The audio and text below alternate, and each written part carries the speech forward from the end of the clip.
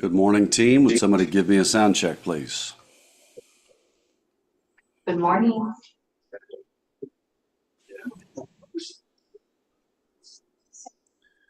Excellent. I'll go on mute until y'all are ready.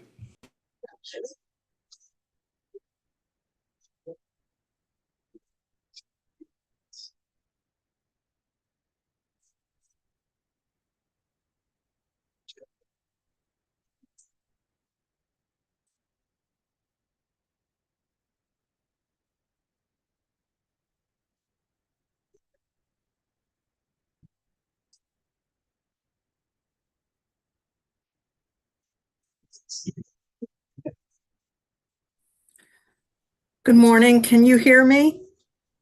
Yes, we can. Thank you.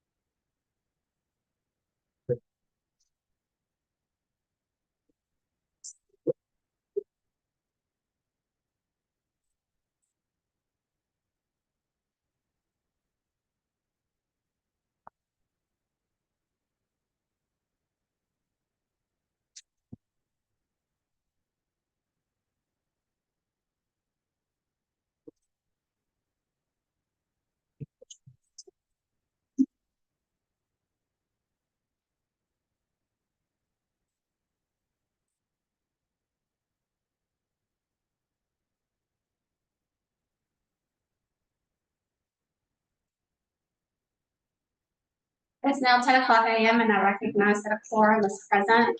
The PRB meeting will now come to order.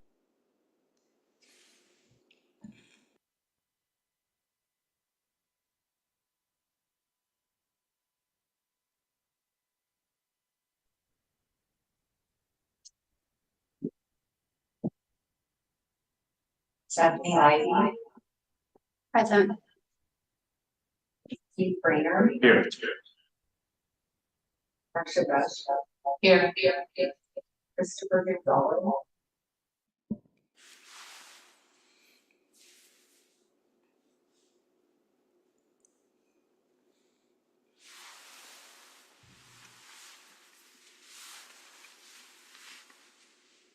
Christopher Christopher Zook is here.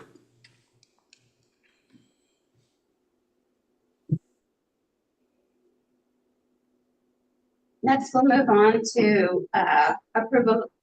Next, we'll move on to approval of minutes from March 6, 2024 board meetings.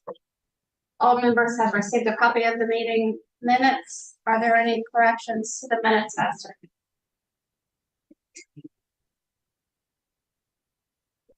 Hearing none, at this time, I'll entertain a motion to approve the minutes as circulated.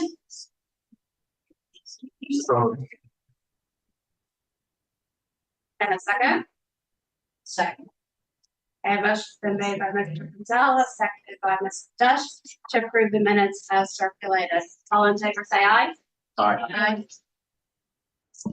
All opposed, nay. Ayes have it, and the minutes have been approved as circulated. At this time, we'll now move on to public comments. All public comments are limited to 3 minutes. At this time, I'd like to invite Ms. Sally Baku, Director of Finance or Director of Policy and Governmental Relations for City of Galveston, to provide comments to the board. Good morning. My name is Sally Bacco. I'm the Director of Policy and Governmental Relations for the City of Galveston. Our Deputy City Manager, Daniel Buckley, regrets not speaking to you this morning. Unfortunately, this meeting is occurring simultaneous to our City Council meeting. City of Galveston employees benefit from 3 pension plans: civilian employee pension plan, the firefighters pension plan, and the police pension plan. Under the Texas Local Firefighters Retirement Act, the Galveston Firefighters Pension Board has authority to determine member contribution rates, benefit levels, and other plan provisions through procedures outlined in the Act. City of Galveston concerns include Board actions must only be approved by a majority of the plan participants voting on the board's proposals. This completely undermines the authority of the board. Without balanced board representation and a role for plan sponsors, the control of the plan remains with beneficiaries without regard to plan sponsor input or the long-term sustainability of the plan. Plan participants often lack the expertise or knowledge necessary to make informed decisions. As the city of Galveston has experienced, governing boards can act independently to improve their own benefits without input from plan sponsors or regard to the plan's funding needs and long-term viability. The joint funding policy approach is an essential first step to reach full funding of public retirement systems, increase transparency, and ensure disciplined benefit and funding decision-making. However, the city of Galveston urges the PRB to work with the legislature on the following best practices. Create equal governing board and plan sponsor professional representation with an experience requirement to ensure a qualified board. Require a joint development review and concur partnership role between the plan sponsor and governing board. Future significant plan changes should require a supermajority vote of the trustees. Governing board proposals to increase benefits or reduce contributions must be controlled using an actuarially determined contribution and closed funding period. Education and training requirements will ensure board members have the background to make informed decisions to preserve a healthy and sustainable pension plan. The importance of education and training, as well as the principle that no pension board should be comprised principally by plan beneficiaries and appointees, are critical for achieving sustainable public pension plans.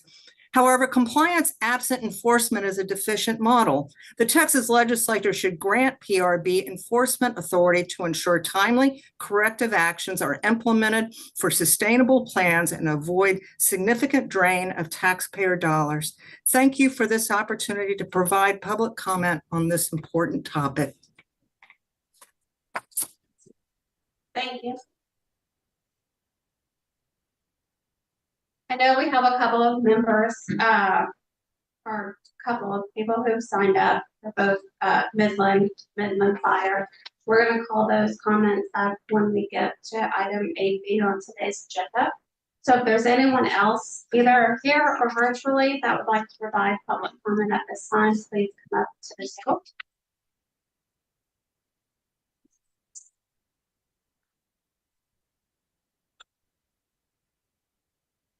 Okay, moving on to agenda item number 5.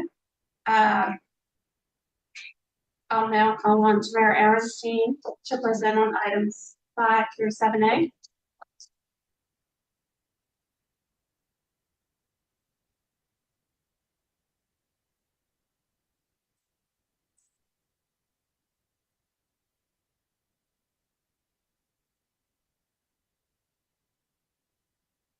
Good morning, Chair and members. Mayor Aaronstein presenting on item 5, rule adoptions for section 601.70, 605.1, and 605.3. I am presenting these two items together, but I will pause at the appropriate point for you all to take up consideration. So first, a quick overview of the presentation this morning. I'll cover the timeline, the 2 rules up for adoption, and next steps. I'll turn now to the timeline. We kicked off the rule review for chapters 601 to 609 in September 2023. After the board so voted, we published the notice of intent to review all of those rule chapters. This kicked off a 30-day public comment period, and we did not receive any comments. I presented on the rule proposals for these 2 changes in March, and the board voted to propose a new rule in chapter 601 pertaining to state employee rules, and propose amendments to the rules in chapter 605 pertaining to standard forms. The proposals were published in the Texas Register later in March, which triggered another 30-day public comment period. We did not receive comments on either of these proposed rules. That brings us to today, where we are bringing both rules to the board for potential adoption. So next, I'll provide a quick refresher on the rules themselves. Section 601.70 would be a new section in the general provisions chapter of our rules, establishing 2 statutorily required leave pools, 1 for sick leave and 1 for family leave. The rules specify that the executive director or designee administers each pool. and that the PRB will adopt policies and procedures that comply with the statutory requirements for both rules. As a reminder, we already have these policies in place, we just lack the required rules. So I will pause here. For y'all to take up consideration of this rule.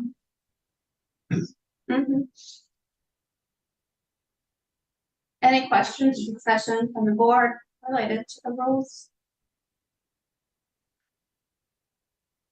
Hearing none at this time, I'll entertain a motion to adopt a new rule for the Texas Administrative Code Section 601.70 pertaining to employee leave pools. So moved. Second.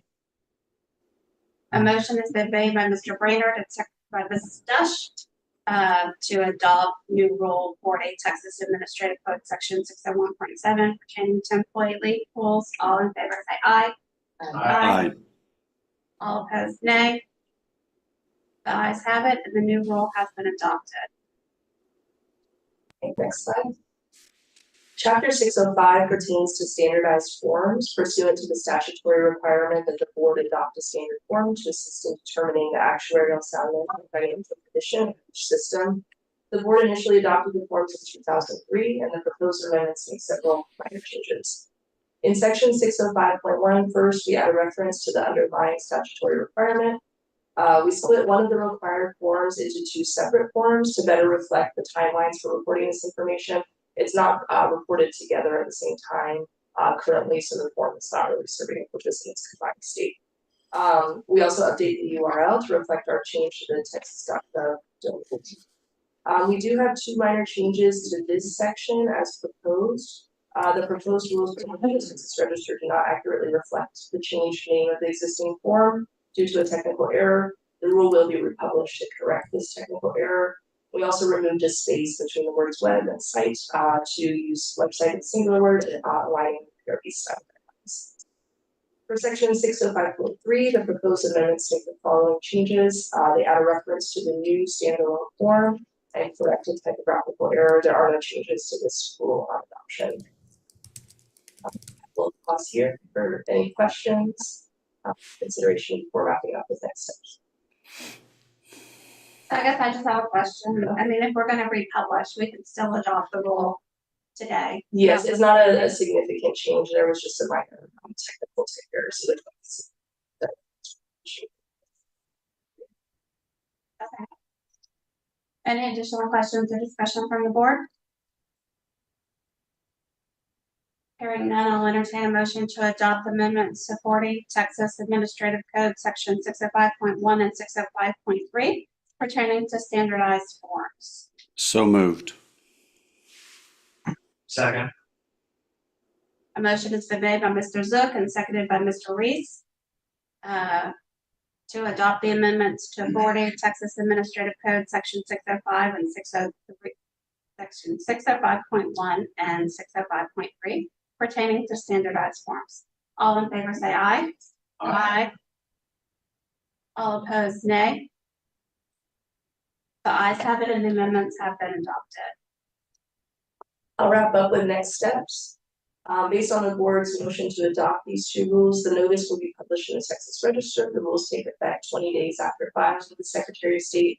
And for the 605 changes, staff has already prepared the updated form, so we'll have that ready to make live on our website. Perfect, thank you.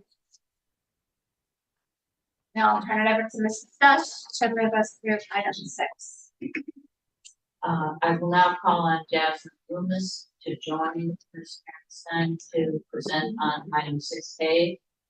Ms. Ernstein and Ms. Loomis will please present item 6. Hey, good morning, Chair and members. Mayor Ernstein presenting Loomis Research Specialist on proposed changes to 40 Texas Administrative Code, Chapter 607, the minimum educational training or MT programs. Slide.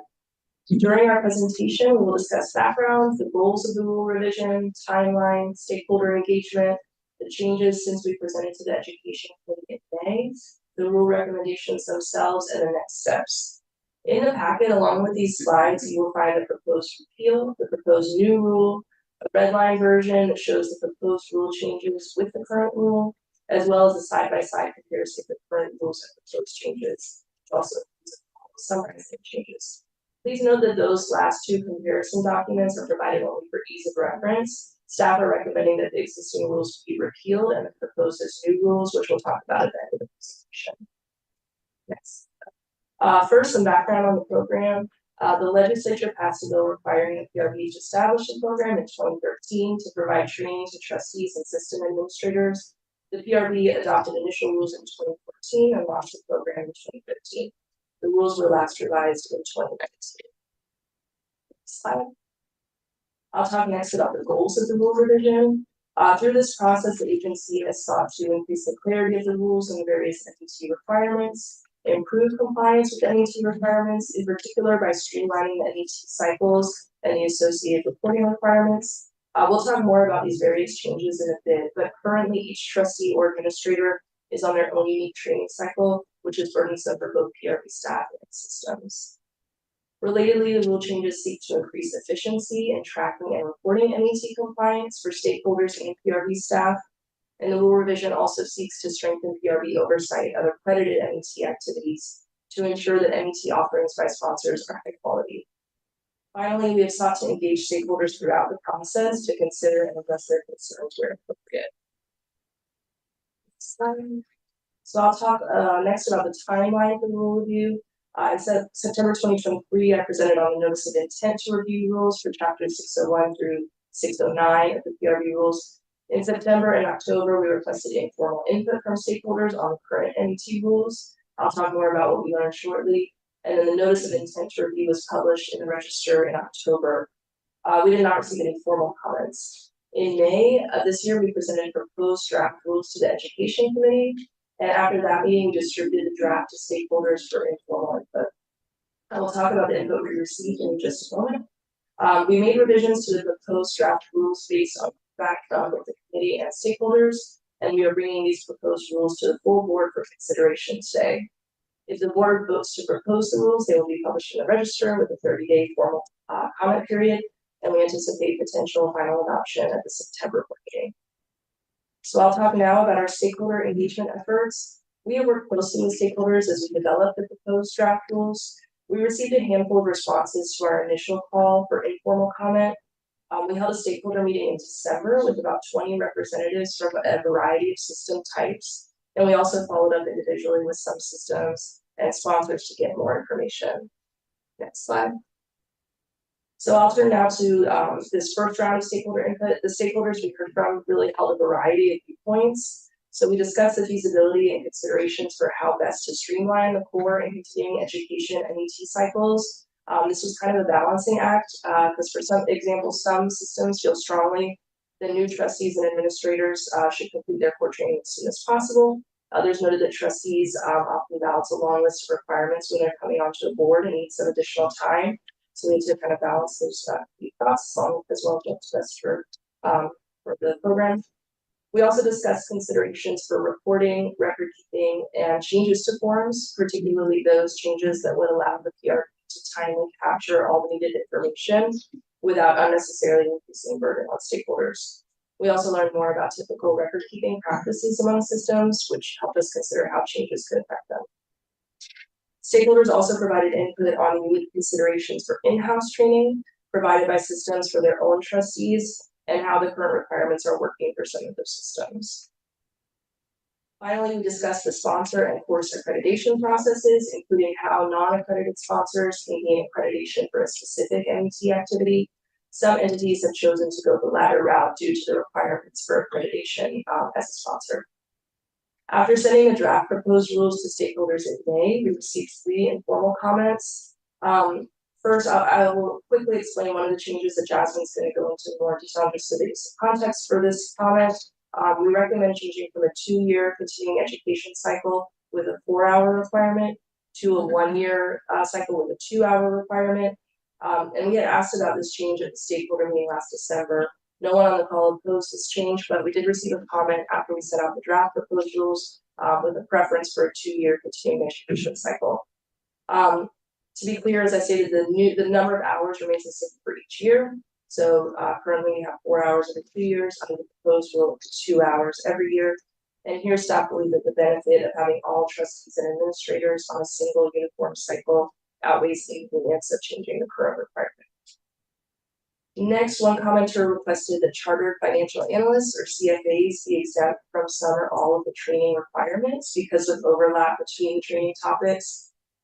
Trustees and administrators come from a wide range of backgrounds, and many of these individuals may hold licenses, certificates, or credentials that can overlap with MET topics. So, for example, in addition to CFAs, CPAs, certified internal auditors, and licensed attorneys often serve on system boards and have their own education requirements. PRB staff believe that all trustees and administrators benefit from completing MET. And I will note that in some cases, continuing education offered for other licenses or certifications can also satisfy MET hours. So we often receive applications from CLE providers or from CFA training providers to get MET accreditation. So that helps streamline the training for those individuals. Finally, we received one comment voicing support for a training cycle based on calendar year rather than individual start date, which is one of the major changes in the proposed rules. So this mirrors the change recommended by staff.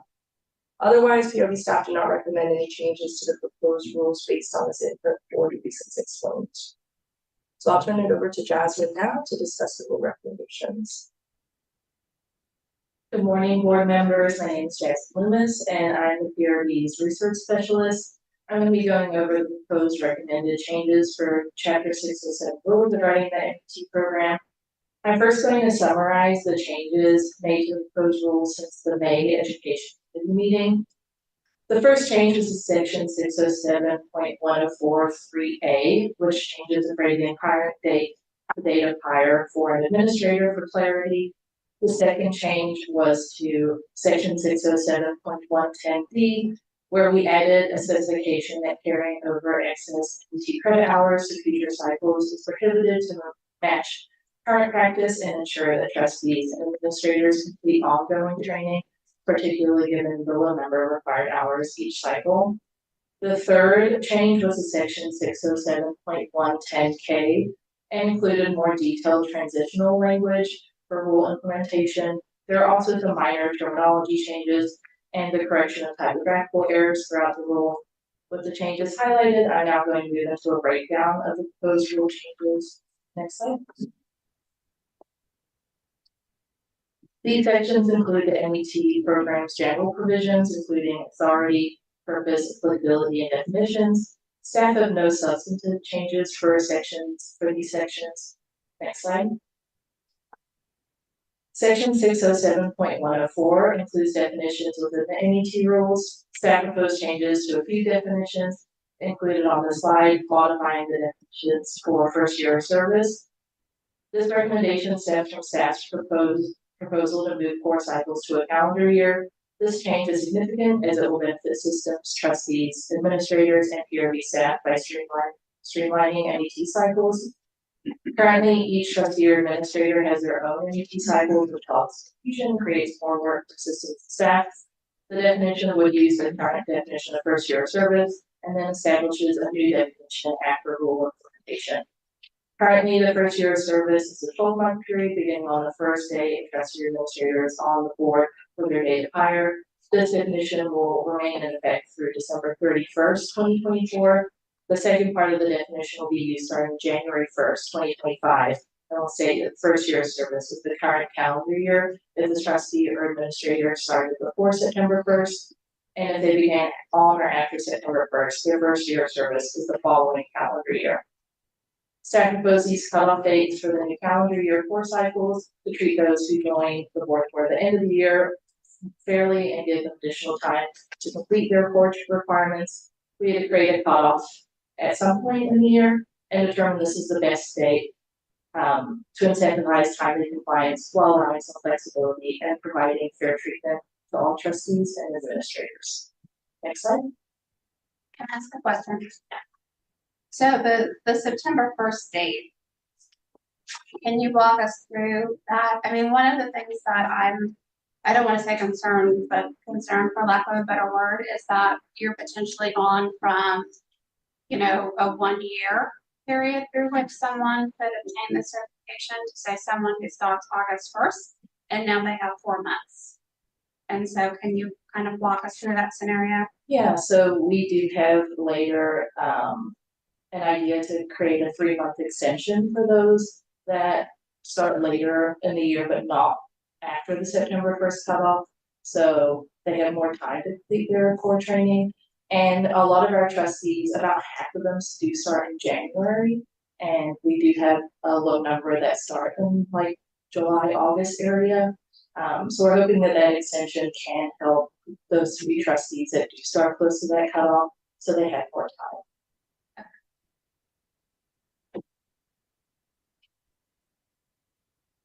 So the slide is section 607.107 and provides an exception for NET requirements for certain system administrators and offers making outside entity a standalone definition rather than the definition included within the provision for clarity. Next slide. Section 607.110 includes the general requirements for the NET program, including the core and continuing education requirements. Currently, for a trustee or administrator's first year of service, they are required to complete 7 hours of core training within 1 year of their appointment or date of hire. For their subsequent years of service, they are required to complete 4 hours of either CE or core courses every 2 years.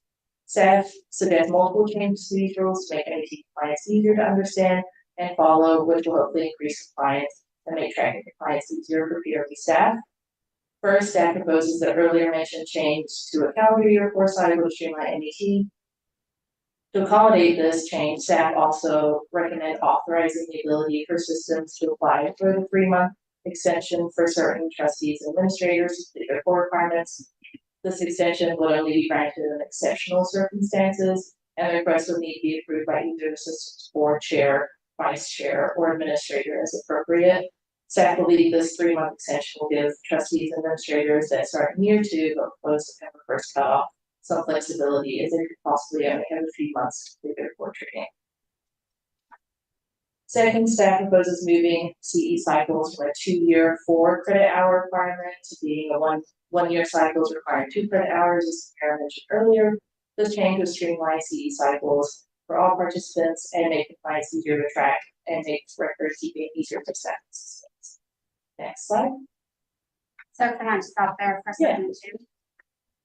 I would like to explore the possibility, and I know you'll probably go through it in a minute, but earlier in the presentation, you said, you know, one of the proposed changes, you know, kind of codifies or formalizes current policy, which is that MAT credit hours cannot be carried forward. As we move from a 2-year cycle to a 1-year cycle, bifurcating it, I would like for the board to consider the possibility of allowing credit hours to roll over for 1 year. So that to the extent that someone has an individual preference to do all their hours in 1 year, they can stay under current practice, but we have this. So in essence, if someone wants to do 4 hours in 1 year, it'll carry over and they're doing the same 2-year compliance. But things wouldn't carry for more than 1 year. I think that that's a nice balance for different interests. Madam Chair, may I comment? One of the purposes of this change is to simplify administration. What you're doing there essentially requires 2 different types of administration. And I don't think the systems, in order to simplify, we wanted to go to 1 year tracking. If we have to keep track of rollovers, that would really eliminate the efficiency that's being put into this new rule. Correct me if I'm wrong. How is it burdensome? We don't have a option in our system, the system that's being rolled out to carry the time forward. So that would be a manual process for staff, which is what we were trying to move away from, is the more manual process that we have in place currently for tracking compliance. So we just don't have a way that we could indicate if someone completed 4 hours that they're carrying to the next year. So I think my understanding is it would have to be performed manually rather than automated within our systems. We have a programmer who could change the system.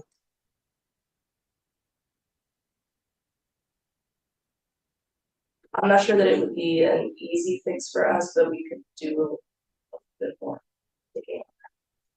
My other comment would be is 2 hours a year is extremely minimal continuing education, a very small minimal education requirement.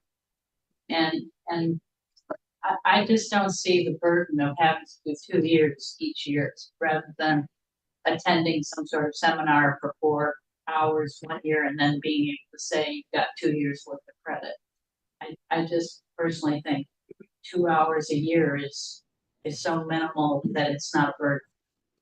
Well, I don't disagree with that thought process. I think my thought process is to the extent that you actually go to a conference or do something that's engaging, you get more of those hours. You're getting more substantive education or knowledge base as opposed to, someone kind of sitting in front of a computer and clicking buttons and not interacting within the industry. And if we go to just 2 hours in 1 year, or we kind of disincentivizing conference attendance and other things where people achieve that education and moving people more towards. But there's no requirement that says you only do 2 hours. If you choose to go to a conference, you're getting more out of it than just continuing education. So I continue to lack any concern for having to require at least 2 hours each year. Madam Chair, Yes. I see both sides of the discussion completely. The first thing that comes to mind is keep it simple, keep it scalable. Make it easier for staff to maintain and monitor, make it easier for the pension systems to be able to maintain and monitor. And, I also would fall in the camp of these people have stepped up to be fiduciaries for the livelihood of individuals. I kind of like them having to do something each year to show that they actually care enough to serve on that board. I think giving someone the ability to do a December 28th 4-year deal and never have to step foot into any kind of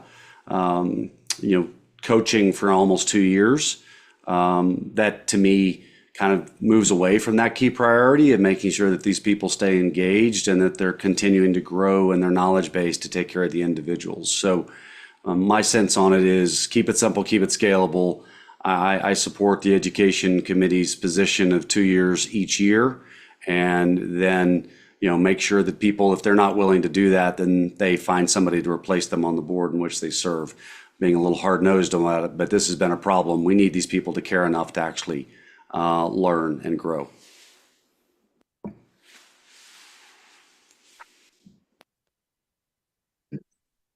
If you all would like, monetary testing analysts can actually see a little bit to the programming requirements that we needed to accomplish this. So currently, Robert Munger here stands. So currently, the program that we do have is working on are our projects, but at this time, if we were to ask for any additional changes for the section, that would require additional work that currently we don't have available for them. And some of the changes that we would have to make would be to, of course, it's if we were to start looking for older section of the hours, which ultimately for our programmer, we were able to would only take a couple of months to basically complete to make sure that it was working with our internal systems. Otherwise, we would have to staff have to develop some tools to work around it, and would still have a little bit of a manual element to it in order to accommodate some form of role approach.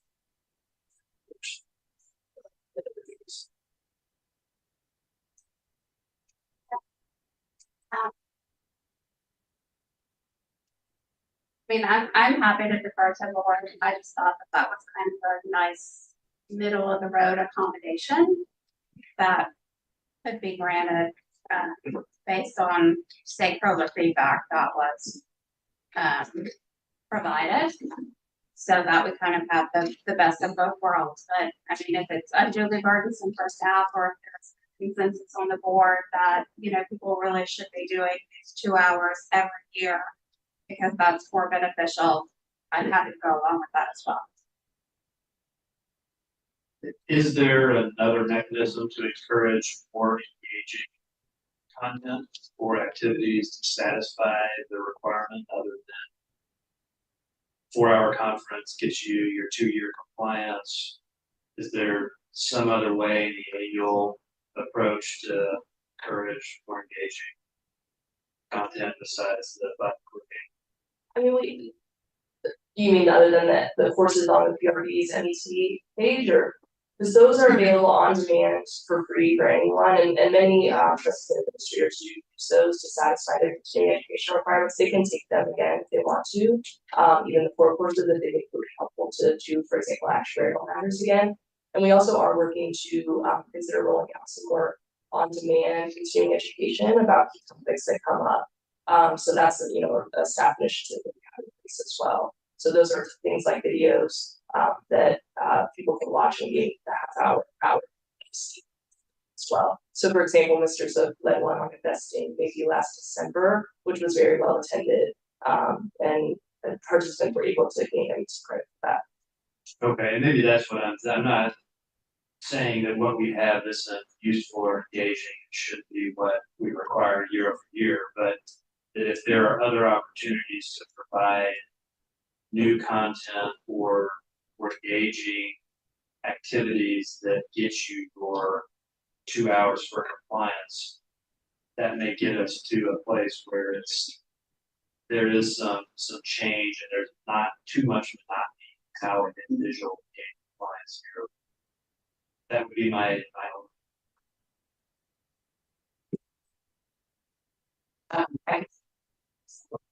So as far as other options, so the chair was talking about conferences. So there's, I think, between Telfra and Texfers, like those are two of the bigger sponsors that we have.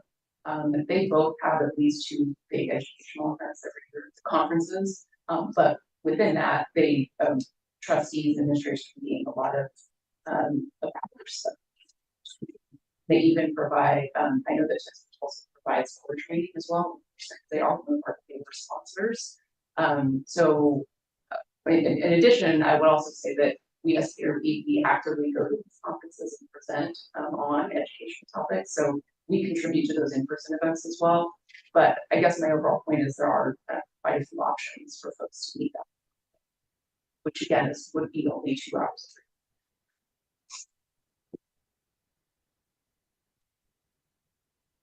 I think I'll just leave it with, if you guys could just go to some of the larger plans that sponsor these conferences, whether it's Texas or anyone else, and just ask the question as to whether or not they think that moving to a 2-hour, 1-year reporting cycle would impact conference attendance, or if people are going to attend notwithstanding their hours. I mean, I just feel like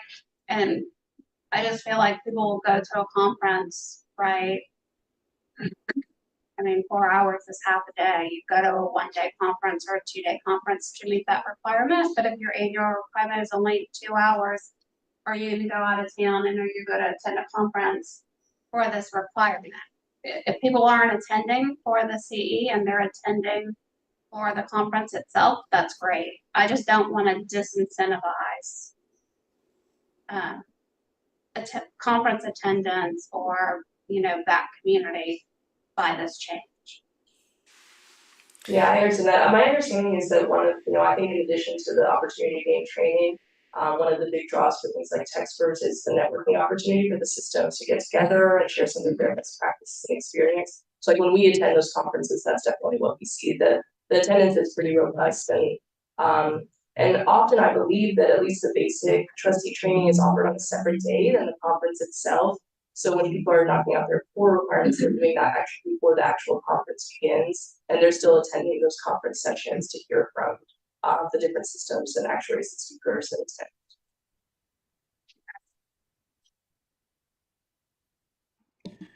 attendants. Madam Chair, this is Christopher.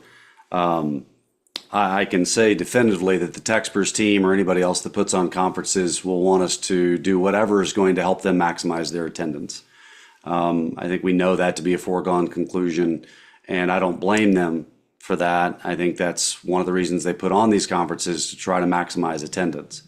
What I would encourage us to think about is that the vast majority of people, if they're just going to a conference just to get CE, and they're just trying to knock out an obligation, then they probably don't have the heart that we want of someone who's taking care of somebody's future livelihood. And again, I'm being pretty hard-nosed about this, but we want people that want to serve, that want to actually do the work, to learn, to grow, to become, better capable of taking care of the people that they're responsible for. So I totally support the fact that conferences would want to make it as easy as possible to get their attendees to be there. My charge to them would add more content, add more value, people will come. And so I would discourage us as a board from trying to maximize their attendance, even though they're important constituents and we like them and we support what they want to do. Our job is to do what's going to be easiest for compliance and to encourage the best trained, best equipped trustees to take care of somebody's money. And so I think that we need to focus on that first, and then they can go about partnering with us, hopefully, to add as much value to that content to encourage everybody to where they'd be crazy to not want to go to their conference. So again, I'm being pretty much a stickler on this, but I want people serving the retirees and the employees of the state of Texas that actually care enough to do 2 hours worth of work each year to be able to become better at their craft.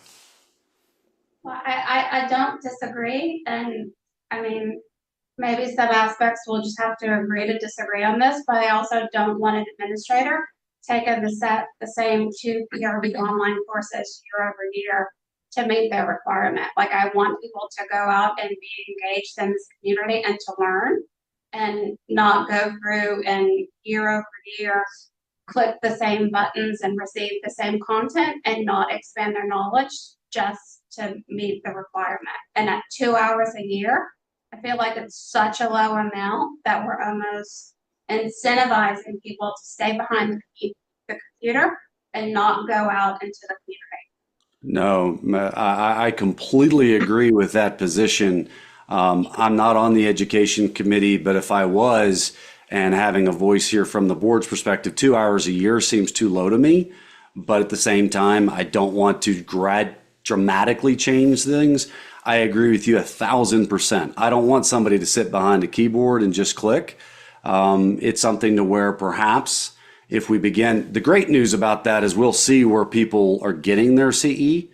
And if we see a pattern where people are literally just taking the same courses every year just to be able to pass, muster, if you will, well, then maybe we need to make more significant the requirements of the type of CE that qualifies, as opposed to changing the quantity.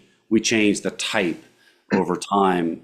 And I don't know if the education committee has talked about that, but it's something to where, taking a defensive driving test and pretending like you're paying attention and not that anybody in this room or watching has ever done that. We don't want someone doing that when they're caring for somebody's wealth, right, and their retirement. So my charge would be, let's keep it simple, keep it scalable, but then look at the data. And then if we need to modify the type of education that qualifies, then maybe that's a way to accomplish both of the objectives, just as an idea. And correct me if I'm wrong, these are minimum requirements. There is no reason that a system could not set up its own rules with respect to how it wants its trustees to maintain their education.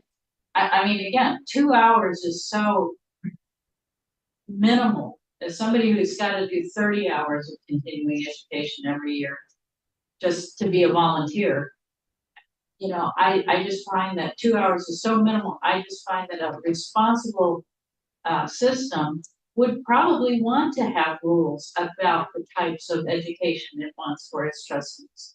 And the system boards should, again, take that responsibility to make sure that the people who are managing their members' money, know what they're doing. Again, I agree with Mr. Zook. I think 2 hours, or 4 hours every 2 years is way too little.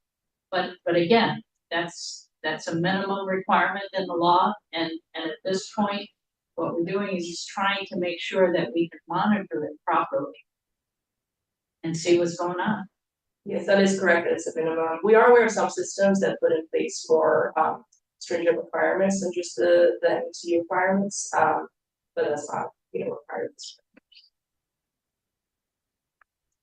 I also wanted to, I've been informed by staff that when a trustee or administrator takes one of our online courses, they are locked out for 2 years. So they can't just go and repeat the same course continually. So they have to ask us, they can't meet again if they have passed this permission. The extent to which that happens, I'm unsure. I don't think it happens often. That's the first.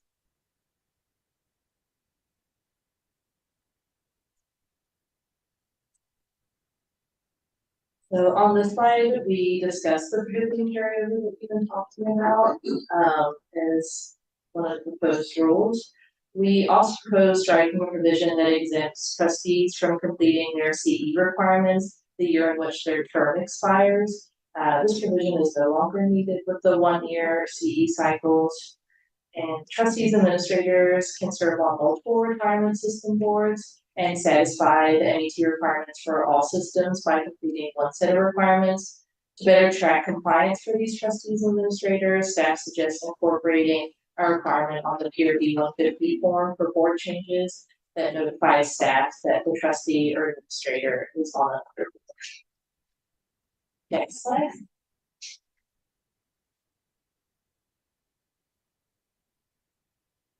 Continuing with section 607.110, staff proposed adding transitional steps regarding how the new rule requirements will be implemented based on each individual training status as of December 31st, 2024. On the slide, there is a table for those that are in their first year of service on that date, and a table for those who are in their continuing education cycle. For those who are in their first year of service and have completed the 7 credit hour requirement on December 31st, 2024, they will begin their first continuing education cycle of calendar year 2025. For those who are in their first year of service and have not yet completed the initial training on December 31st, they will have calendar year 2025 to complete the first year of service requirement. For those who begin their current continuing education cycle in 2024, credit hours completed in 2024 can be carried over to their first 1-year continuing education cycle in 2025. And for those who began their current continuing education cycle in 2023, they will begin a new continuing education cycle in 2025, and no credit hours completed in 2023 or 2024 can be carried over. These transitional steps aim to offer some flexibility for trustees and administrators during the implementation of new rules and to make the process as smooth as possible. These transitional provisions expire on December 31st, 2025. Next slide.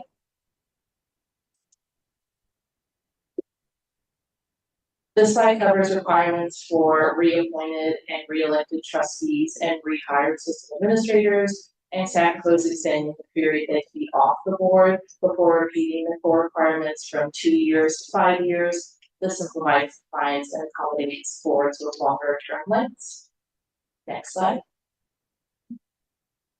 Section 607.120 includes standards for NET sponsors. I will use the term sponsor throughout this discussion, but please note that staff recommends changing the term to training provider within the draft rules of your packet. Current rule states that sponsors who provide online training must provide a completion code to participants in order to receive a certificate of completion. As stated, this rule lacks clarity when it comes to other ways that they can verify an attendee's participation. Staff suggests allowing sponsors to verify participation in other ways, such as providing a quiz. Next slide.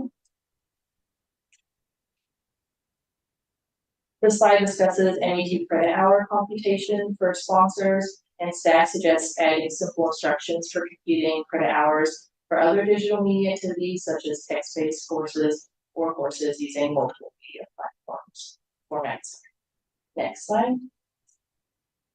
Section 607.124 covers requirements for sponsor accreditation, and staff suggests removing a requirement for the PRB to provide a sponsor number and specifies how long sponsors must wait to reapply for accreditation, or if their accreditation is terminated, or in lieu of corrective action. Next slide.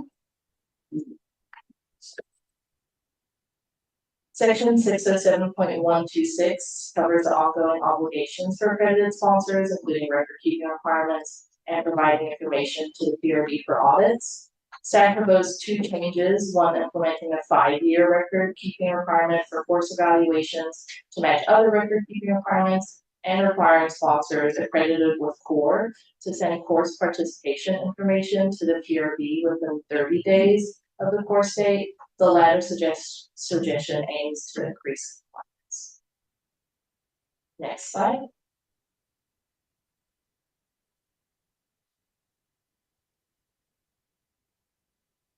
Moving to the next section, this goes over the accreditation of an NET activity provided by a non-accredited sponsor through the individual course approval application or ICAA process.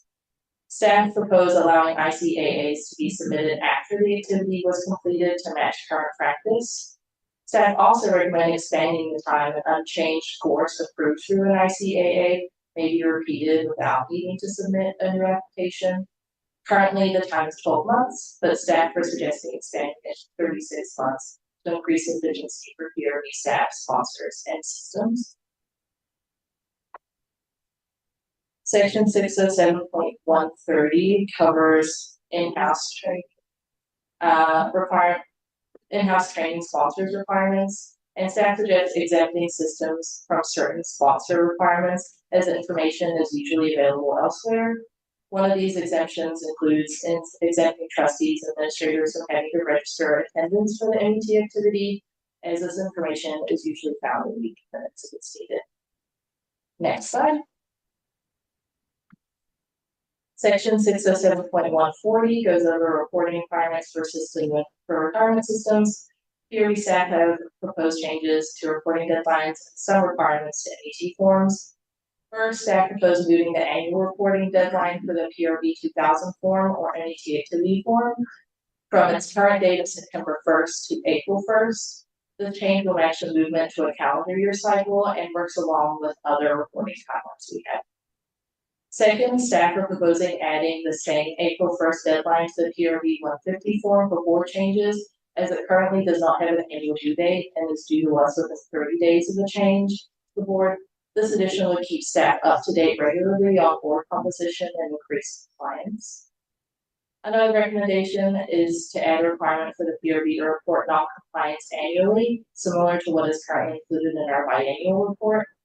Adding this requirement will increase reporting frequency to the board and will increase transparency and awareness of the compliance status of systems, trustees, and administrators. Next slide. Finally, section 607.142 contains record keeping requirements for systems and includes changes mentioned earlier in the presentation. Next slide. Highlighted on the slide are some overall changes made to the rules, including changes in terminology, correcting typographical errors, and updates reflecting the new PRB URL. I will now hand it back over to Sharon to summarize those changes and next steps. The next 2 slides summarize or recap the recommended changes. I won't go over these again in detail, but I did want to stop here for any additional questions or discussion from the board. Madam Chair, I have a question, please. Can you please clarify what you were saying with respect to those who have certain professional certifications like CFAs with law degrees and so on? Yes, so we received a comment from someone with a CFA who asked that the PRB consider exempting CFAs from some or all of the NET requirements. And staff did consider that, but we felt that with the wide number of licenses and certifications that trustees and administrators may have, that carving out one certification type would be unfair and could kind of open the door to other license types wanting to be exempted out as well, and so we didn't recommend any changes there. As I said, there are opportunities that often training providers for like CFA courses or for CLEs for lawyers will obtain MET accreditation for those activities. And there are also opportunities for, often the training provider will get the accreditation for those courses, but individuals can also work to get the courses accredited. So if they participate in something that meets the requirements for a specific MET topic, then they can get that accredited and obtain credit for it. And we can do a little bit better job about publicizing that to stakeholders. Folks do use that, but to make sure that everyone's aware of that opportunity as we plan to roll out the rules, we can make sure that everyone's aware of that. Does that answer your question? Yes, ma'am, thank you.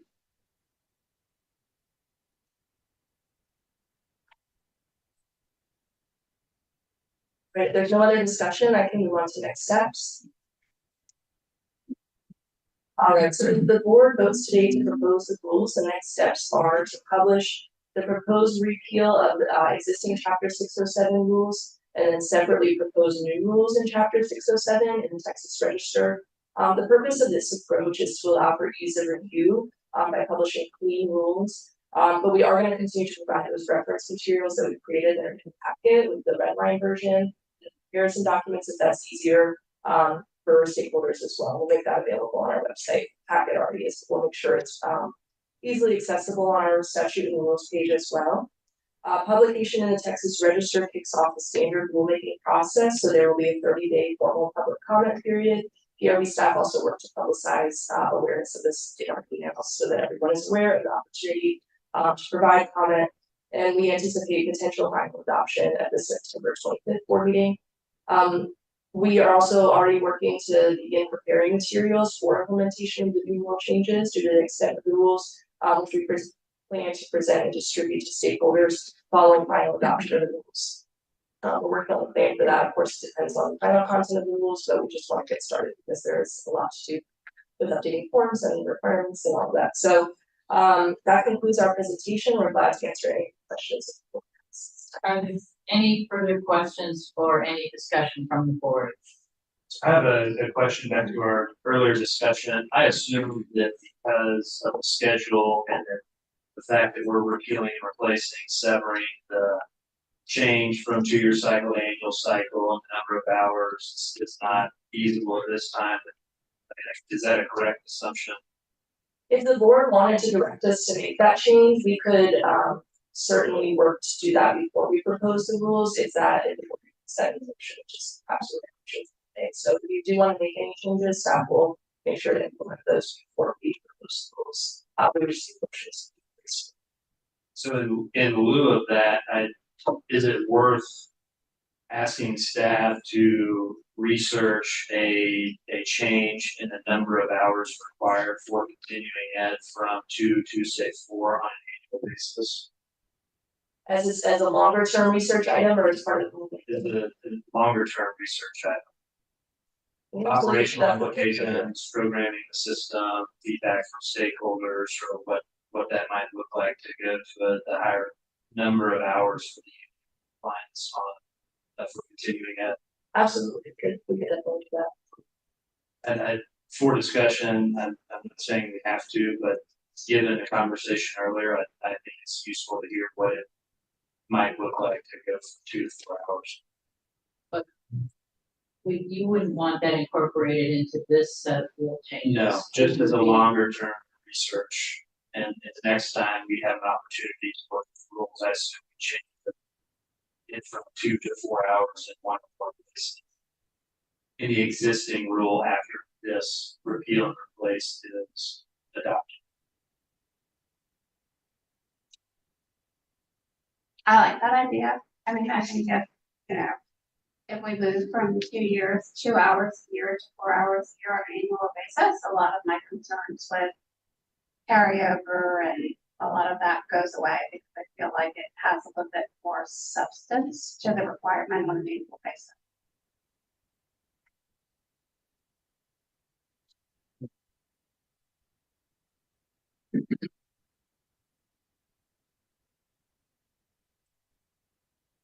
So do we need a motion if we want to do that? So, well, we need a motion to approve the publication in the Texas Register of the proposed repeal of TAC Chapter 607 and of the proposed new rulings in 40 TAC Chapter 607 pertaining to the minimum education training program. So that's essentially what we've got here.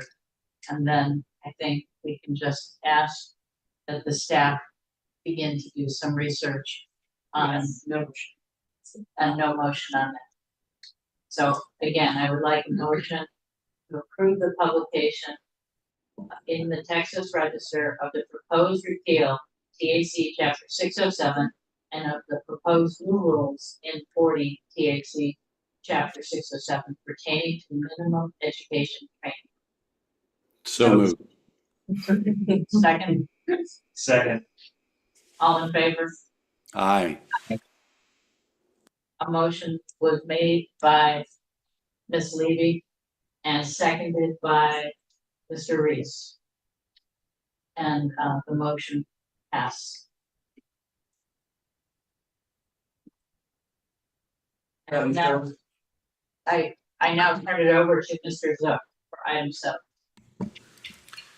Thank you very much. Let me pull it up here. All right, item 7.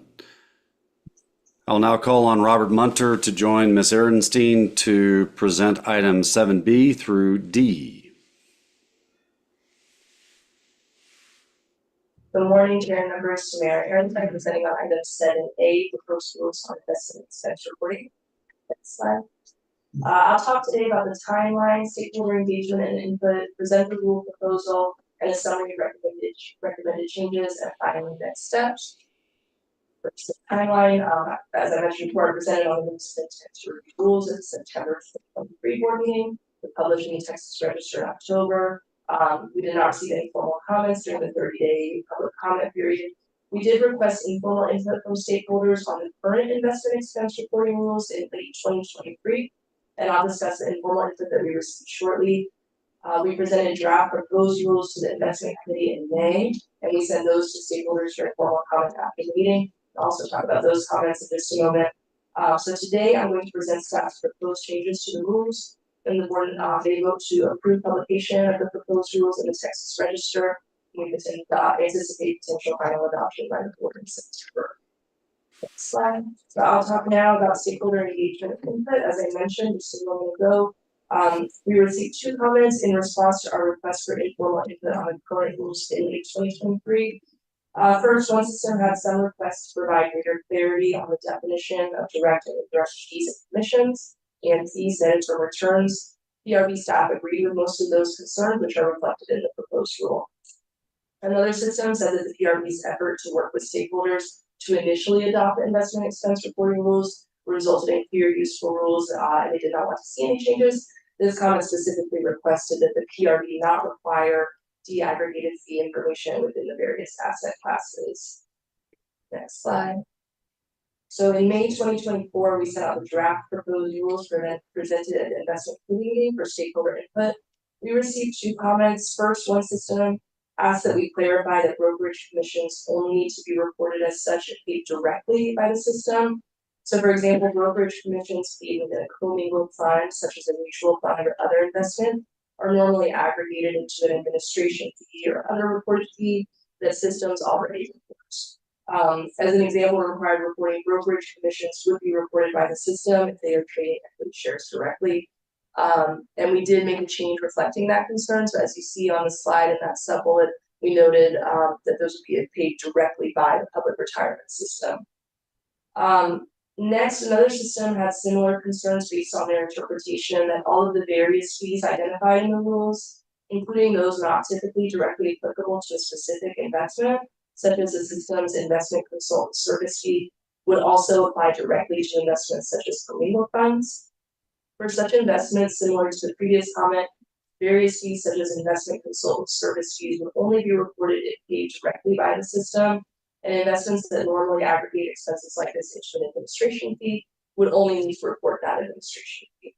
We didn't hear from any other systems with a similar interpretation, but we did meet with the system to learn a little bit more about their concerns. PRB staff did not identify a need for change at this time. We don't want to make it a hasty change and have any potential unintended consequences. So if we hear more, this is something that we could identify for future rulemaking action, but we're not going to make changes at this time. So next slide, I will talk about the specific rule proposals. First, there are 3 sections with general provisions about the rules, authority, purpose, and ability. Staff believe that these sections are appropriate, no changes are needed or recommended. Next slide. This next section, 609.105, provides definitions that apply throughout the rules. We propose 2 changes to increase clarity. First, the definition of direct and indirect fees and commissions would be modified to specify that it includes fees netted from returns, which are already defined immediately thereafter. Next, the definition of investment service would be modified to include in-house investment staff. Next slide. Question there? Question? Yeah. Okay, on investment staff, services, does that include applications? So software applications and other tools for research they may use? Normally, those fees are already separated out into, I believe a lot of systems, they will normally report that under research tools or research costs. The in-house investment staff is more for those systems that have an internal management team that's running the investments, and they are already breaking it out in their annual reports as such as some form of employment or staff requirement. And that's ultimately what's being updated here, is just to match more of what's already being reported, just clearly saying that this is one of the additional buckets for services that we'll be tracking. Thank you. Next slide. The next section is 609.109, which pertains to the first reporting period after the statutory requirement was created in 2019. The rule provides that these provisions expire April 1, 2022, so staff propose striking them as they are now obsolete in order to clean up the rules. Next slide. The final section, 609.111, provides requirements for the structure of investment expense reports. The proposed changes provide clarity and reflect current practices, but we do not anticipate any actual impact to systems from the proposed changes. The first change will clarify that investment expenses must be reported by type of fees and commissions, including amounts paid to investment managers, commissions paid directly to brokers by the system for trading securities on a per share basis, profit share, and fees netted from returns. These are the same categories defined earlier. Next, staff proposed specifying that the supplemental schedule containing the report may be unaudited. This is a question that we receive frequently from systems, and allowing a report to be unaudited reflects current practice, ensures high quality information, and does not run afoul of the statutory requirement. Next slide. The proposed changes are outlined in this chart. I'm going to pause here for any other questions that you may have. Any questions or discussion from the board?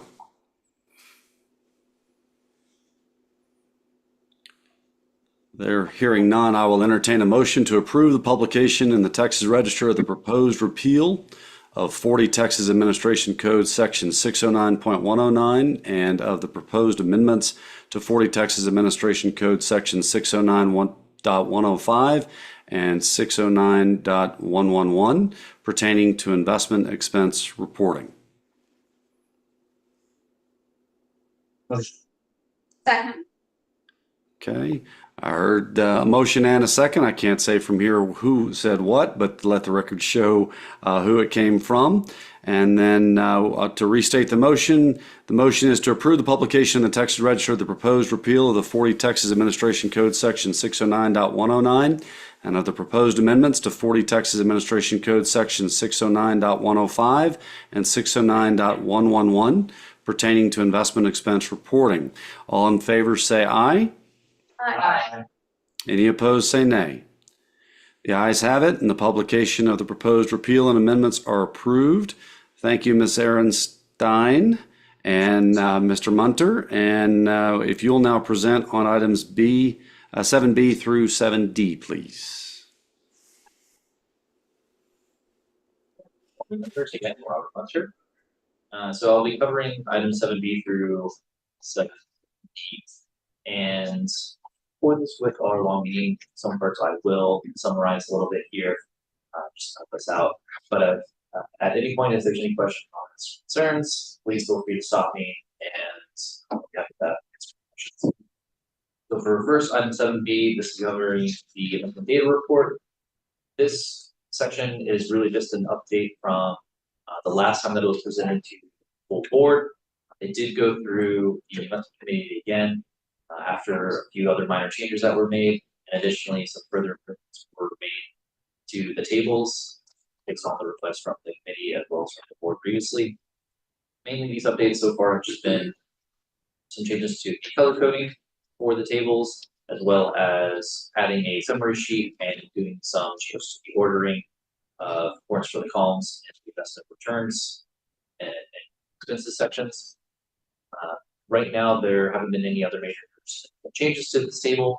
We do plan to have some further improvements and additions to these later in the year, as some of these other projects that I will be discussing after this in the next sections are ultimately wrapping up and more time put into getting these additions made to this new table.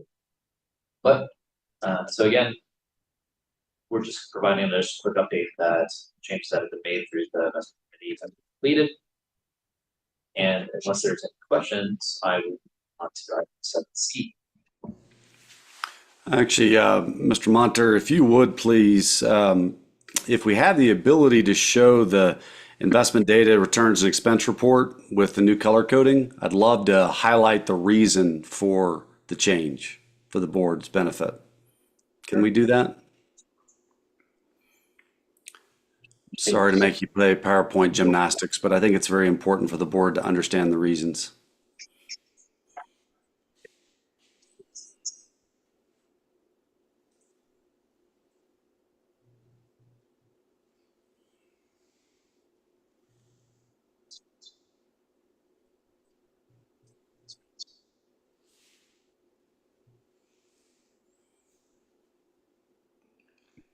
While they're pulling it up, I'll go ahead and make a couple of comments to A, not have as much dead air time, but B, to give them a little more time to do it. What the objective of color coding the tables is because when people see a lot of numbers, they see 1, 2, 3, many.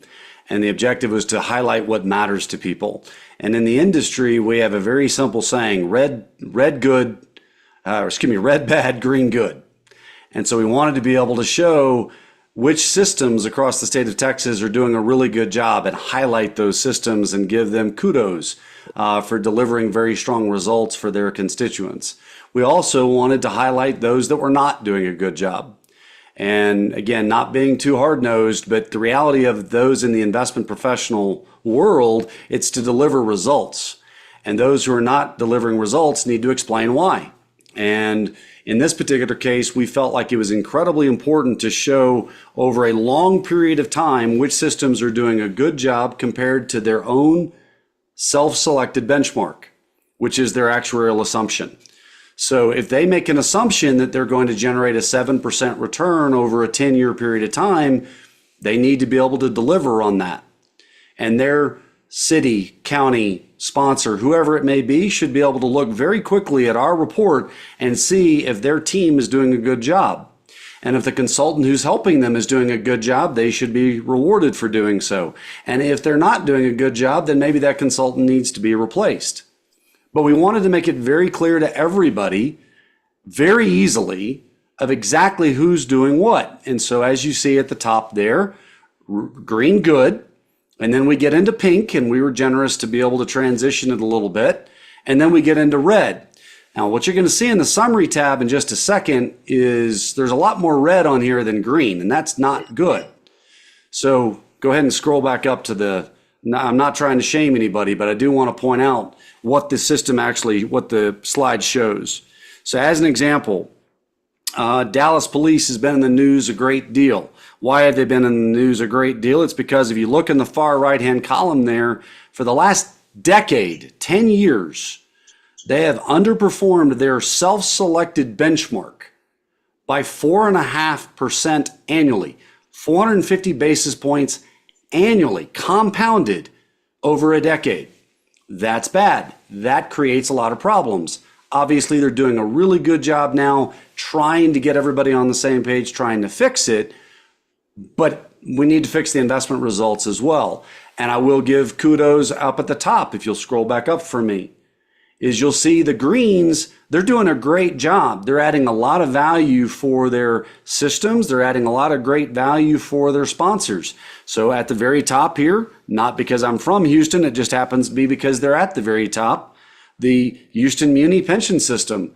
They've outperformed their self-selected benchmark by 227 basis points compounded annually over a decade.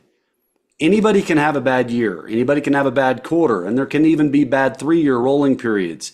But over a decade, somebody's either figured it out or they have not. So that's why we broke it down this way, so everybody on our board and everybody who goes to our website can look and see exactly who's performing and who's not. If you'll go to the summary table for me, please. The summary table helps us to see, generally speaking, how people are doing. And again, this is versus their own self-selected, nobody made them choose their benchmark. But as we can see, there's only one plan, Houston Muni, that I just referred to, one plan in the entire state that has outperformed its benchmark by over 200 basis points compounded annually for a decade. There's 7 that are between 1% and 2%. That's great. There's 16 that are between 0 and 100 basis points above their benchmark. Unfortunately, we have 26, 17, and 27 that are below their benchmark by a significant margin in many cases. 27 plans, 27 have underperformed their benchmark by 200 basis points compounded annually. That is a problem. And anyone in our industry that underperformed for that long, that manages money for a living, is going to get fired. So all of those plans that are in dark red, there needs to be an understanding as to the why. The one question that's going to be obvious to the board, they're going to ask, why is there NA?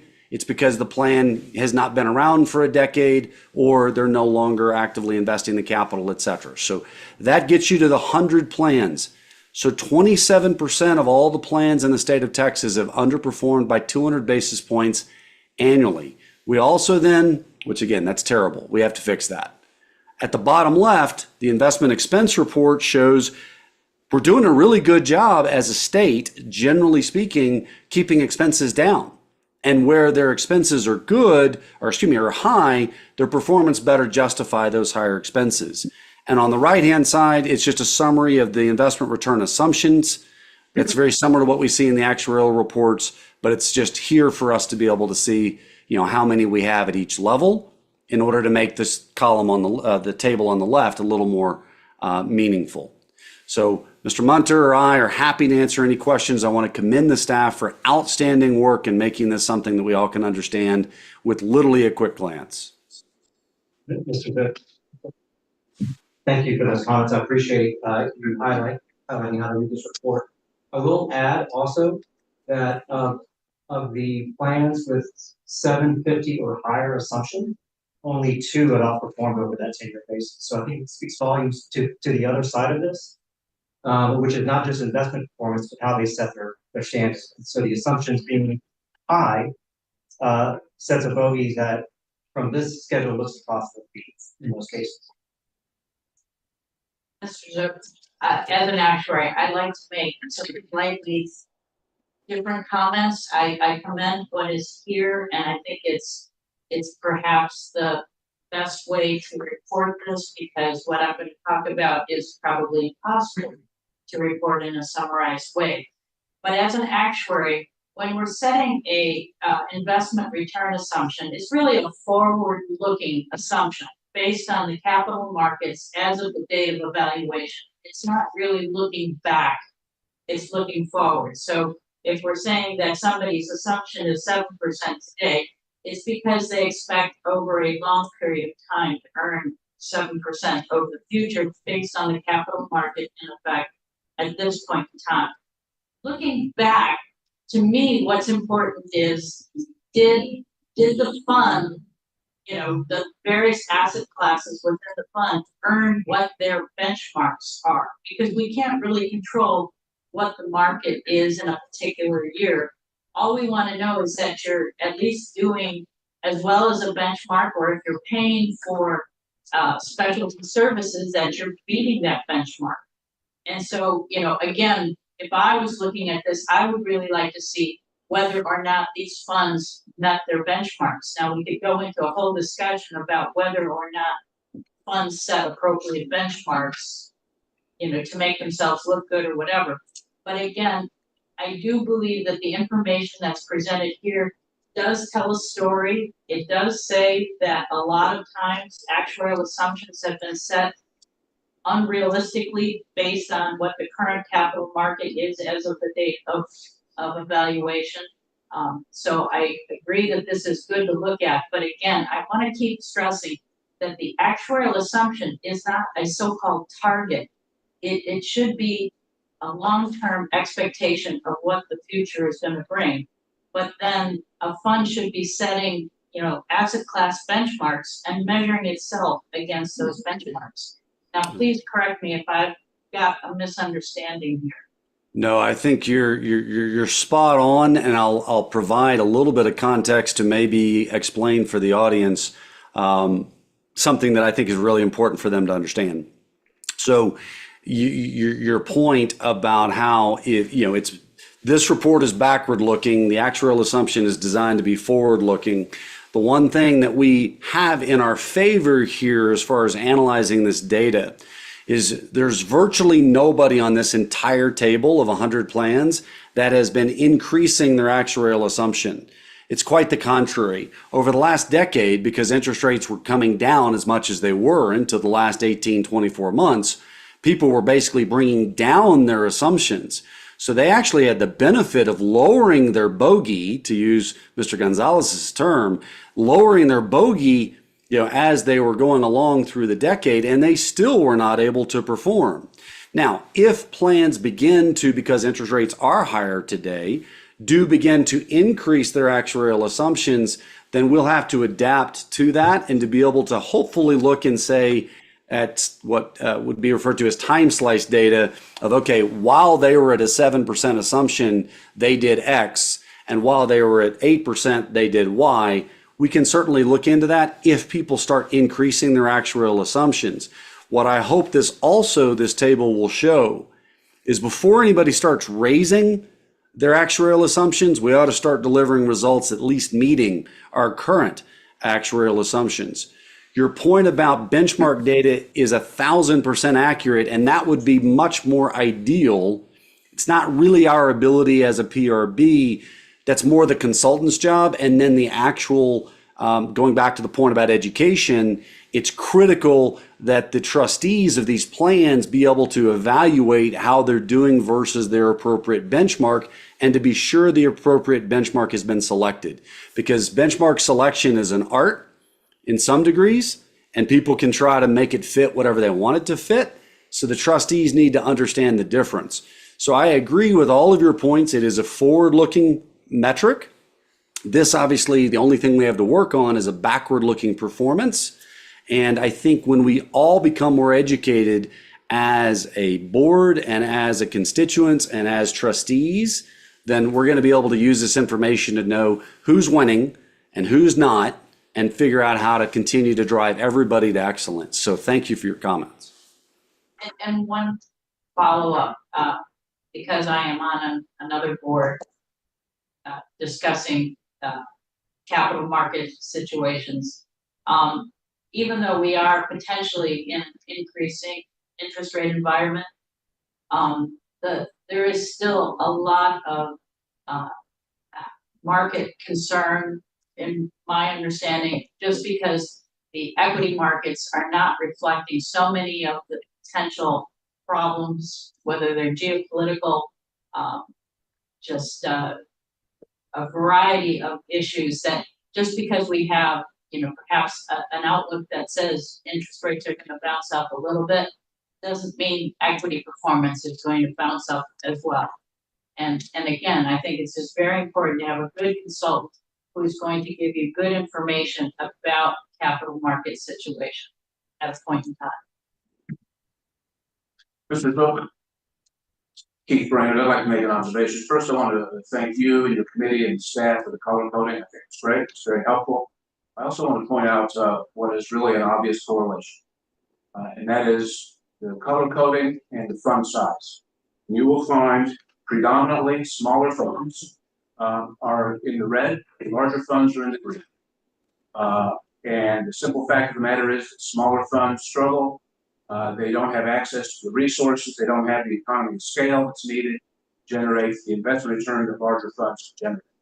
And I think that some of these smaller funds, particularly those under, I don't know, pick a number, $50 to $100 million, really ought to examine their investment return assumption. When your investment return assumption is higher than the biggest, really most sophisticated pension funds on this list, and you're a $10 or $20 million fund, you ought to reevaluate return assumption. 1,000% agree, Mr. Brainerd. Thank you for that. And what I have stated before, and I will state publicly again, if you're a small plan on this system and you're not able to achieve the assumptions that you have set forth that are putting strain on the taxpayers and on the sponsors that are supporting the plan, considering rolling into one of the statewide plans is something that is just good fiduciary duty. You may choose not to do it for really good reasons. But if you're on this list and you're in red and you're not at least talking about it at a board level as to whether or not that would be better for the individuals that you're covering through your plan and the sponsor of your plan, then I consider that to be unwise and not doing the duty of that board. And so we strongly encourage you to not show up on this list year after year after year and not do anything about it to change it.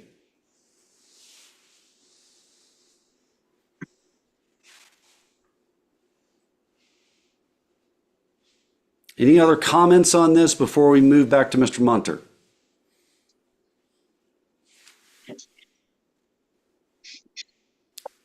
Mr. Munter, back to you.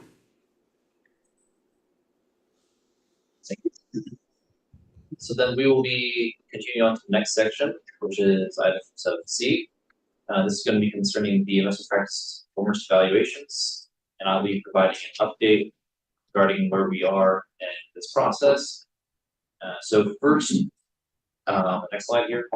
So for these IPPEs, the evaluations were due to PRB on June 1st of this year. We were expecting roughly 38 reports to cover 42 systems, and these are the systems with assets greater than 100 assets. As of now, there have been some additional updates to the list here that I have. So for JPS and Citizens Medical, both of them, we should be expecting those evaluations in September. Laredo Fire did provide us their evaluation about 2-3 days ago, so they should be good. We are still reviewing theirs, but from the initial review, it looks like they should be fine. The only one that we haven't heard from yet is Fire, and so we are still working with them to try to get an idea on when that date is that we will be able to receive their evaluation. On the next slide, I do just want to provide a couple of quick updates here regarding the findings that we're seeing from these evaluations. So there was some evaluations that were extremely similar to the ones that were submitted back in 2020. And this is not ideal that we are seeing evaluations that are so similar that pretty much the only real difference is maybe the date and a couple of numbers. So this is something that we will likely look to highlight in our investment performance report, which I'll talk about a little here later, which is ultimately our report that we submit to the biennial in our biennial legislature, covering the evaluations and some of our findings from them. Additionally, I do want to discuss some good highlights that we were able to observe from the evaluations that we did receive. A couple of the systems, they did use the same evaluator this time, but it was still a third party. But in the evaluations, a number of the evaluators did decide to go ahead and review the recommendations that were made last time in 2020 and sort of what the progress was on those, if any changes were made, and then how did that ultimately affect the system. Basically give us a good idea of how helpful it was. And a couple of the systems, the boards themselves particularly called it out and did identify that the IPPD evaluations and recommendations that were made from the whole process were extremely helpful to them in changing how they were running their program and ultimately help them do better. And so that was a good thing here that we were able to see that evaluators were able to call out as to that this whole process has been helpful for the systems. So that's a good thing that we want to do, that we do want to see.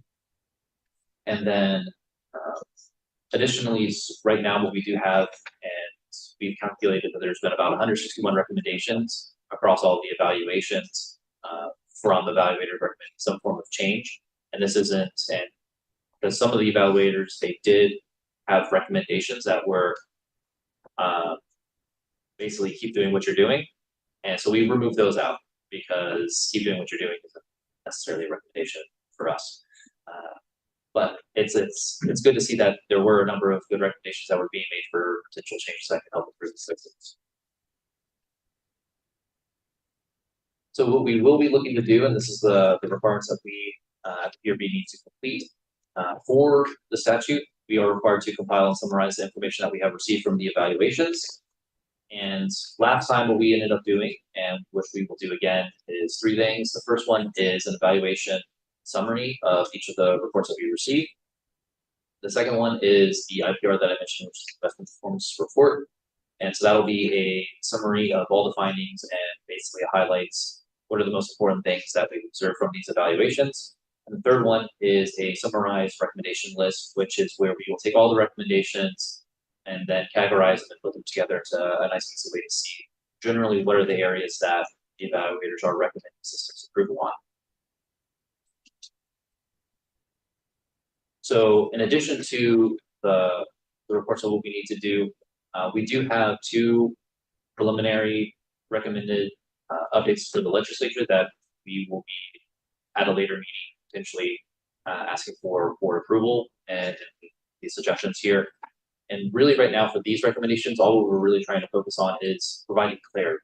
And the 2 pieces that we're really trying to provide clarity on additionally for this requirement is around the due dates and what is ultimately the requirement criteria for a system as to whether or not they need to produce a IPD evaluation. And so really what this is concerning, we just want to make sure that going forward, it'll be clear for systems and we don't run into any issues in the future or anything that could make it challenging for a system to determine their dates. And what this comes down to, and we'll use this most recent one as an example, systems that have 100 million more in assets, they're required to statute, and there's a couple different sections. The one part says that they're required to do them every 3 years, but another part of the statute says that the reports are due the following year to the PRB after their evaluation. But then there's also another section that mentions that it is due within about 90 days of being completed. So there's a couple of different pieces in the statute that are basically can confuse ultimately what is the pure intent of the legislature. We're looking to clean that up. One of our recommendations here, and this was something that we heard from a system, and we think it might be beneficial, is instead of basing a lot of this off of individual systems themselves, not necessarily where we're at right now, but is to instead create 2 cycles. So you have a 3-year cycle and a 6-year cycle. So effectively, it wouldn't really change anything as it is now. You would still have those 100 million plus more systems still going with the 3-year cycle. Systems that are between the 30 and 100 million, which is the other piece, they would still stick to the 6-year cycle. But basically, the whole point of this would be that if we had cycles instead of just being based off of one particular system, we would avoid a situation where one system maybe crosses a certain asset threshold and then ends up being the only system out of all of Texas doing an IPD evaluation for a year.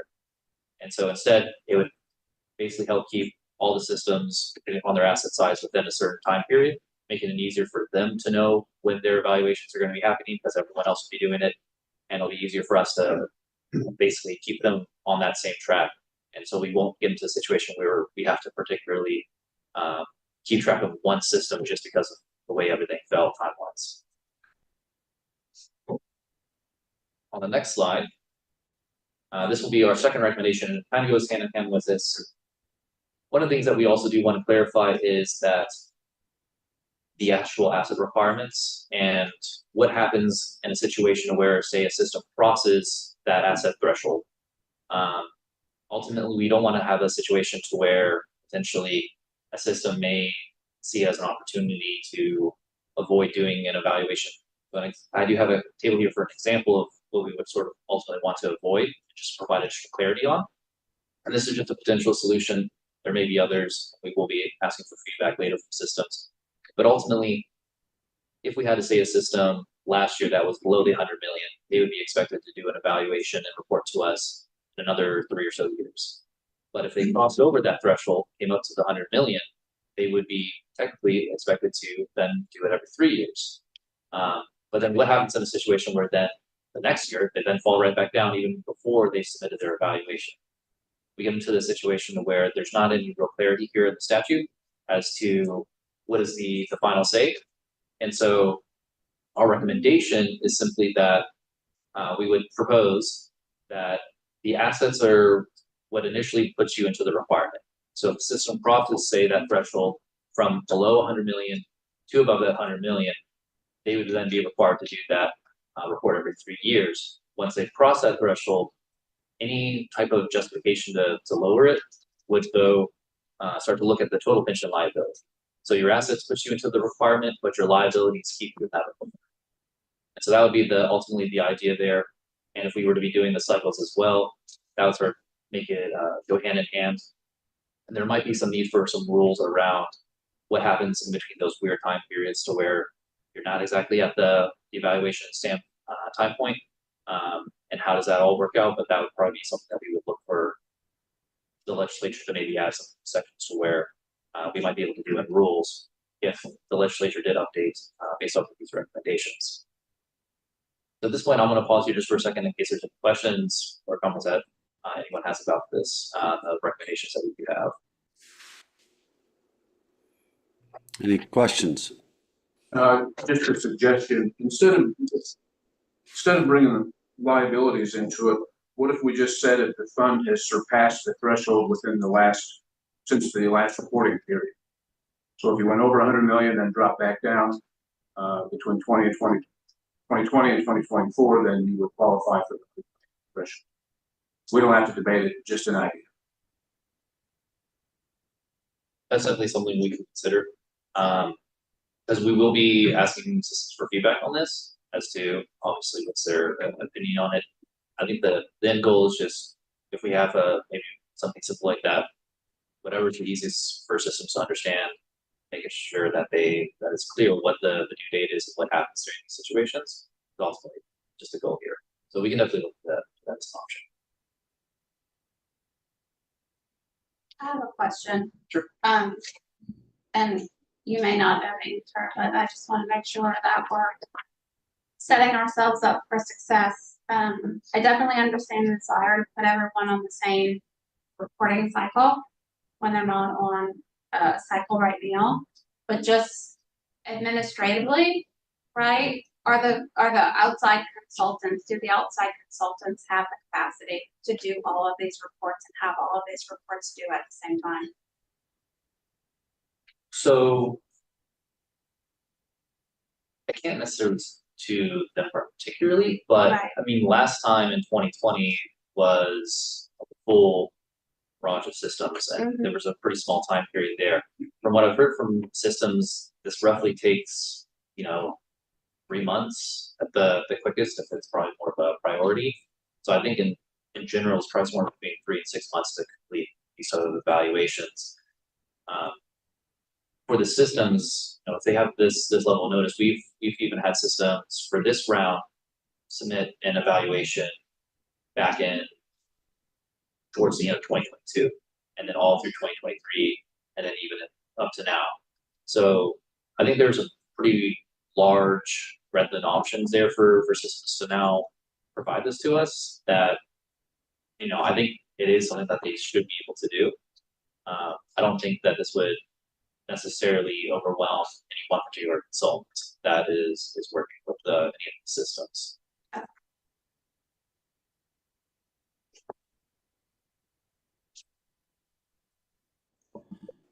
Any other questions for Mr. Munter on that section before we go to the next? Thank you, Mr. Munter. Please continue. For this last slide here, this is just covering a little bit of a staff update as to the tasks that we need to do for this requirement. We have made available already on our website all of the IPE reports for people to view and access for them. The summaries for all the ones that we have already received, those have been completed and will be offered later with our biennial report once we complete as well our IPR report. And the IPR report and the summarized and compiled list of all the recommendations, that is something that we are currently working on, and we plan to have a draft available to the board here for September. And at that time, we'll be able to go into a little bit more details of all the IPs and various information we've collected. And again, as I mentioned, we will be asking systems for feedback on our legislative recommendations. We will be targeting tentatively right now is September 6th due date for them to provide that feedback. And we will be looking first for the board to potentially approve any recommendations in December, unless we basically get no concerning feedback from systems, in which case, in a best case scenario, we may look to adopt these in September at that September board meeting. But that would be a very best case scenario if there's no other concerns with systems. If there is any concerns, then obviously we want to make sure that we go through the process of that any recommendations that we do have to make sure that systems will be on board with the changes. Yes. Are you, for every 3-year review, is there also for every legislative, every time the legislature meets, is there some sort of report that has to be to them, or? So our requirement for the report is that we are required to report on and have that summarized filed report, which is primarily the IPR that we're working on. That has to be for any evaluation that we've received within the previous 2 years. So if we haven't received anything within the previous 2 years, that we don't have to do any more report for our biennium. Would it make sense to look at a 4-year reporting requirement for the funds at 100 million so that you tie it to a biennium? If the legislature wanted us to do that, that is something that they would need to do through recommendation there, because currently statute says it has to be done every 3 years, and then the other cycle is every 6.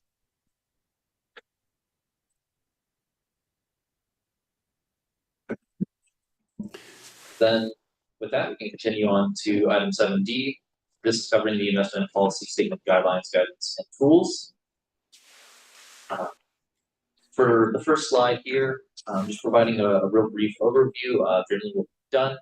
This is something that has already gone through a number of draft changes as well as requests for feedback from systems. And it is something that we will be looking for a motion for adoption here for the various items. And just real briefly, just as a reminder for the board, this was something that was tasked to the investment committee back in basically about 2 years ago, in 2020, to work with staff on developing investment guidelines. We did do that and work on the process. It was then presented first last year on the November 21st board meeting, where we presented the first draft, and then we started asking for our first round of feedback from systems. And we did receive a number of comments and feedback from 6 systems covering various issues and sort of concerns and comments that they had. And I do have a couple of slides next that I'll just briefly summarize, get to those regarding the feedback that we did receive. But then went through that round of feedback, we made additional updates and worked with the systems on that. That brought us to our May 2nd meeting, which was a investment committee meeting where we presented it again. And we had some additional minor tweaks that we made at that time. And then we sent out another round of requests for feedback. And then that brings us to today. And we have not yet received any feedback. And the system that we did receive feedback from in the first round, we did check with them. And so far, it seems like everything, any of their issues that they did have, they were fine with at this point with the draft that we have. So at this point, we are thinking that all the documents are good to go. And so just summarizing the draft feedback slides for the next couple of slides here. Mainly what the feedback that we received was covering was, for these documents, we created a high-level guidelines, which is really covering what the requirements are and what we're really looking for. And then we had some additional documents for a guidance to provide a little bit more detail of what are sort of the best policies and practices there. and then into another document of the actual example using a number of policies that were from well-constructed IPSs from Texas retirement systems. And so a number of the comments that we received was more to specific examples or particular points that we had in those more detailed documents of consultants or systems recommending that we maybe tweak an example that we use to make it a little bit more applicable to more systems. And so those were the type of comments that we accepted and made changes for because they were good comments, so we made those changes. In addition, a number of the comments that we received was just mainly systems wanting to make sure that in our documents, it was clear that they are allowed to reference external documents. So a lot of systems in their IPSs, they may keep them fairly high level, but then say refer to asset liability study or whatever additional outside document that they have for more particular details to limit the amount of clutter that could be in it. So those were the type of changes that we made. And ultimately, again, at this point, we think that we've gotten the documents to a good point, and we are looking for adoption.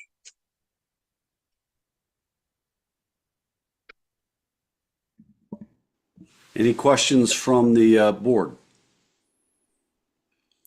Hearing none, I will entertain a motion to adopt the investment policy statement guidelines, guidance, and tools.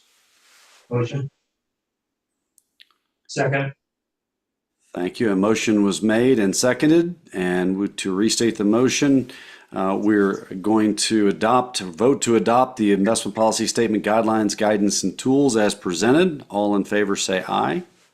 Aye. Any opposed say nay. The ayes have it, and the guidelines, guidance, and tools are adopted. At this time, we will take a 15-minute break. The time is 11:45 Central Time, and we will return at noon Central Time.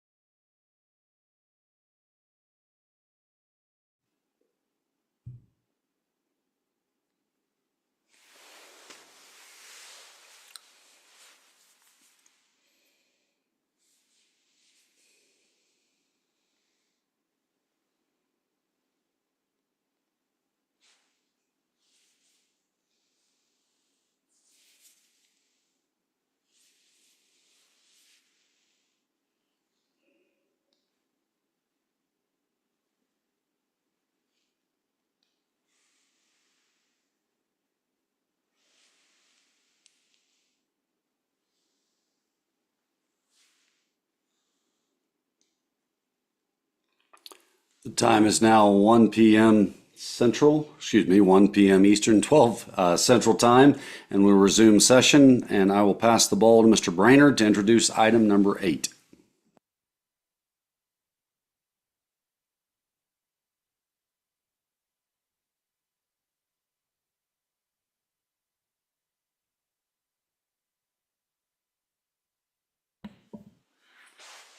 If you turn the Zoom off, mute in the main room, please, and back on, that'd be great. Thank you. Calling PRB Staff Actuary David Fee, present items A and B. Welcome, Mr. Fee.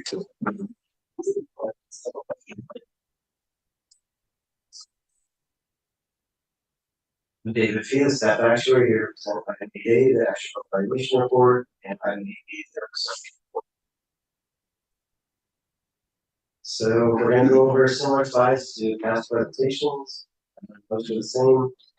The ones to note are funding period. There's a new slide showing the necessary funding periods to avoid negative amortization.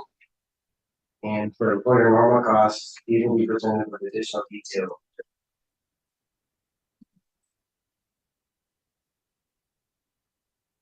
So that's a sort of pension system rules. The extreme fire, the city contribution increased 3% of pay from 15 to 18%. That brought the funding period from above 30 years to below 20. 450 fire increased the city and member contributions to pay for benefit enhancements, and they maintained the funding period below 20. So the city increased 1% of pay for 12 years to pay for COLA, and members increased 1% of pay to reduce the drop in the base search.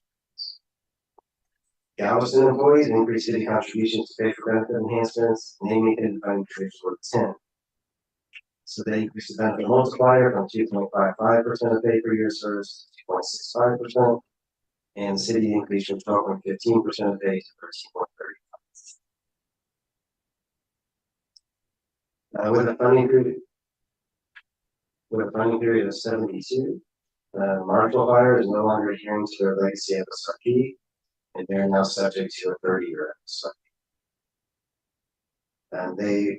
We received an update from them on July 1st with several things they are looking at.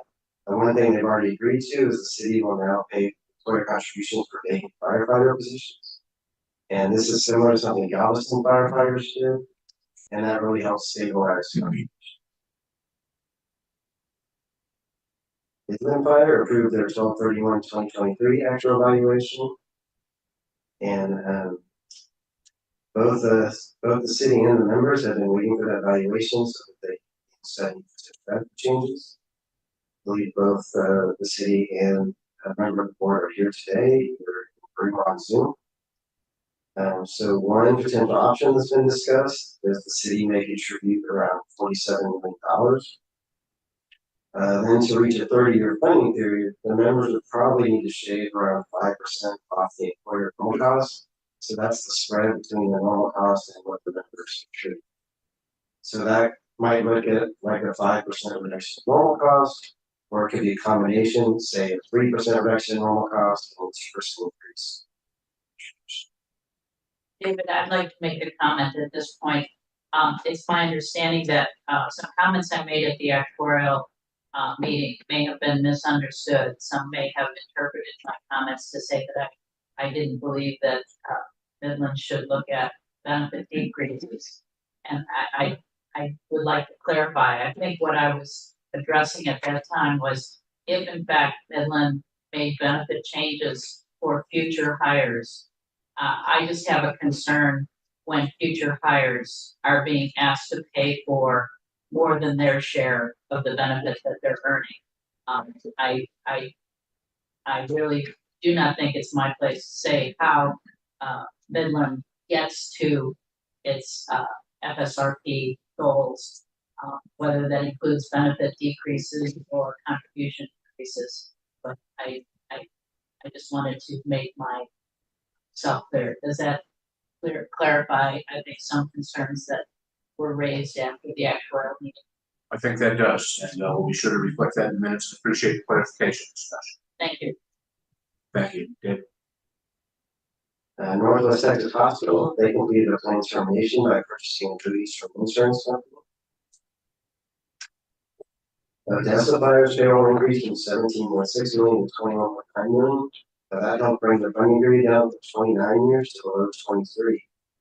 That means they could actually start paying down the unfunded liability. San Benito's firefighter count decreased from 26 in 2021 down to 22 firefighters. And that largely resulted in an increase in funding period of 16.9 years to 32. So like Galveston Fire and Marshall Fire that we discussed earlier, this is another example of a system where if they had based contributions on a minimum firefighter count, that could have helped with outputs. Woodlands Fire increased benefits and city contributions, and they remain 100% funded. So along with Corpus Christi Fire and Galveston employees, with Woodlands Fire, we're seeing a positive trend of benefit increases being paid for at the time of this increase. We have 5 systems lower their economic assumptions, either the discount rate or payroll growth rate. The 2 most significant were Dart lowered the discount rate by 50 basis points, and Marshall Fire lowered the payroll growth rate. The funding progress slide. We have a lot going on this slide. If you look below each bar, you can see the average discount rate at that board meeting date. So it's decreased from 7.05% 2 years ago to 6.96% today. It does look like it stayed the same from the last board meeting to today. That's despite several systems that decreased, and that's because offsetting that was Northwest Texas termination. They were at 6%. The top line is the aggregate funding ratio, and that's with TRS and ERS making up 2/3 of the total statewide building. The line beneath that is the average funding ratio. That's where TRS and ERS are each owned by counties. On that basis, it's increased from below 72% funding ratio 2022 to almost 75%. And if we look at the bars, you can see the systems with funding period greater than 30 decreased from about 32 systems 2 years ago to 21.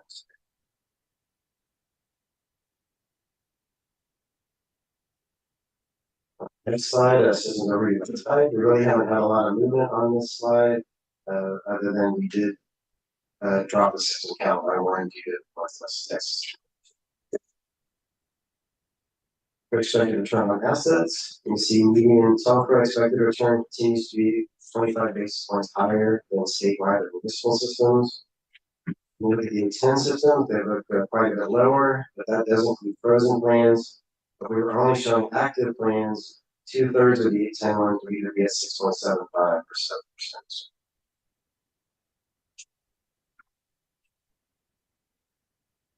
So these are systems with a discount rate above 700%. This list is unchanged since March. Our average system is at 6.96%. The median system is at 7%. So these 9 systems are 75 basis points or more above. These are net of investment expenses. So as an example, Harlingen Fire would use a return of 2.35% gross to achieve this 7.7%.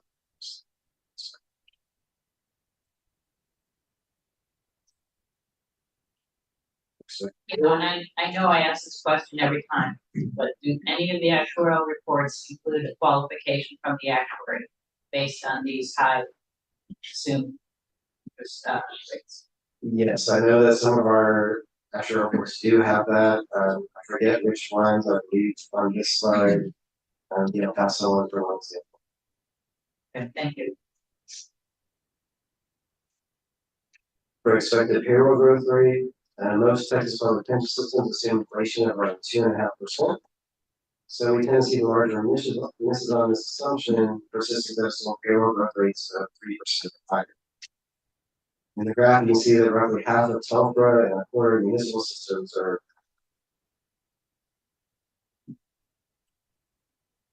So these are systems that have missed that 10-year payroll growth expectation by more than 75 basis points. Now we can look at city payroll growth rate and expected inflation to back up a lot of these assumptions, even though they've missed the actual payroll growth rate. The one that keeps standing out is Marshall Fire. They did lower it from 125 basis points above inflation to 75 basis points above inflation, but it still seems high given the actual payroll growth.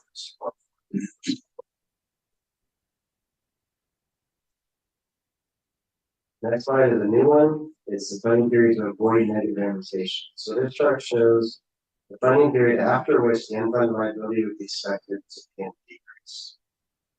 So the upper right corner shows our systems with the highest discount rates and payroll growth rates. And they would need funding periods of 18 or below to support the negative amortization. As you move left and down, systems with lower expected returns and lower payroll growth rates avoid negative amortization at higher funding periods, which you see here at the bottom left, Plano and CRS are around 20. Now, this is just the break-even point. To reach a meaningful decrease in liability, you really need to target lower funding periods, which shown in this page. David, I would like to just make a comment about assumption setting. And a kind of a reminder here. Again, I was asking the question about, is the actuary qualifying the reports? You know, the actuary and the investment consultant provide the boards with information about capital markets, about,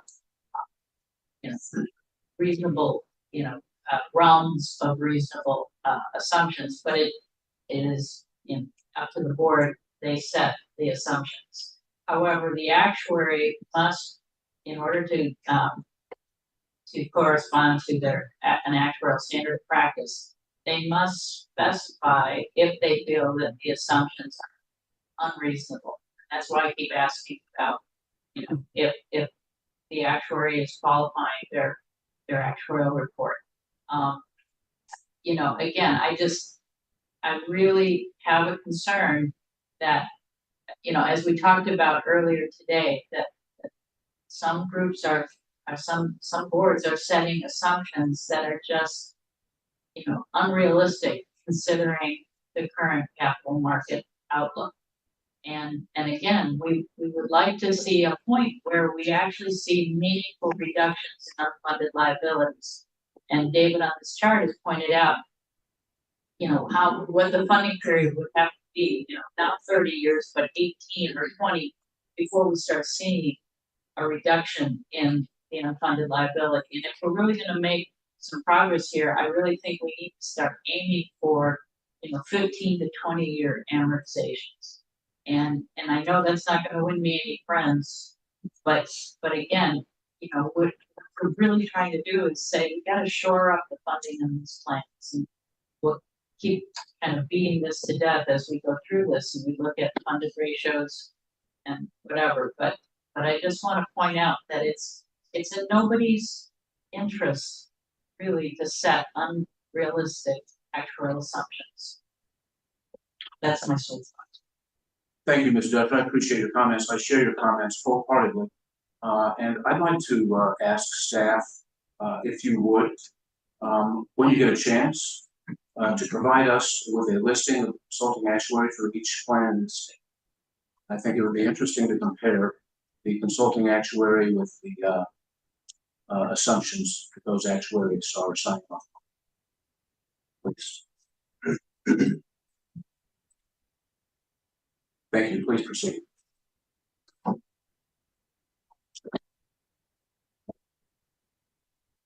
Slide, funding period. So the funding period, we just look at the bottom 3 bars, you can see that most systems are in decent shape when we look at the 30-year funding requirement. So it's really just the stragglers in this last quartile that has some big issue. So, David, if a plan has a funding period of infinite, does that show up as 120? Right, because I can't count a chart that goes up to infinite. So. We don't have enough. Thank you. So these are systems with funding periods greater than 40 years. Most systems on this slide have taken at least some preliminary steps to address the funding situation. So with Midland Fire, we have potential proposed $47 million city contribution as part of a potential solution. Sweetwater Fire has increased city contributions, so we know they're no longer infinite, but we don't know exactly what the period is, but I believe it's over 30. Nacogdoches County Hospital, we're in contact with them and expect to have more to discuss The Dallas Police and Fire, we discussed in the post board meetings, so I think. Marshall Fire is newly subject to an FSRP, and already provided an update on that. Vermont Fire has been studying payroll increases. Brownwood Fire completed an FSRP, we should report that shows them will need 30 in. Dallas ERS submitted a preliminary FSRP, so have some more steps to take. Harlingen Fire is newly at risk of an FSRP, so we'll see actions.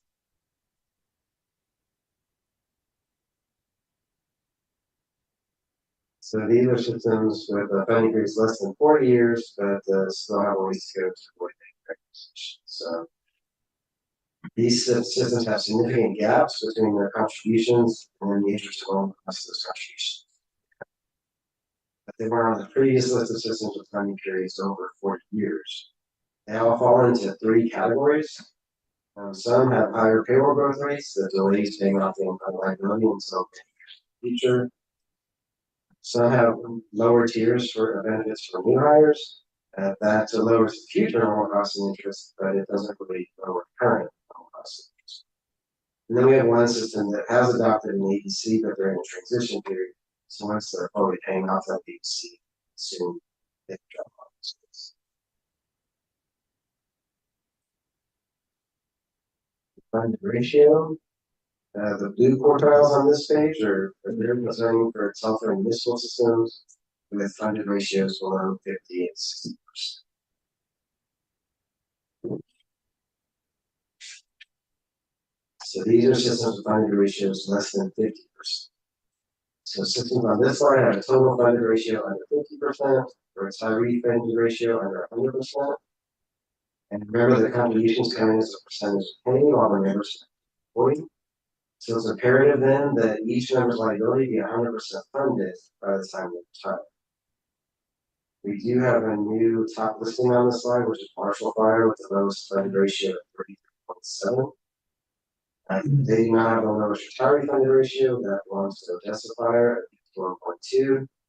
But Odessa Fire has, although they have the lowest retiree funded ratio, they have taken steps, and they're at a 23-year funding period.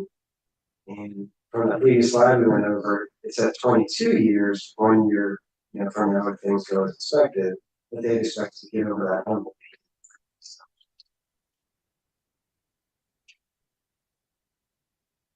The next slide has additional systems with retiree funded ratios under 20%.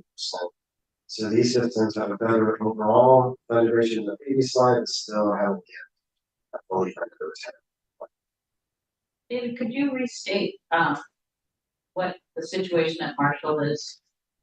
I know they've come to you, both the board and the city together, that let you know that they're working on things, but you give us just a little bit more on that? Right, so we recently let them know that they were subject to a 30-year FSRP, and relatively quickly, they came back with a joint letter from both signed by both the city and the members, and it listed several steps they're taking. The one I highlighted was that they've already agreed to pay for vacant firefighter, so the city will still pay for the contributions that should be mentioned. I think is a great trend. There were other steps listed. We can go back to that slide, but I think they were mostly things that are being considered. But that was the one that. Okay, thank you.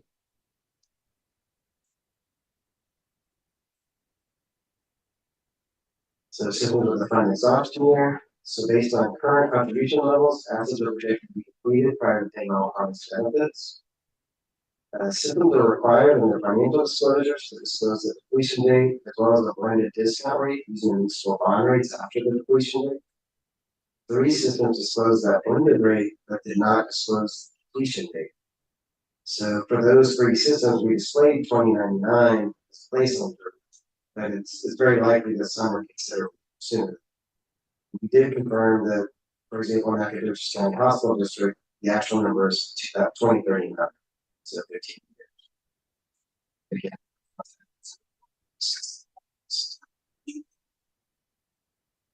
We do expect several of these to drop off, including LECOs, JRS, Austin employees, and other employees.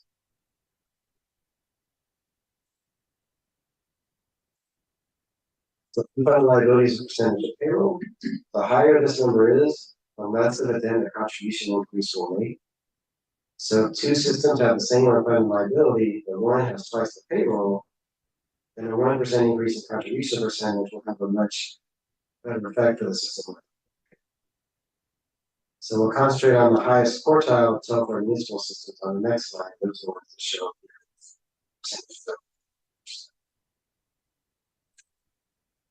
So the systems with higher numbers on this slide, like Galveston Fire and Marshall Fire, what we see is they tend to have a more difficult time finding a palatable funding solution. When they're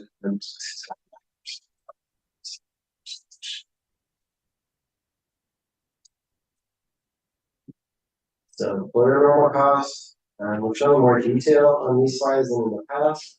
So this first one is for statewide systems. In an ideal world, what we hope to see is that new hires are receiving the same benefits as established hires. And employees that are not participating in Social Security would hopefully be receiving as much or more as those who do participate.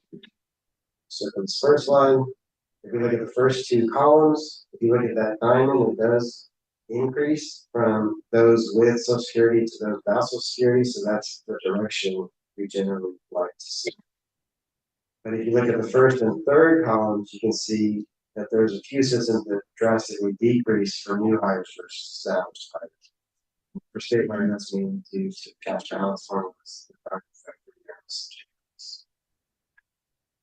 Just to be clear, so if you're looking at the bar with Social Security, so on average statewide with Social Security, looks like it's just a little bit above 4%. So those employees are getting employer contributions of doing more than 4% for their retirement in the plan. Plus the employer is paying 6.2 to Social Security for retirement.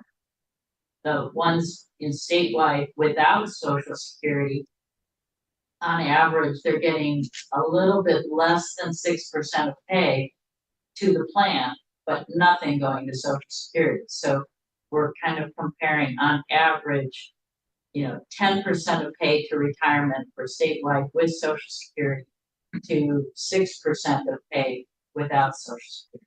That's correct. Okay, thank you.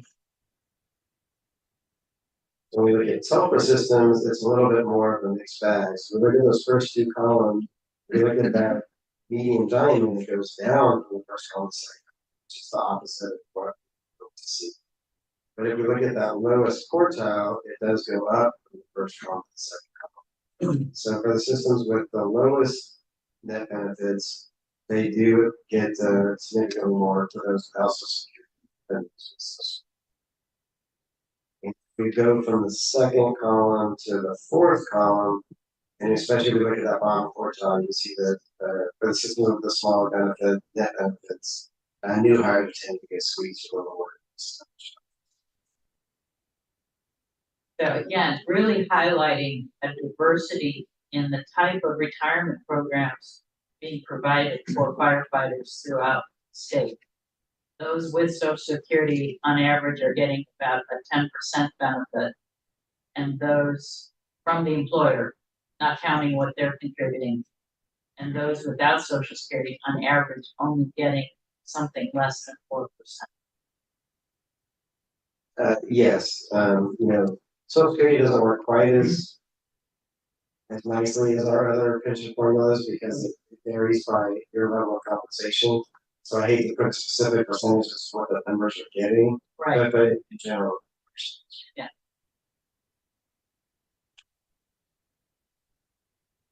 Municipal systems, and we look at the first two columns, we see it definitely increase like close to that 6% you're referring to. First columns. But again, if we go from the second column to the fourth column, we see a large drop for new hires compared to established.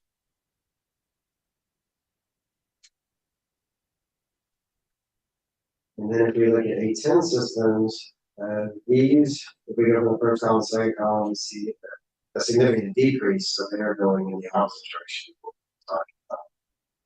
It's the systems that don't participate in Social Security that get lower benefits than those. But for the 10 systems, we don't see a significant difference.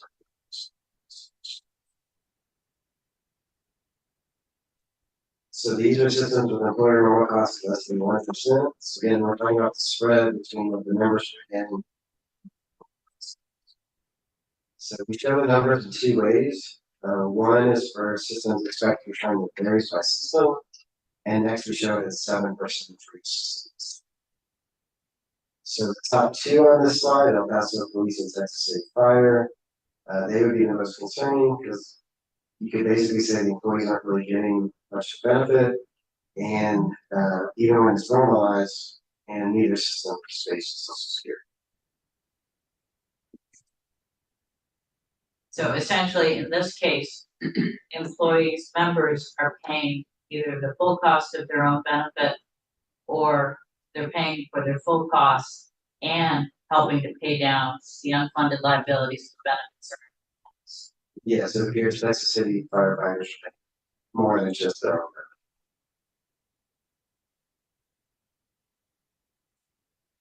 So the next slide is similar, but this is employer normal costs for new hires. And these are at or below 0%. So Abilene Fire and Galveston police numbers are much more severe for new hires. So we're showing even normalized, we're showing -3.4% for Abilene Fire and -2.6% for Galveston police. We don't know the differentiation for new hires.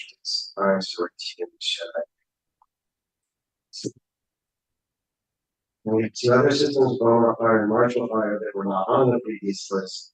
So obviously they're getting lesser benefits for new hires. And the ones that stand out to me are Abilene and Wichita, which are the two plans that we looked at in intensive reviews. And what we pointed out was that they were counting on their future members to essentially help pay down the unfunded liability. And that's why their amortization period is slower than we would have expected based on their funded status. But they're really counting on future members being willing to pay contributions that more than cover the cost of their own benefits. Yes, so those systems have that flat dollar cap that came up in the intensive reviews. And it's that flat dollar cap that doesn't increase over time as compensation. It's causing a lower and lower normal cost each year. And that's why for new hires, these things are showing on state.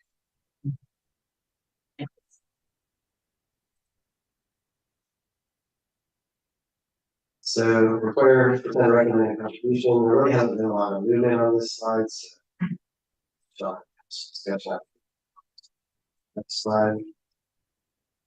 And these are employers contributing less than 90% of the recommended contribution. The top four are all subject to an FSRP.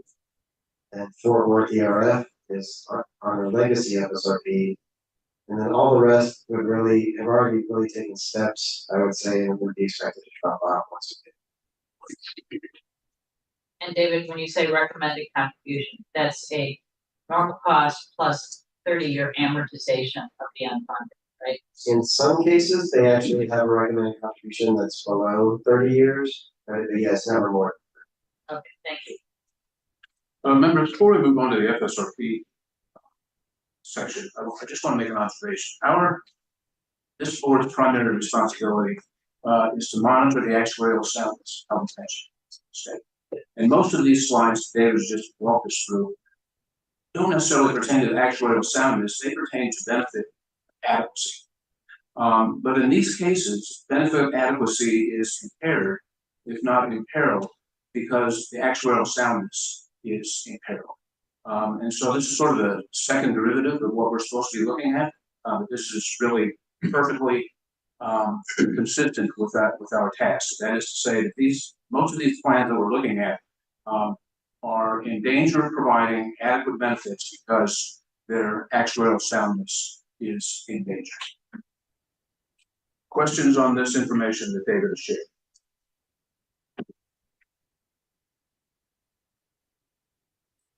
Okay, we are on to item 8B, the funding soundness restoration plan report.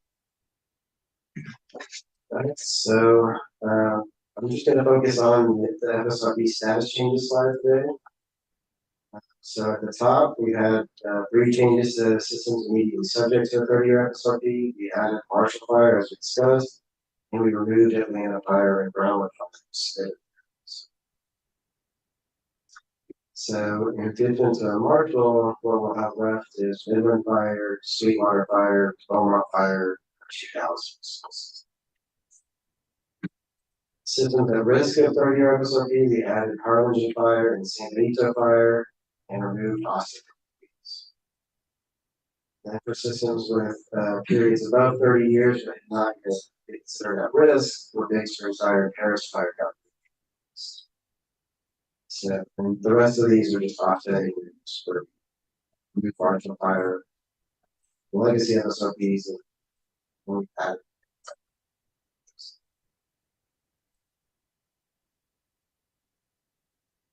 Questions on status changes? Comments? Is that all the FSRPs you plan to discuss, or you want to discuss more? Unless you'd like to go over the following slides, consensus stuff, but I'm also happy to go through each slide. Please proceed. So systems immediately subject to a 30-year FSRP. We have Midland Fire at the top, Beaumont Fire. You know, as we discussed, both of those are attempting progress. Dallas Employees has made has submitted a preliminary FSRP. Sweetwater Fire is another one that has made progress.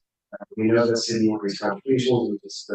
We don't know what exactly the new funding period is. It's not infinite, but it's probably about 30.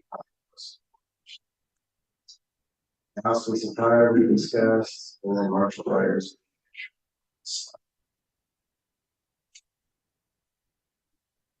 Systems at risk of a 30-year FSRP.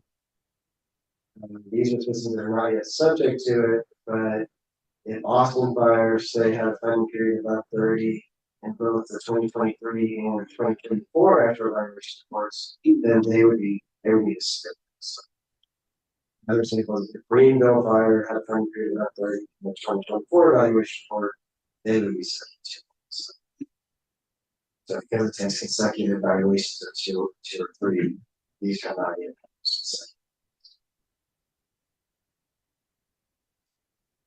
Systems with annotation periods between 30 and 40 years but not yet at risk.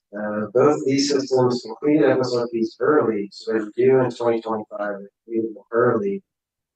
They did follow up with evaluation reports showing funding periods greater than 30, but they're still on track with their FSRP to be fully funded by September 1st, 2025. So we don't see that.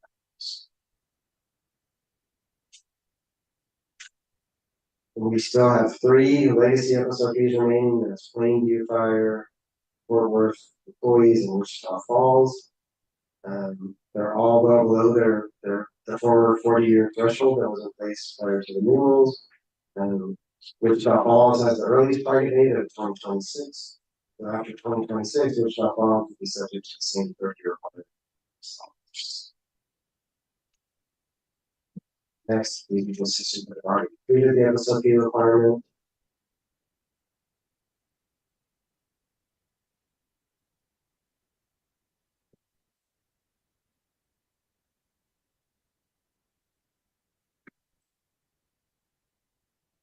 Questions? Comments? Is that all for your prepared remarks? Yes. Very much.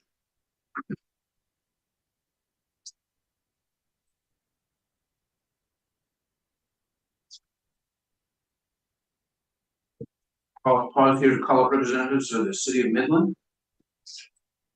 as well as Justin Graham with the Midland Firemen's Retirement Fund, who's here via Zoom. Mr. Graham, if you could let us know that you're here by the sound of your voice, that would be helpful. Yes, I am here. Thank you, we hear you. And we have here on the comment cards, Eric Davidson, Horace Williams, Mayor Lori Blanc, and I believe Council Member Robin Poole. Welcome, thank you for coming to Austin. Thank you so much for having us. And I do want to recognize each of my fellow representatives from Midland here. And I want to start by saying we would like to echo everything that was stated in the Galveston presentation in their opening remarks in the public comment period. We're facing many of those same challenges, and so I think it was well articulated and representative of what we're dealing with in our fund. And so with that, I'd really like to I think each of my cohort here have prepared some comments that they would like to make, and then I'd like to kind of conclude our portion, and then I believe Mr. Graham would also like to speak. So whatever order you'd like to go in there. Okay, thank you. Mr. Graham, we'll take you after this group. And so if you all have prepared remarks, please just introduce yourself before you deliver those. I'm Robin Poole, and I am a city council member at large. After a month of good faith negotiations involving a subcommittee comprised of Midland City Council members, city management, fund leadership, and a selection of Midland firemen at various stages in their career, we are collectively faced with two options for solving an extremely challenging and complex issue. Number one, we make this failing fund a community concern and ask the taxpayers to approve a $63 million pension obligation bond. Or number two, firefighter fund leadership must come to the table to figure out how to reform benefits in order to promote the $47 million cash solution that city leadership has proposed. However, the reality for those of us who serve on council is we do not control the fund, the firefighters do. And as evidenced by our recent negotiations through the subcommittee and discussion at the most recent pension board meeting, it has become clear that the firefighter leadership on the fund's board has decided that a bond initiative is the manner in which they would like to move forward. In light of the most recent actuarial reports and the gravity of what we're facing, council was put in a position to bring forth an MOU with the pension fund, which would call for a $60 million bond to be taken to Midland residents for a vote. Firefighters have been asked to reform their benefits to account for $20 million of the shortfall, a 3-to-1 funding solution. The MOU also details that the fund move to an actuarially determined contribution rate in which the city and firefighters would cost share at a 2-to-1 ratio.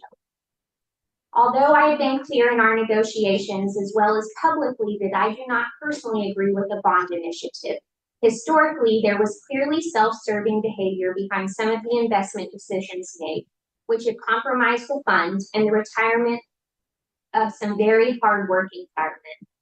I feel it's necessary to deal with this issue as expediently as we can. The more time that passes, the larger the deficit becomes. Prolonging a solution does not benefit the firefighters or the city, and it certainly does not benefit the taxpayers of Midland now or in the foreseeable future. The MOU that was unanimously passed on Tuesday by the Midland City Council is a good faith commitment from the Midland City Council towards a solution.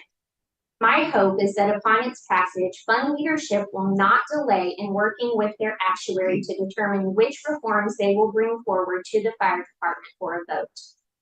It was and will continue to be my hope that we can abandon the past rhetoric of blame and that both parties could act in humility and put the past behind us to shoulder the burden together for the future. Thank you. Thank you, Ms. Poole. Eric Davidson, Councilman at Large, Midland, Texas. Thank you all for having us here today. As Councilman Poole spoke about, the city of Midland has shown a lot of these firefighters. We have increased our contributions over the last 30 years by 2%. The city of Midland is ready to solve this problem, and we have taken the steps necessary over these last months by hiring third-party actuaries, by putting a subcommittee together to create reform, to provide solutions for this underfunded liability that we have that is growing at an exponential rate. This past Tuesday, we passed an MOU for a $63 million pension obligation bond. As Councilman Poole stated, this is a good faith shown to the firefighters. that if they're willing to come to the table, the citizens of Midland will vote in this upcoming election to be able to fund their underfunded liability and their pension funds, and they will have to only contribute a 1-to-3 ratio of $20 million, whether that be in benefit cuts and preferred benefit cuts. What we are asking for this board is to continue to help us along the way, to continue to push for their actuarials to get their reports to them. This process is on a very strict timeline. We have been met with delay after delay when it comes to their actuarials. And we cannot wait any longer in order to get something on the ballot to fund. If we do not get a bond on the ballot for November, this fund will continue to grow. This debt and underfunded liability will continue to grow, and we'll be looking at a larger sum of money that we will have to ask the taxpayers to foot the bill for in order to find a solution for this pension. Thank you. Yes, Morris Williams Jr., Deputy City Manager. Thank you to the board for having us and allowing us to speak, and thank you for the staff for always being attentive and getting us the information that we request. I'd like to begin by saying there's a misconception that the city has control to rectify issues with the fund. I want to be clear, or maybe I need clarity. You guys may be able to help me with that.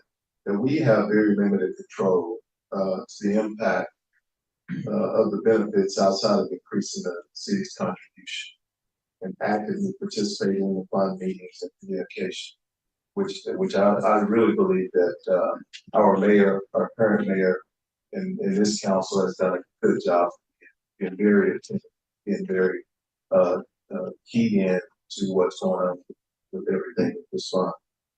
If the makeup of the fund is such that by vote is unwilling to change benefits, then the fund will continue to operate at a deficit or in the red as the charts showed earlier. I will go on to say, as you know, mayor and council members have stated, Galveston laid it out very well as to pretty much how we feel. And I'll be reaching out to them so we can make contact. I get their presentation, but they would share it. I echo those comments, and I'll just close by saying the solution demands a holistic approach and a strategic vision of what can be achieved. And that can't happen without the education and fair representation on the respective project boards. Thank you, Mr. Williams. Mayor Malone, did you have prepared remarks? I do, yes. Please. Really, they've already summarized the unanimous vote that we took in council as a good faith effort, and I think that represents the commitment that all 7 members of our council have to this problem, to solving this problem. And also the timeline concerns that Councilman Davidson represented to you. We have been faced with delays in this process, and many of those are, there are excuses and there are different reasons that are provided, but the reality is that those delays have been going on in various forms for many years, and you have addressed those as a body previously, and we're continuing to face some of those challenges. And so as a council, and then myself as a member of that board, that continues to be a struggle that we face. In response to this, the city decided that we had no option but to hire an actuary on behalf of the city to evaluate this and get us numbers so that we could begin moving forward. That actuary, Foster & Foster, has provided those numbers to the city, and has also validated Rep. Wisdom's numbers for the fund. And we have no question or problem with the numbers that have been provided, but the actuary that we're working with has been able to turn around quickly and give us suggestions and studies that we can use to come up with potential solutions. The actuary for the fund has not reciprocated in a timely manner in which to move forward, and so that's been a problem for us. We've also hired Hilltop Securities and their bond counsel to advise us as a city and how we might move forward here, and then also some additional legal support to advise us from a pension perspective, but also from the bond perspective for the city side.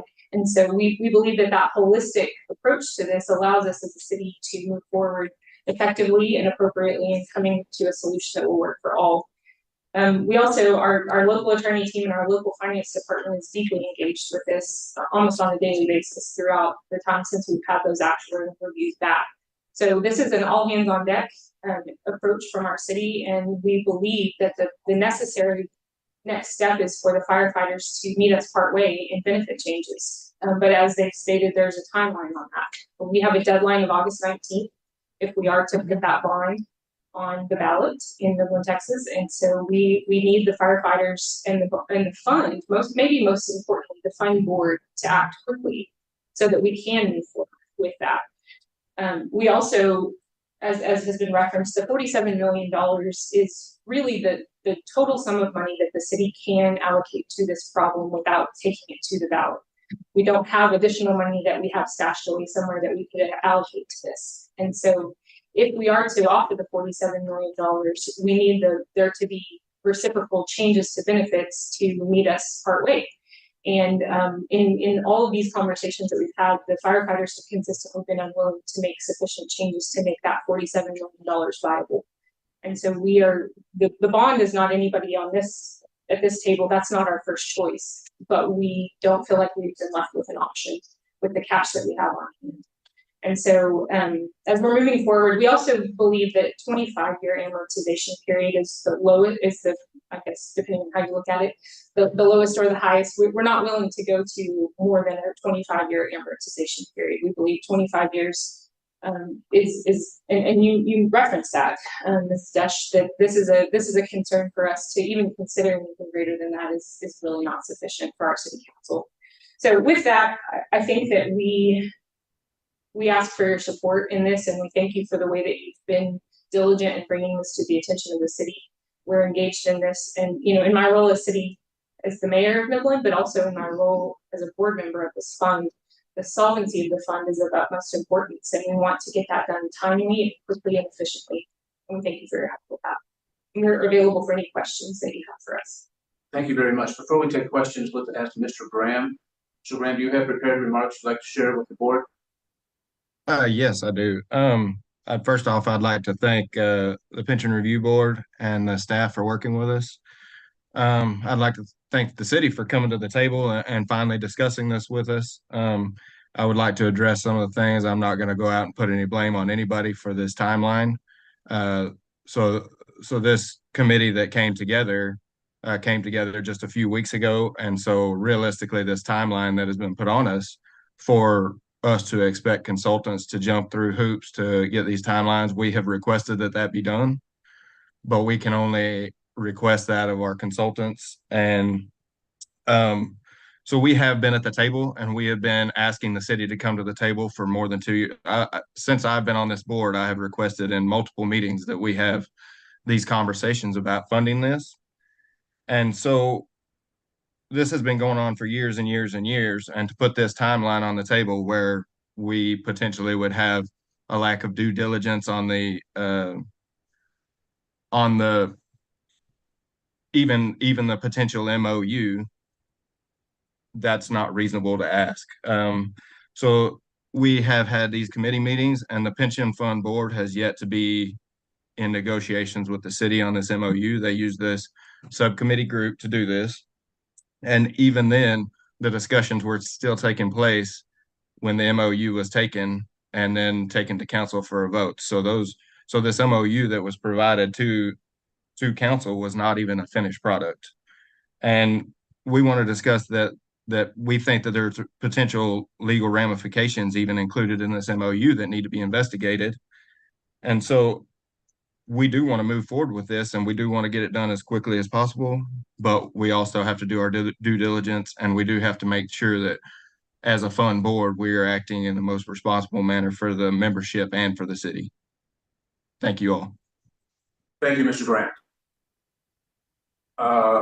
Board members, comments, questions? Could I get some clarification on what the MOU? Yes, ma'am. So the MOU is duly contingent upon the firefighters making a vote to change a minimum of 5% of their benefits to bring to that $20 million number approximately. So contingent upon that vote, the city will then agree to put the bond on the ballot for November. And just for your awareness, if the firefighter vote were to fail, then the bond would not go onto the ballot. Likewise, if the bond goes onto the ballot and it fails, then the vote of the firefighters would not be enacted. So they are duly contingent upon one another. There's also a measure in there for an actuarially determined contribution rate to be shared by the fire department and the city at a 2-to-1 ratio. So the city would pick up 2% or a ratio of 2 to 1 on the fire department side for their contributions for any future actuarially determined contribution changes. We would share both in the pain and the benefit if the fund performs well, and we get a reduction in actuarially determined contribution, and we would receive that benefit at 2 to 1, and we'd also receive the increase at 2 to 1. There's a few other things that are in there that were proposed by either bond council or pension trick that we worked with, but that's the basic deal. All right, so when you go to the actuarially determined contribution with a 25-year amortization,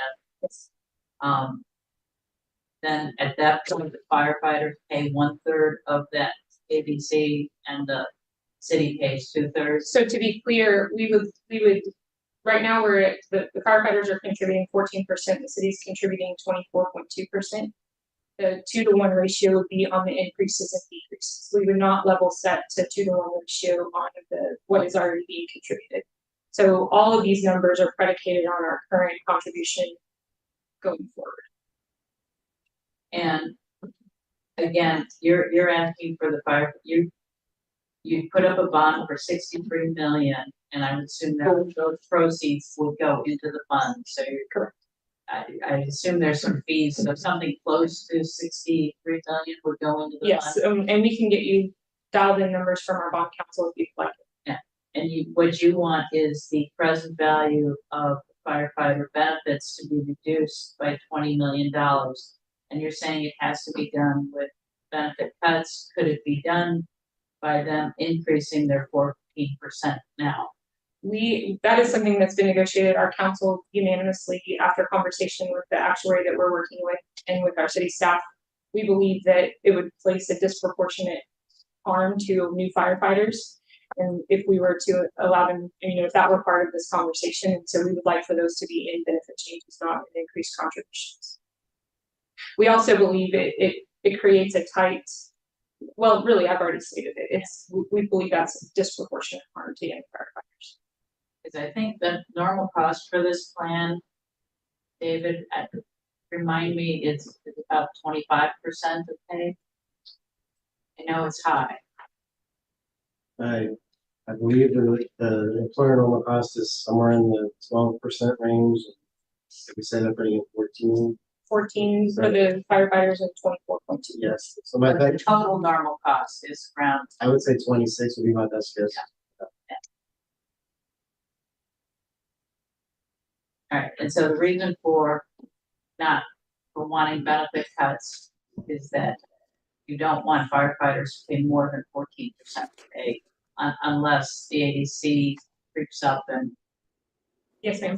We also we have a conversation ongoing with our fire department as well about their compensation, their direct payroll. And we're trying to look at it as a total compensation package. They're very reticent to reduce their benefits overall, and we understand that. But we believe that we have to look at it as a total compensation package. We can't continue to have some of the highest benefits in the state and then also be asked to do pay increases that then disproportionately impact young firefighters. So we're in a holistically difficult spot to be able to negotiate this if they won't bring those benefits down. Ms. Dush, I'm sorry, Mr. Graham, go ahead. No, this is Christopher. Ms. Dush, just to give you some perspective, as I've spent some time on this, the benefits are much above the state average. The payroll for the Midland Fire is significantly below the state average. So when you start asking the new firefighters that come on that are younger to take big cuts to their effectively take-home pay in order to not have to cut benefits for people that are much closer to retirement, it starts to become really lopsided. And so the position of the city, and I'm not speaking for the city, obviously, I'm just recounting the way I understand it, is that it's most equitable to try to save the benefits for these firefighters so they don't go away that are close to retirement, and at the same time trying to solve for what allows them to attract and retain a quality workforce in Midland by, making up some of the shortfall, if you will, of what the current pay take home is for those firefighters that are younger, who have 30, 40 years until they're actually going to benefit 20, 30, 40 years from the benefits that are being cut. It's being, in my opinion, it's a very balanced and fair way to look at it, to be able to make sure that the money's going to be there for everybody, and at the same time allow the city to be able to hire and retain talent. The city finance director just offered me the normal cost is 27.28. And so when you're talking about benefit cuts, are you talking about benefit cuts to both active and future members? Yes, ma'am. They've currently not been interested in discussing a tiered plan. I don't know if that's something that could be discussed into the future, but I think it was relevant to your comments that were made previously, and I did not hear those comments directly, but those have been referenced to me. So I don't know if that's something that needs to be reevaluated. I think the place that we sit right now is, we are interested actually making contributions for our vacancies that has been referenced multiple times previously in this meeting. We think that that's something that the city probably will enact in this budget cycle, something that we will be asking our city staff to implement in this next fiscal year. But that will not even touch the problem that we face. And so, I think it's an act of good faith, and it's something that we can and will do. But I think that the problem that we face is significant and dire, and we need quick action before that number continues to grow. To that point, can you explain the reason for the August 19th deadline? That is the state deadline for a November bond on the ballot. So the city has retained an actual. Yes, that's correct. Foster is the actuary for the city, and Red Wilson is the actuary fund. Okay. So we don't necessarily have disagreement among the actuaries. It's just a matter of turnaround and timing on responses. Correct. And the city has offered in multiple occasions to defer the cost of any accelerated timeline that we would be asking Red Wilson to undertake. So far, we've not been able to get movement on that. We don't. So the study, the thing in question here is the studies for the changes that would need to be made to the firefighters' benefits and the value of those changes. They would, in May, in our board meeting, we had a unanimous vote, if I'm not mistaken, of the fund board, to commission Red and Wisdom to do a study of 7 to 10 items to bring to the various items of their choosing to bring to the board as proposed benefit changes that we could put on a ballot. And as of now, we don't have those numbers and are projected to have them until next week at the earliest. And I'll also I'm sorry to interrupt you, but I just want to clarify, Foster gave us the number, turned those around in about 5 days. So we're just having a hard time with the time. So those are numbers that you've got from Foster, but have not received from Red and Wisdom. And as Red and Wisdom is the actuaries or the actuary for the fund, it's our interpretation of the Telfer statute that those are the numbers we have to use. Even though the actuaries don't have material, there are a few assumptions that are a little bit different, but they don't have material differences between their numbers. Mr. Graham, any comments you want to make on this discussion? Absolutely. I would like to express that Red and Wisdom has been reached out to and asked if they could speed up the timeline. They said that the original date that was given in the meeting when we authorized the special studies was the date that they could get them done, which is currently August 2nd, which is 4 days from now. We are doing everything that we possibly can to try and move this down the road, but like I said, due diligence, and we have to also rely on the fact that Rudd and Wisdom has to sign off on this. Their name is dependent on their making sure that their actuarial numbers are correct. And so if they don't feel comfortable making this expedited timeline, then we also have to deal with that. And we have been doing this since July 14th is when this discussion began. So this is not like it's we've been doing this for 6 months. This has this has been less than 2 weeks that this process has began in this expedited manner. So we are doing our very best to try and accommodate this as a fund. And like, as somebody who is a volunteer and an elected person from the firefighters, this has been a lot. I don't have a full staff to work on this. I am doing this every day that I am available. And so this expedited timeline is just ridiculous, but we're doing everything that we possibly can to accommodate it. Mr. Graham, this is Christopher Zook.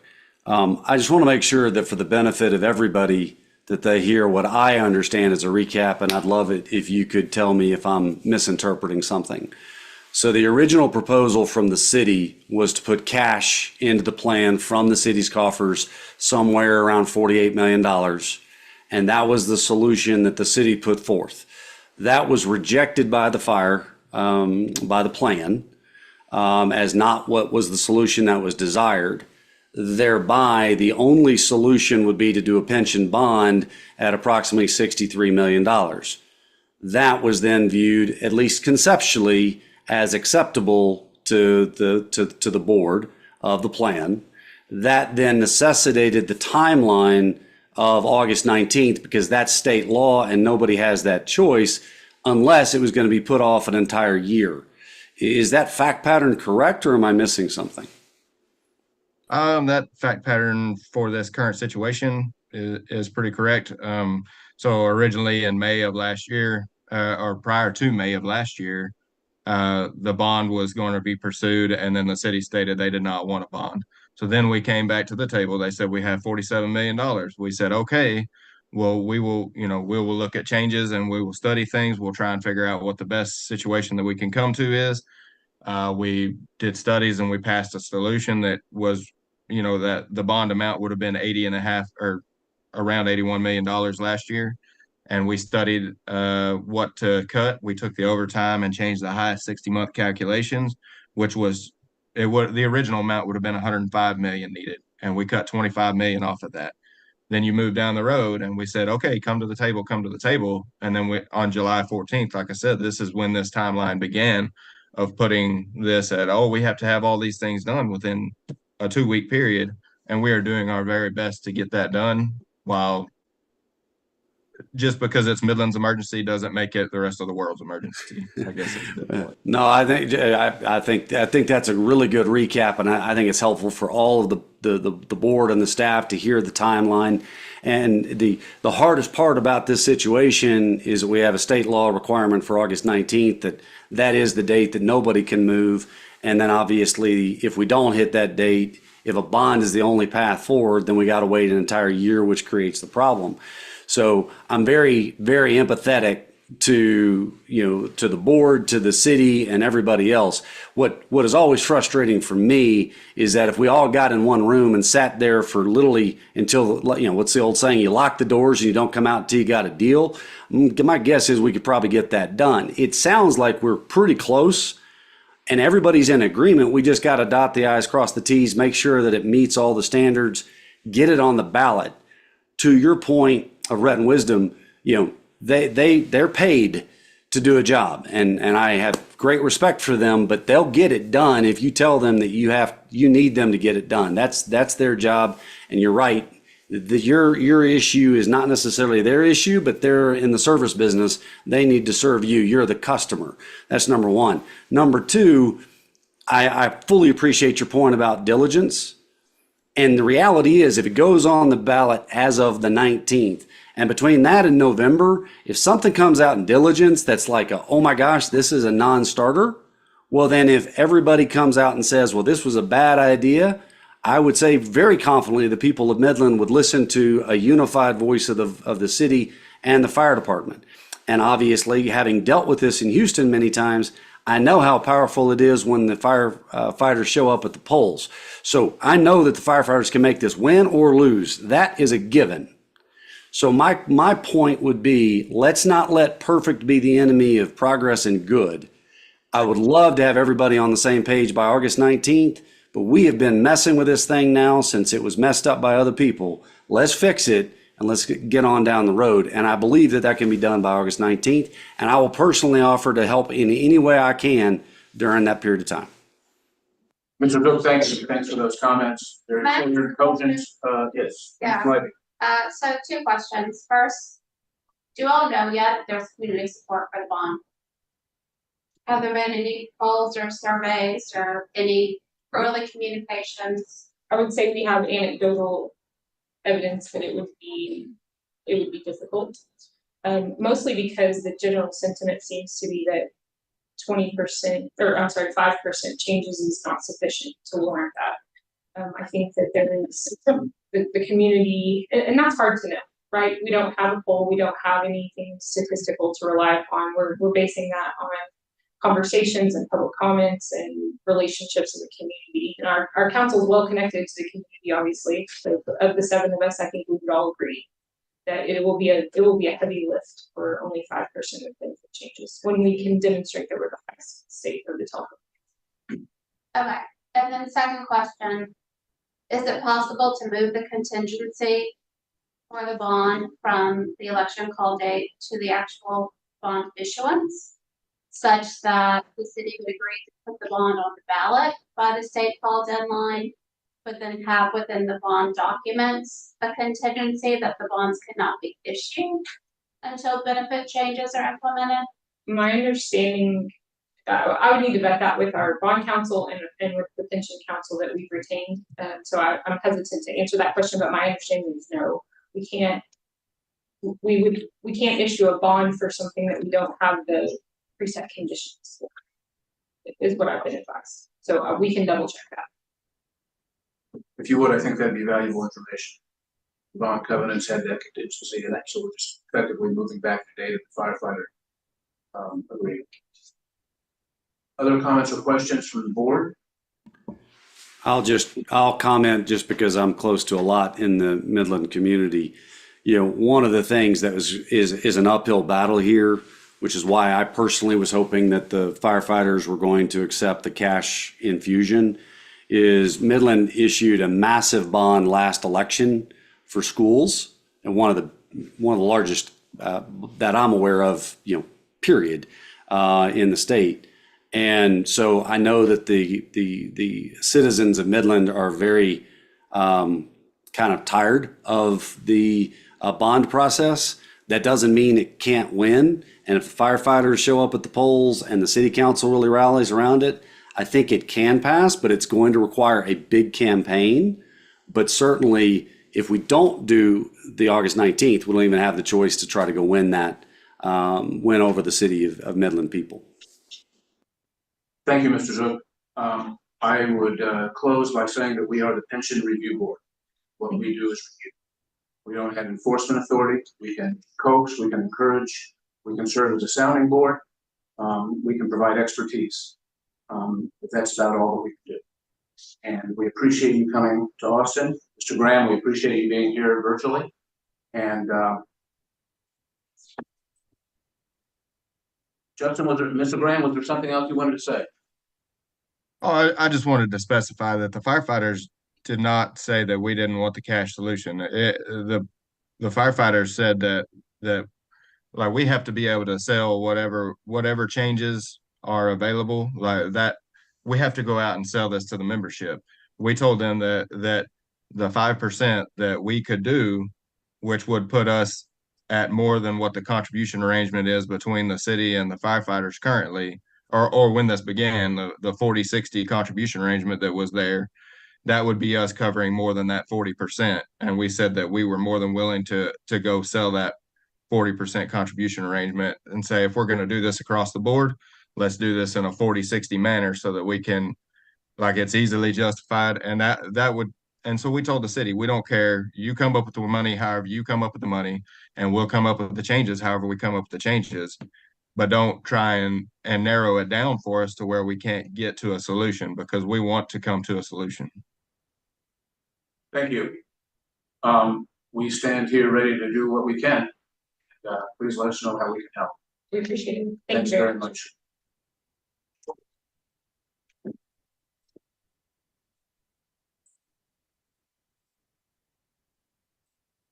On to item 8C, public retirement system reporting and compliance, including non-compliant retirement systems under Texas Government Code 801-209. Mr. Burnham, welcome.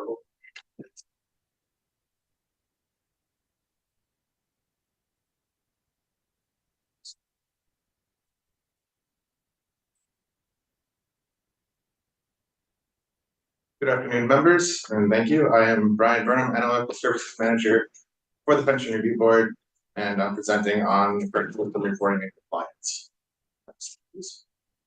For an overview of our 100 defined benefit retirement systems, current assets are about 347 billion, which is about 5 billion more than what we saw back in the March board meeting. Now, this figure does not currently contain the bulk of our plans for the 2023 fiscal year reporting, because those plans are not due for another couple of days. They're due July 28th. But this does include TRS and ERS, which are our two largest plans by far. And so they're really carrying the bulk of this, and this really tells us that 2023 fiscal year was a much more profitable year than the 2022 year was. I'd also just like to highlight that for system membership, we represent over 3.4 million members with oversight that we do of the pension systems here in Texas. So that's just kind of like a big picture of, you know, what we represent and who we're doing this for. Next slide. This slide is just a reminder of our process for contacting and reminding systems about the reporting and our process for notifying systems of their non-compliance. As a reminder, the board does have the authority to ask systems to attend a board meeting to discuss their non-compliance, and they have the authority to subpoena records or other documents from systems. Next slide, please. So on this slide, we currently have 3 retirement systems who are non-compliant with reporting requirements over the 60-day threshold. From the previous board meeting, Midland Fire has come off this list, and they are now compliant with all reporting requirements. But we have added the Killeen Fire Pension Fund and the McAllen Fire Pension Fund to this list. And just all of these plans, all 3 of these plans that are on this list currently, they have provided some reports to us. So we have been in contact with these plans. We have been able to get reports from them. They just haven't met all the reporting requirements that are necessary in order to meet compliance. So we're hoping that very, very soon we'll get those reports to them or to us. If there are no questions on these plans, I can move on to the next slide. David alluded to this earlier in his actuarial report, but the Northwest Texas Healthcare System Retirement Plan did vote to terminate their plan back in March, and we received their amendment to terminate the plan and their zero balance back in May. And so we now consider the system to be defunct for our records, and they no longer are required to report to the PRB. This still puts us at 100 retirement systems because along with the Northeast Medical Center that we talked about back in March, we did have 2 plans that terminated and went defunct. But last year we did have 2 systems who newly registered with us. And so one of those systems has already met the reporting date and has already reported and is compliant with us. The other one is a part of this large group that is due here in the coming days. And then for the final slide, I just have an overview of our compliance dates. As I mentioned, the July 28th is the deadline for the December 31st. And as you can see, that is the bulk of our 100 systems. Just under 70 plans belong to that fiscal year end date. So it's getting to be a busy time for reporting right about now. Thank you. Questions for Mr. Burnham on compliance? Hearing none, seeing none. Brian, thank you very much. On to item 8D. I will call on Ashley Rendon and Mr. Fee to present that item. And we are slated for action on this item, members.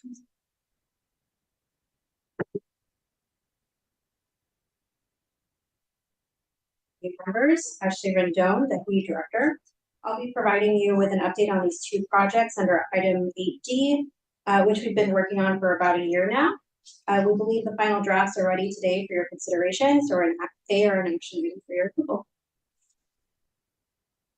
During the presentation today, I'll discuss some background on the guidelines and guidance, the project progress, stakeholder feedback, and changes staff proposed based on that feedback.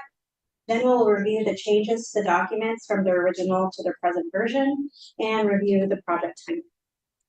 In the packet after these slides, you'll find copies of all of the documents, both with edits visible as well as clean copies. We also have summaries of the feedback received by round. So you'll notice they're kind of the ones that look like spreadsheets, and the date at the top specifies which round. May is the first round and July is the second. As you all know, the PRB pension funding guidelines provides guidance to public retirement systems and their sponsoring governmental entities for meeting their long-term pension obligations. And a fun fact, because I'm that gal at the agency who provides super historical backgrounds on these things, the guidelines were first adopted in 1984, this board's first policy. They've gone through just a handful of changes since then, so in the 90s, early 2000s, later in 2000, and the last revision in 2017.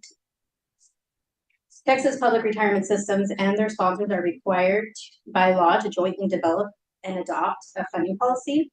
When the statute was first created in 2019, the agency developed guidance and a sample policy to assist systems with the development of their own funding policies. Over the past year, staff has been working to update these documents with a goal to encourage funding, to encourage systems to avoid negative amortization, and of course to reflect changes in statute and best practices. And again, we believe the current drafts do just that. The first drafts of the updated guidelines and guidance were presented to the Actuarial Committee in January, and staff subsequently released the documents for stakeholder feedback. We received 6 comments during this initial feedback period, as summarized on the slide, and we will get into more detail on the following slides. So to summarize comments received on pension funding guidelines after the first round, we made changes to incorporate feedback on guidelines 4, 5, and 6. So for example, on guideline 4, we received feedback that there are sometimes instances where systems may want to contribute more than their normal costs, or that sometimes continuing to cover the normal costs, continuing to cover the normal costs may result in funding over the actuarially determined contribution rate once full funding is reached. And so we made updates to guideline 4 to specify that minimum contributions should continue to cover the normal costs, and added a 120% funded ratio upper limit to account for instances when a system may opt to fund less than the normal cost while maintaining a strong funding level. For the funding policy guidance changes after the first round of comments, we made the change to remove the system's examples as requested. A specific system asked for us to remove them as examples in the guidance. And then we also added clarifying language to ensure it was clear that system and sponsors adopt the same funding policy. And so for after May to now, we presented the revisions previously outlined to the Actuarial Committee on May 9th. We then sent the documents out for public comment again, incorporating changes suggested by the committee, and this time also including the updated sample funding policy, which basically just incorporates the elements we included in the guidance. During this second comment period, we received just 2 comments, one on guidelines and one on the guidance. And then there were no comments on the sample funding policy. And so this slide just provides more information on the sample funding policy itself, since we provided the first draft of changes to the Actuarial Committee in May. So just for its information. For major changes on the second round of comments, on pension funding guidelines, we updated guideline 4 to add in language, same contributions should continue to cover normal costs until the funded ratio exceeds at least 120%. So we just added at least in there. And then we also updated the funding policy guidance based on the committee's discussion to organize examples by system type rather than identifying any specific system. So, for example, TELPRA, statewide, municipal, et cetera. This slide covers all of the changes present in the final drafts of these documents compared to their original versions. We've had a couple of rounds of comments and worked with stakeholders to incorporate their ideas and address concerns. Again, you can find both clean and marked up versions of the documents in your board packet following this presentation as well. And this project has been almost a year in the making, as you can see. We began working on these documents last August. Today, we have final drafts ready for consideration and possible approval of the guidance and guidelines. And if you have any questions on the documents, Mr. Fee and I are happy to help. Thank you very much, Mr. Rendon. Basically, these guidelines are a roadmap for public pension plans to reach full funding. Are there questions from the board? Comments? No questions. I'd just like to thank staff for time and effort that they put into this. I know it was a huge undertaking, and I think it's going to be very helpful. Yeah, I share those remarks. It's been a long slog. Seeing no questions, I would entertain a motion to adopt the Pension Review Board pension funding guidelines and guidance for developing funding policy. So moved. Second. Moved by Mr. Zook, seconded by Ms. Dush. Other comments? Hearing none. Once again, the motion is to adopt the PRB pension funding guidelines and guidance for developing funding policy. All those in favor, please say aye. Aye. Opposed, say nay. The ayes have it. Thank you, Mr. Rendon. Thank you, Mr. Fee. And Mr. Fee, will you please present item 8E? Consideration possible action to adopt guidance for calculating administering lump sums. David Fee, staff actuary, here to present item 8E on some guidance. So today we'll talk about why we have drafted lump sum guidance, why actual equivalence is especially important for lump sum calculations, how to keep assumptions reasonable over time, administrative practices that are informed members and their spouses, changes reflecting stakeholder feedback, and the timeline. So the purpose of lump sum guidance is to inform and remind pension systems. So most plan provisions are updated only when the sponsor is looking to change the benefit formula. So it's important to remind sponsors that actual equivalence provisions are like modern appliances. They're only meant to last so long and they need to be updated and replaced regularly. We also want to provide reasonable suggestions and principles for sponsors to consider. By providing these suggestions, we will help fulfill the PRB's duty to encourage equitable distribution of benefits. So when we talk about actual equivalence, there's two components: an interest rate and a mortality table. They affect all optional forms, but lump sums especially. Lump sums are paid far in advance of other payment forms because a lifetime of future payments is traded for one single payment. Both the interest and mortality effects are inflated, the project payment time is 2 years from date. So both of these components can be updated if not reviewed and updated regularly. So we have one of our systems uses a mortality table from 1971. The majority of the world was avoided. And we have many systems using a 1984 mortality table when Dove scribes. So, but when it comes to their actual evaluations, most of these systems use tables from So when it comes to reasonable assumptions are important for both the pension system and the members. So when the optional form conversion uses reasonable assumptions, whether or not a sum is chosen, the pension system should not incur significant gains or losses, and the members should receive a benefit that's arguably equal in value to normal form payments. But there's no agreed upon definition of reasonable actual equivalence, and so this guidance provides potential definitions of reasonable interest rates. So when we're talking about these reasonable assumptions, it's important to look at it from the perspective of the system and the members. How do these assumptions approximate the system's future experience, and how close do they come to approximating the members' future experience? So for a reasonable interest rate, a reasonable interest rate will be no higher than the system's best estimate of future investment returns used in the actual valuation. Because at that rate, the system's finances are fully insulated from interest. But the system may choose an interest rate below their best estimate of future return. But in that case, the system should take steps to understand the cost to the system of the other option form. So for mortality tables, new widely adopted mortality tables typically come out approximately every 10 years. And retiree expected lifetimes grow over time. So these outdated mortality tables tend to underestimate the number of pension payments of the normal form of annuity. And when that underestimation happens, it results in smaller lump sums. So we recommend pension systems should review and consider updating this plan provision every 6 months or decade. Now for administrative practices, when a member is choosing from all these optional forms, it's one of the toughest, most important decisions a prospective retiree will ever make.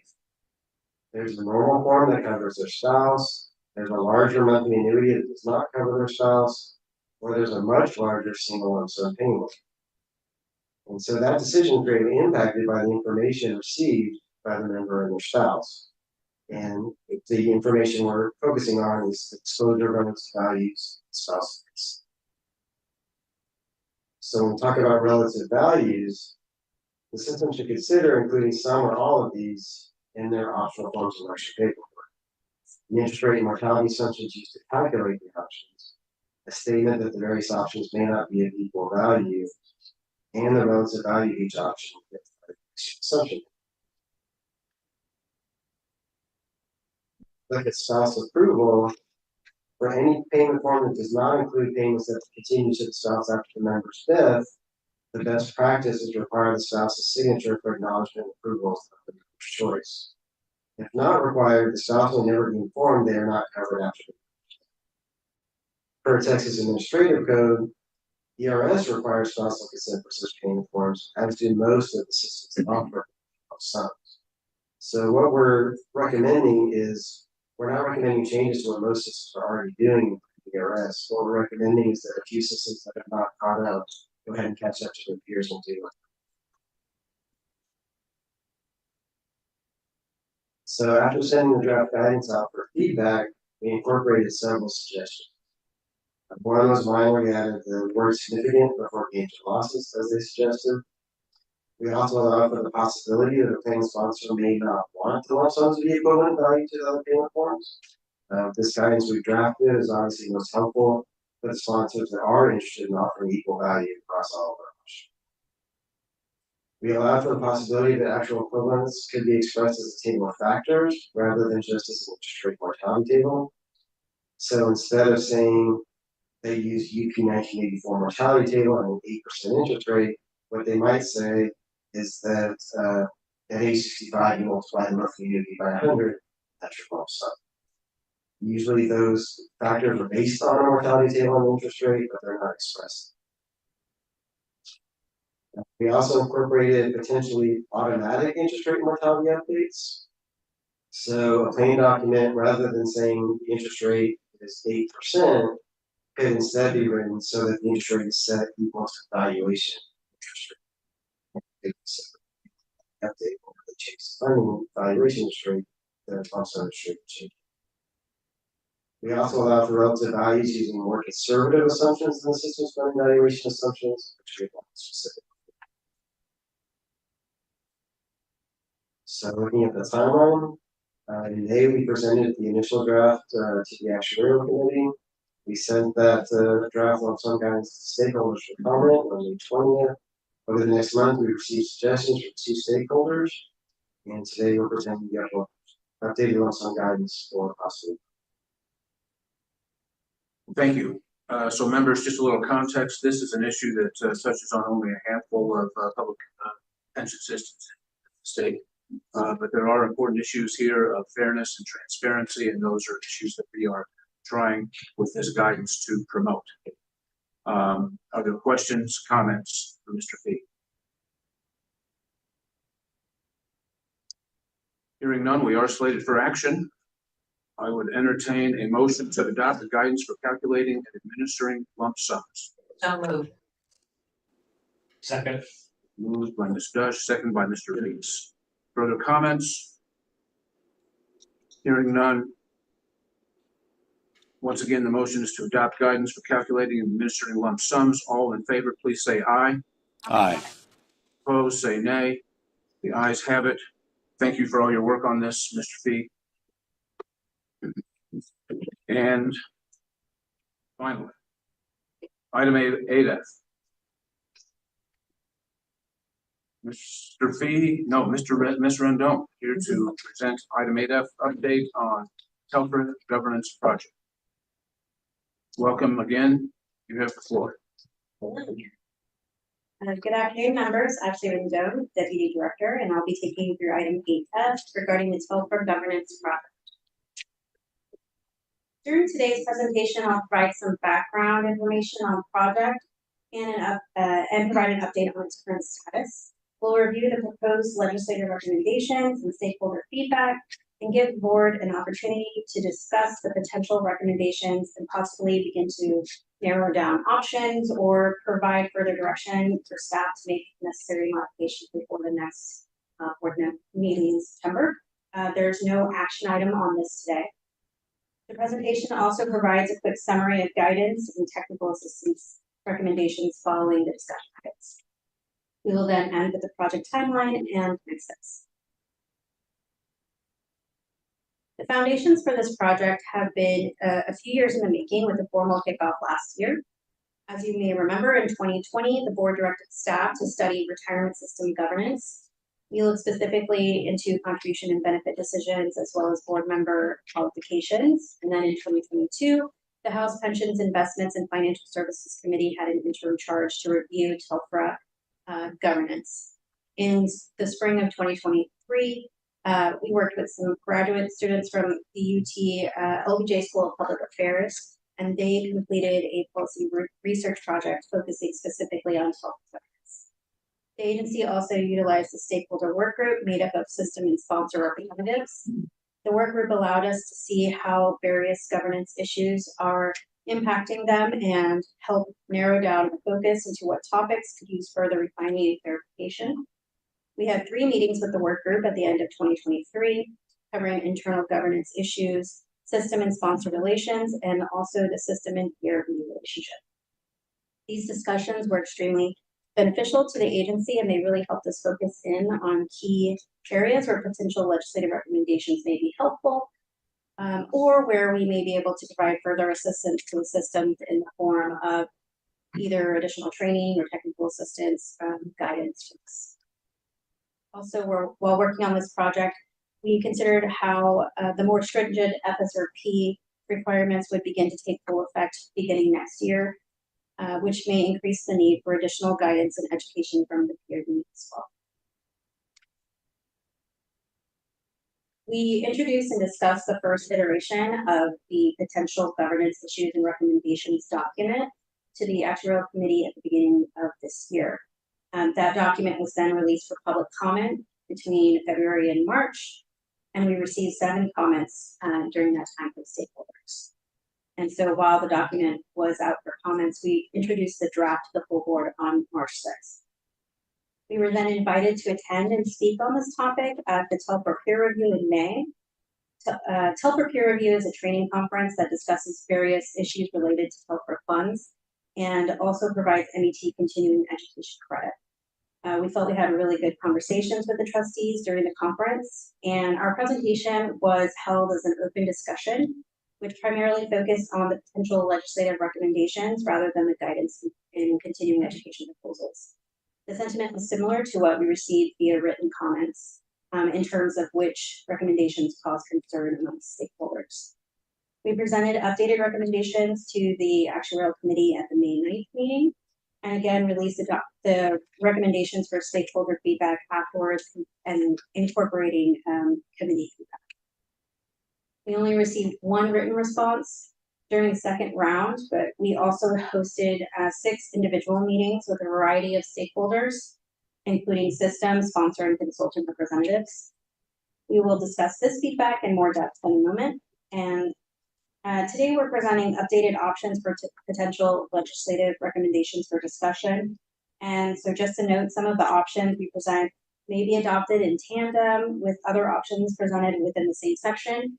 So I'll make sure to indicate which options are more standalone and which may work with others throughout the presentation. May I stop you for a moment, please? So members, just to be clear, we're not slated for action today on this item.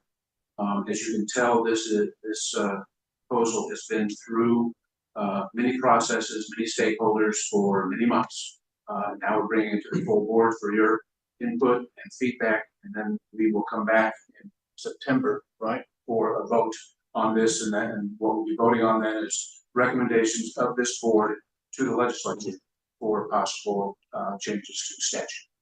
So we're going to have a discussion here over today. Thank you, Ms. Rendell. So we have the topics categorized by topic areas. We created the topic areas based on recurring themes and findings from our initial research. I will note that topic area 4 is kind of a catch-all topic area that covers any topics that we would like further research and develop and that do not necessarily fit into the first 3. And so we kind of put a call out for ideas on this, and we do have one, so we'll cover that one in a bit. For this presentation, we're going to go in reverse order from topic 4 down to 1. And for logistics, I'll just make some periodic pauses and feel free to interrupt throughout the presentation, and I'll do that to allow for discussion. So for topics 4 and 3, they've generally been well received and we've gotten little feedback other than that. And topics 2 and 1 are where we propose more options to incorporate feedback and hopefully address them. So we have more options. Starting with topic area 4, in this section, we originally invited stakeholders to inform us where they think the teleport statute could do some clarifications. We developed 4.1 based on stakeholder input, which would be proposing language authorizing boards to adopt an education policy. We generally received positive feedback on this proposed recommendation, especially because it was not requiring boards to adopt a policy, but rather authorizing them to do so if they want. We did receive some feedback that this could potentially make recruitment to the board harder if there are more requirements for trustees to complete. And for topic area 3, transparency and communication. During our research, we found that some system information, such as the reports they send to us, may not be easily accessible to the public. There's already a statutory requirement for reports that are submitted to the PRB to be posted on a publicly available website.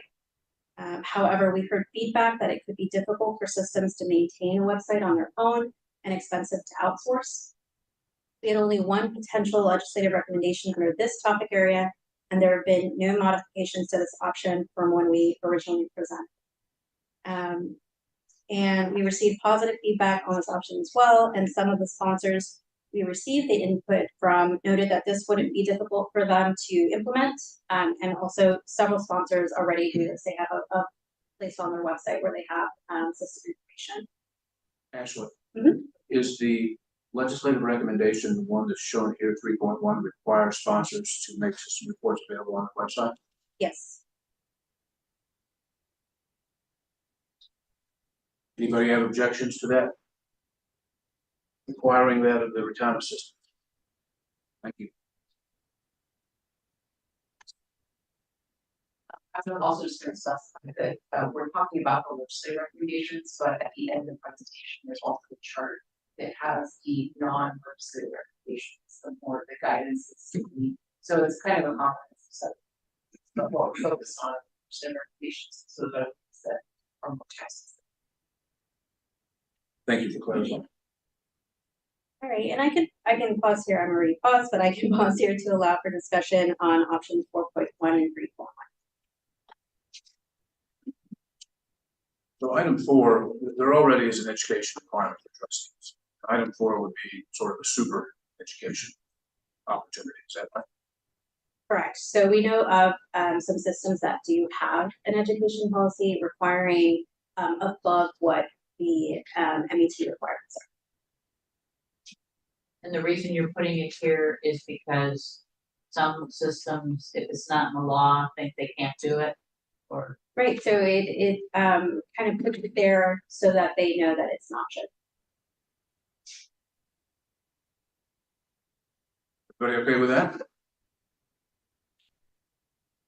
All right, any comments on items, top areas 4 or 3?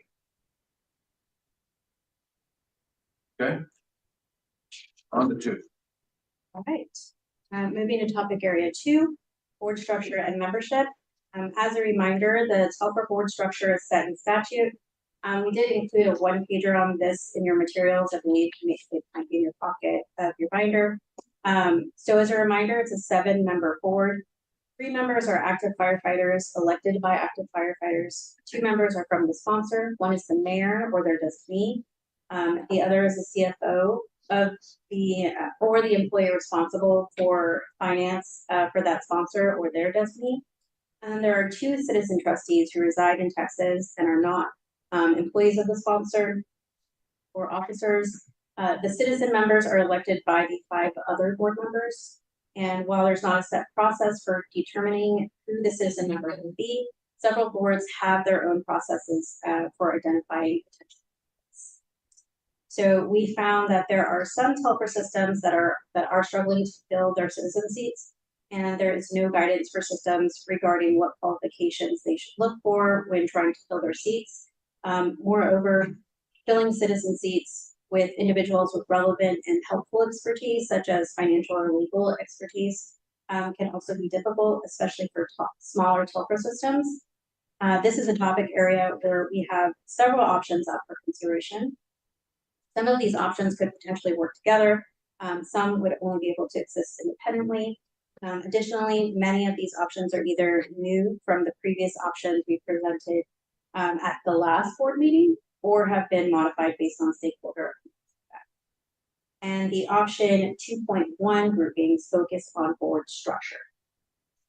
So first, option 2.1 would eliminate 1 citizen seat and make it a mayoral appointee and then retain 1 citizen. An alternative option would be 2.1A, which would provide statutory authorization for Telford boards to adopt a policy that would allow for the conversion of 1 citizen seat to a city appointee position if either the citizen seats are unable to be filled. The policy must include the length of time the agreement is effective and specify the term length for the converted city appointee seat. And then additionally, this option proposes to remove the exclusion from the Telford statute that prevents a city employee from participating as a citizen trustee. And so these 2 options would not be able to both be adopted. Does everyone have this handout that they provided? It's very helpful in understanding this discussion.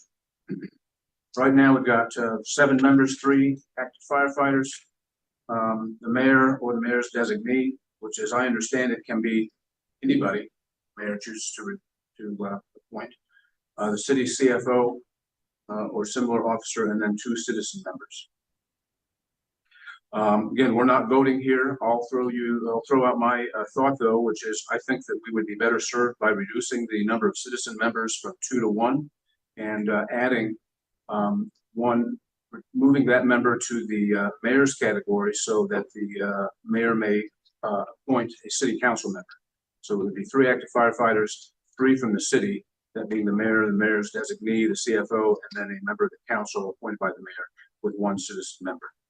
I think that this brings a little bit of balance to the board, and also it helps address those situations which are not few in number, I understand, in which there is difficulty attracting and retaining citizen members on the board. Just my thought, and I welcome any comments or questions on what I said or if Ashley present. Mr. Brainerd, I do believe this is integrally related to what we'll be talking about in topic 1. And perhaps Mr. Zook can answer a question for me because he seems to be very knowledgeable in this area. But so I am confused about who negotiates compensation for firefighters. I mean, it does seem that these boards are, you know, responsible for determining retirement benefits, but is there another part of the membership that is negotiating benefits and compensation in general for firefighters? Because I'm just confused about why pension benefits are done within this framework when compensation and healthcare benefits are perhaps done outside of this. I'm happy to address that, not pretending to be an expert on how all systems and all cities and all counties are run. What I can tell you is it is part of the challenge, is that you do have those that are focused, the board that is focused purely on the pension, you know, that is what their job is to focus on the pension and the pension benefits.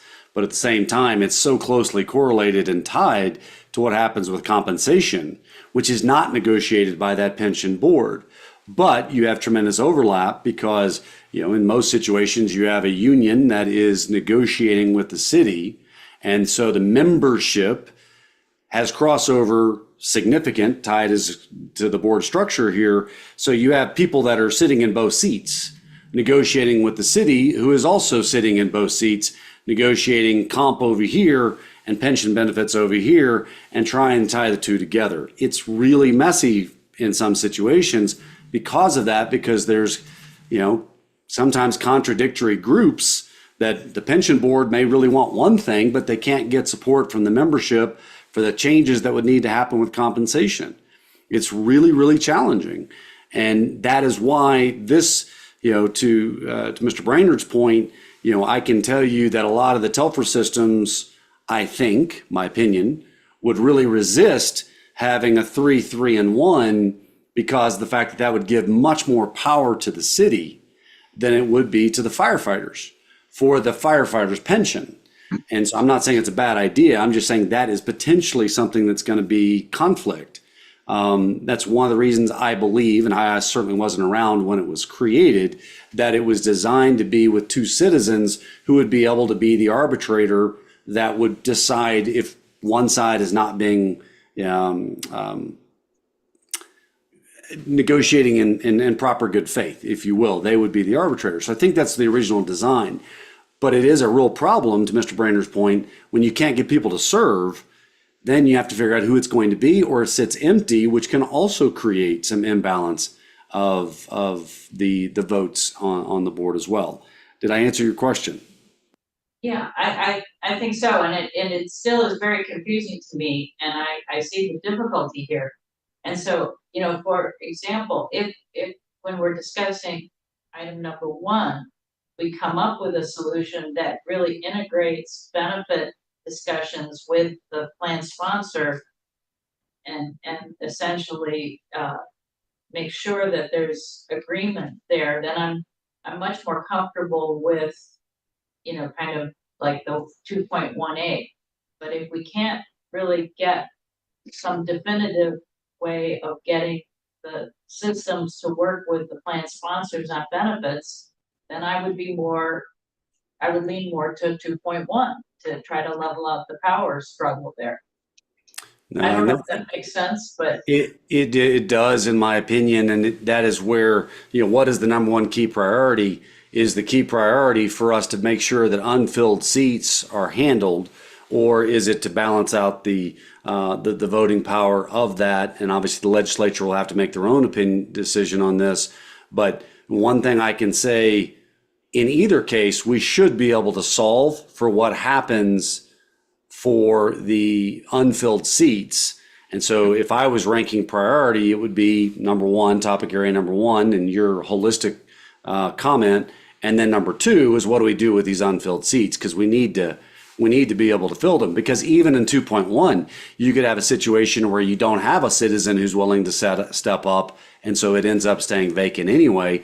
There needs to be some way to solve for that, no matter what we do in topic area number 1. so I guess maybe, Mr. Brainerd, what I'm hearing is we perhaps could come back and revisit 2.1 and 2.1A after we discuss 1. Okay, yeah, I think that's a good point. I'll make another observation, which is just as a matter of principle. Again, I'm speaking just for myself as a matter of principle. I have a problem with the board selecting one of its own, and in this case, two of its own. Yeah. If it was one of its own, it wouldn't be that as big a deal, but I think two of its own is a pretty big deal. Because if you're on a group and you're picking another member of your group, a voting member of your group, you're not going to pick somebody who's you believe is not going to agree with you. You're going to pick somebody who you believe is of like mind. That sort of defies the idea of a governing board. The idea of a governing board is to have a diversity of views, representatives. My earlier suggestion to move one of the seats to be appointed by the mayor would reduce by half the number of participants who are selected by the rest of the board.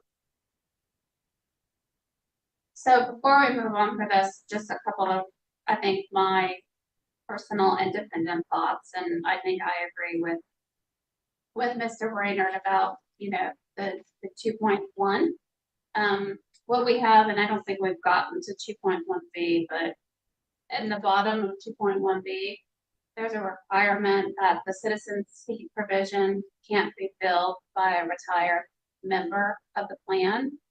And I think that requirement should cover all of these options. Like, I don't feel like if we're looking at balance of power and you have citizen seats being filled by retired members, that just inherently throws off the balance of powers, irrespective of any other changes that we may recommend. So I would like to see that provision kind of be applied holistically in today's discussion. And then, you know, to Mr. Brenner's second part, and the 2.1C, I really like the supermajority requirement and the filling of citizen seats, because at that point you have to have buy-off from both the plan and its sponsor to fill any of those. Thank you. I appreciate those remarks. Did you have more to say about topic area 2? Yes, so I can go on to the next page to discuss what Chair Levy was speaking to just now. So 2.1B allows for one active member seat to be filled by either an active or retired system member. So it can convert one of those three active members to either active or retired. Also to update the citizen seat provision to specify that a retired member may not serve in a citizen position. So right now it does state that an employee of the city or an officer of the city may not serve in that capacity, and this would also disallow a retired member to serve in that position.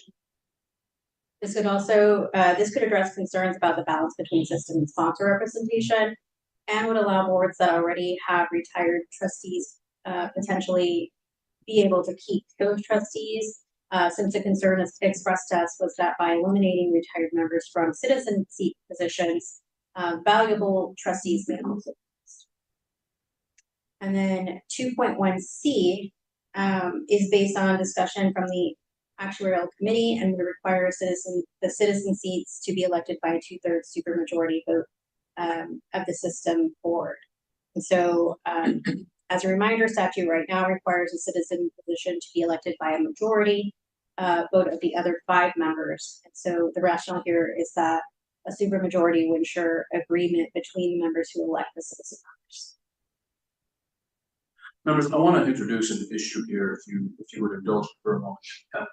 I would consider this really the overarching issue, the meta issue of all of this governance, and that we're going to get to that in a second in item 1, and that is TELFRA plans. As far as I know, uniquely in the United States of America, I don't know of any other set of retirement boards whose members may elect their own benefit levels, contribution levels. But that is a unique power that is provided to TELFRA plans.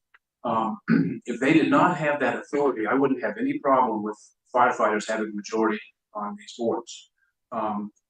But by providing the plan participants with the authority to change their benefit levels and effectively impose a financial, long-term financial obligation on taxpayers, that is is an incredible power that Telford plan participants have through this board structure. And so some of this really, in my mind, becomes affected by the decisions that we're going to make with regard to topic one that we're going to get to in a moment, and that is whether or not to recommend that these Telford board members Telford boards continue to be allowed to elect unilaterally to change their benefit levels. And along that line, the comment was, retiree benefits are locked in, they can't be changed. On the other hand, he could be, that person could be voting for a COLA. And so to some extent, there is a possibility for self-enhancement with a retired member on the trustees. And I agree with Mr. Brainerd. To me, there's just this fundamental issue, and I don't think, because members contribute so much to these programs, they certainly have the right to negotiate their benefit levels, but it should be a negotiation. And my question is, does it belong in the pension trust, or does it belong outside the pension trust? Does it belong between those people who are negotiating compensation? And that the role of the pension plan is to administer and make sure that funding continues, to invest the money and continue the operation of the plan. But again, I just find it very peculiar that the benefit decisions are embedded in this program.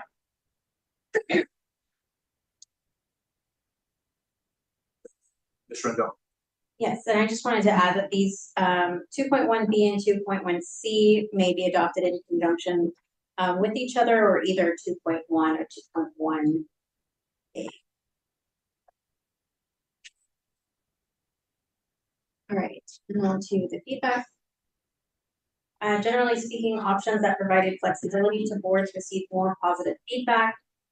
Sponsors did tend to prefer options that afforded them more direct balance, such as option 2.1, but overall option 2.1A was also favorably received as an acceptable alternative.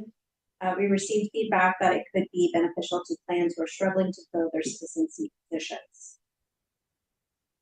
We received mixed feedback on option 2.1B, which would allow for a retiree to fill the active member seat, but would also prevent retirees from filling the citizen seat position. Some of that feedback in favor of option 2.1B noted that this could help balance the representation on the board. However, those who did not favor the option noted that active members and retired members have different perspectives to Ms. Suggestion's point on electing that retirees wouldn't be able to alter decisions. Let me go back. For example, retired members' benefit is already protected and therefore isn't altered by decisions the current board makes. There are also several plans who have retired members serving in the citizen seat positions on their boards who are active and engaged, and there's concern that this may negatively impact the system. And I'll pause here if you have any other discussion on 2.1, otherwise I can move to 2.2. One quick comment, members, if I might, and that is one way to include retired firefighters in this could be to expand the eligible pool of firefighters from just active to active or retired. I would say that it is not unusual in this country for a pension board to statutes to denote that the member may be either active or retired participant.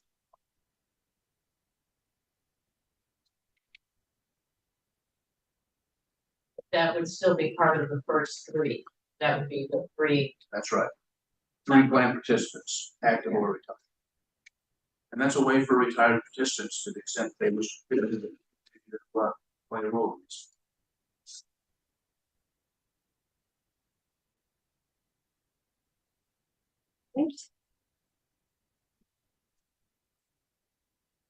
All right, so we are still under topic area 2 on board structure and membership, but we're going to shift focus a bit to inactive and non-compliant board members.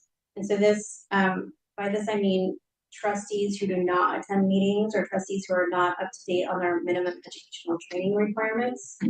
Some systems have indicated they've already started taking measures themselves, including the creation of attendance policies or education policies. Originally, option 2.2 had some sub-options where staff provided somewhat of a menu of options for the board to consider.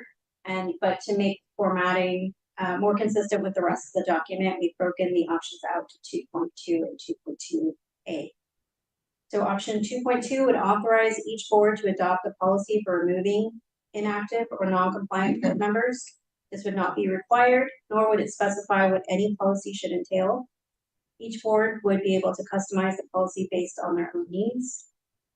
After actuarial committee discussion and additional stakeholder input, we developed option 2.2a, which would formalize that it is a ground for removal from the board when a member is absent for more than 25% of the regularly scheduled board meetings that member is eligible to attend during the calendar year without any excuse approved by a majority vote of the board.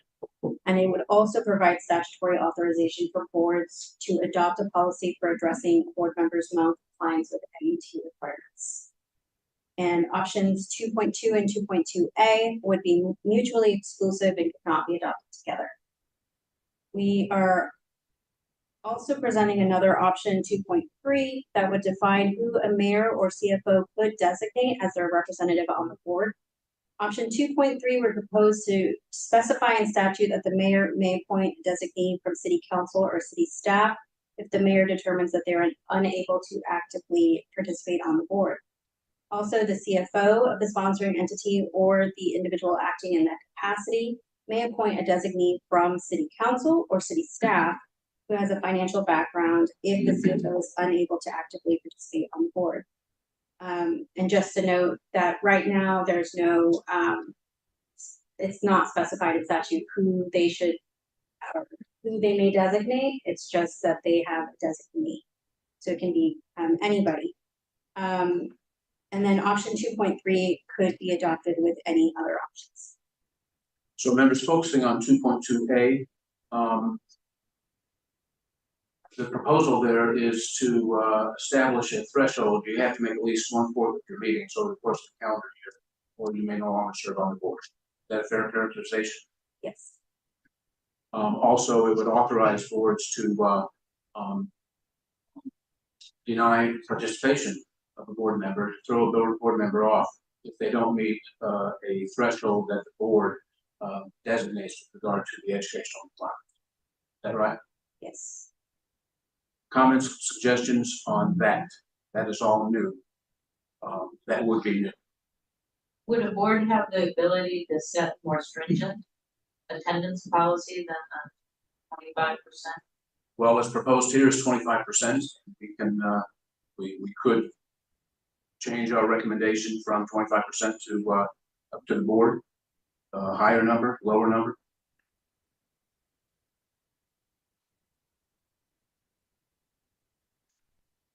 Just to clarify, if what the board wants to do is provide that flexibility and latitude to sister boards, then 2.2 would be the recommendation to the county. So that would provide authorization to adopt a policy, but where they could establish that.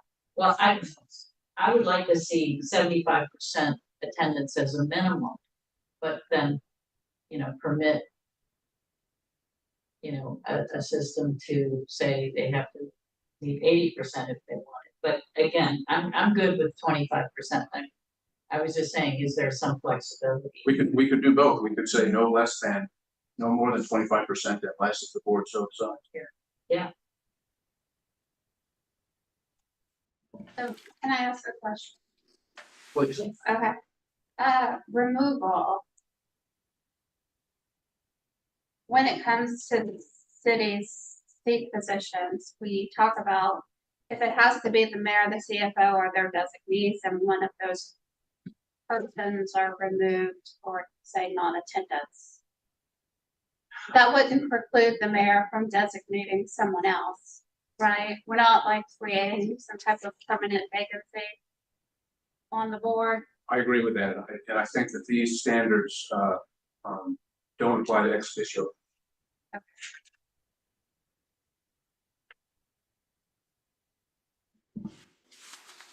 Just to make sure I heard correctly, what I thought Mr. Brainer and Ms. Deutsch agreed upon is that, we leave it as 25%, and then the board of the plan can choose to select a higher standard if they want to. Is that what I heard, or not?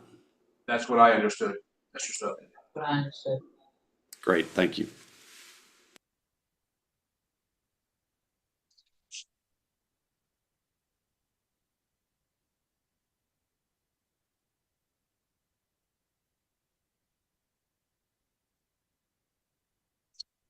Further comments, questions? We ready for topic 2 feedback summary? All right, as we saw before with the 2.1 grouping, options that provide boards flexibility and statutory authority to create policies rather than mandating specific requirements was generally viewed more favorably. That said, having a statutory mandated 25% rate for board members was acceptable with the stakeholders that provided feedback. There was some concern about what the removal process would look like in practice, especially with city officials. That is something that staff can also begin to look into if we also consider those positions as well. If the board would like to move forward with either of the 2.2 options. We also received some concerns about being able to excuse absences, specifically what would qualify as an excused or unexcused absence.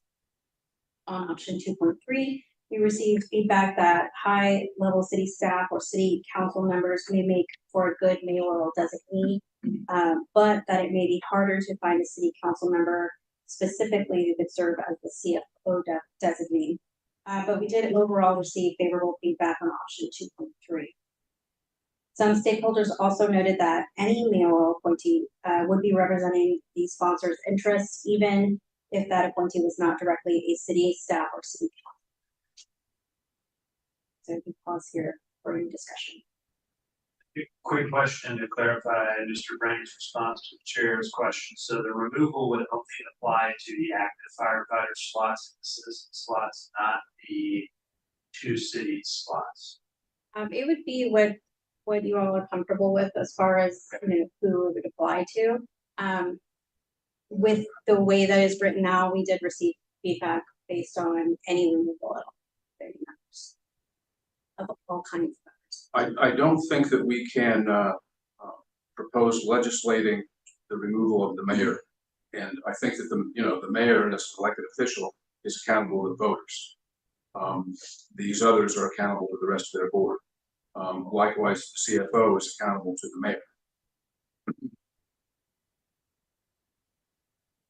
And I would not expect the CFO to be someone who is not making their pension meetings. If they are, they might have bigger issues with their position. Is that helpful, Mr. Reese? Yes, yeah, it is. I think I would. Well, yeah, I think the removal applying to the five of the 7 positions makes sense. The 2 city positions does not make sense for the removal provisions to apply to those spots. I agree with that.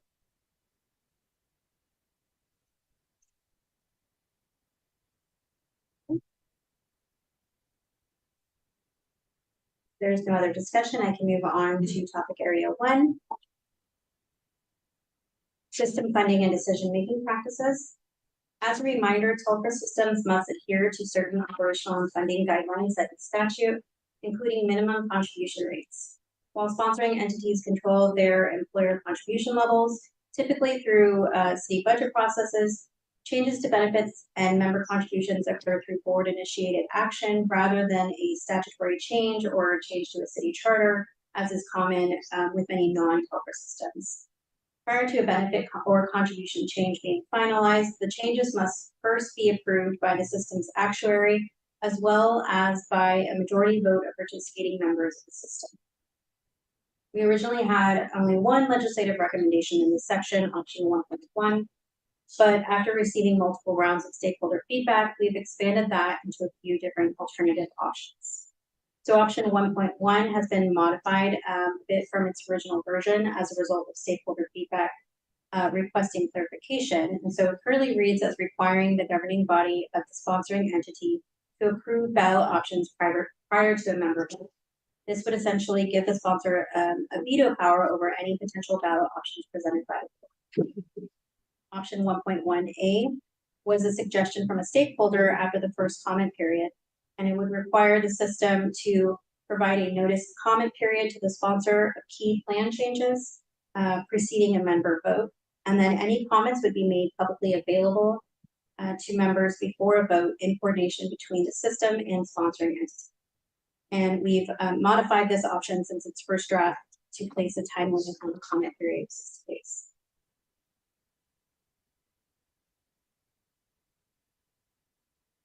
Then option 1.1B is somewhat of a hybrid between 1.1 and option 1.1A, modified based on committee and stakeholder feedback on the first two options. So it would require the governing body of the sponsoring entity to first approve any ballot options concerning benefit or contribution changes prior to a member vote if the system and sponsor solely utilize an actuarially determined contribution rate. If the system and sponsor do not solely use an ADC, then the notice and comment period would apply. And option 1.1C would authorize the system and the governing body of the sponsoring entity to enter into a separate agreement defining parameters for member contribution and benefit decisions. These agreements may be reflected in a jointly developed and adopted funding policy as required by state law. This is something some systems are already currently doing. They have agreements with the sponsor, but this legislative recommendation would potentially bring about more awareness, again, getting that authorization in statute, and also tie into the existing funding policy requirements. And so options 1.1, 1.1A, and 1.1B are all mutually exclusive, and option 1.1C, however, could be adopted with any of the other options. Questions, comments? Well, I think this is the meat of this whole governance issue, in my opinion. And like I said, I think benefit levels should be negotiated. But I also, you know, if a sponsor agrees to a benefit level, then they need to agree to fund it. So I like tying the agreement to an ADC.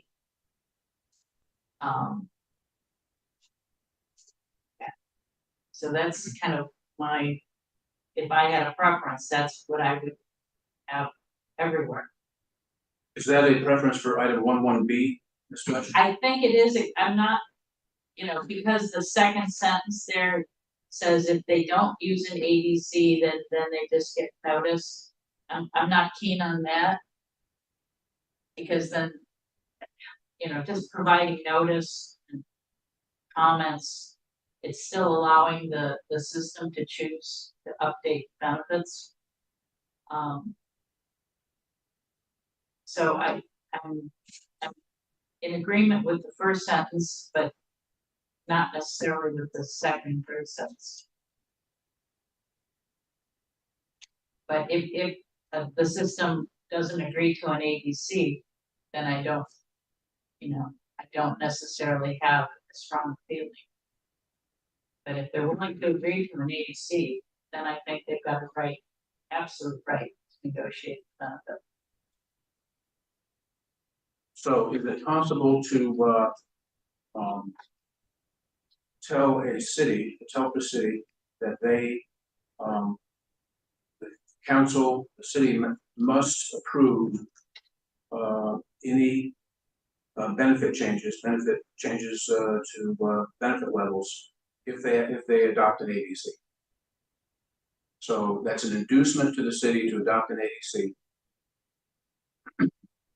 And that gets the city to the table to be able to say yea or nay on benefit changes.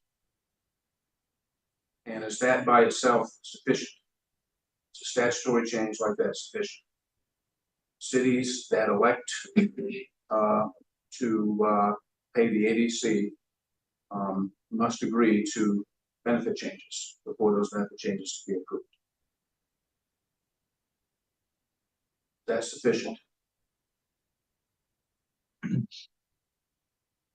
Otherwise, we'll have cities that do not agree to an ADC and leave the statute as it is. So we're getting skin in the game on both sides.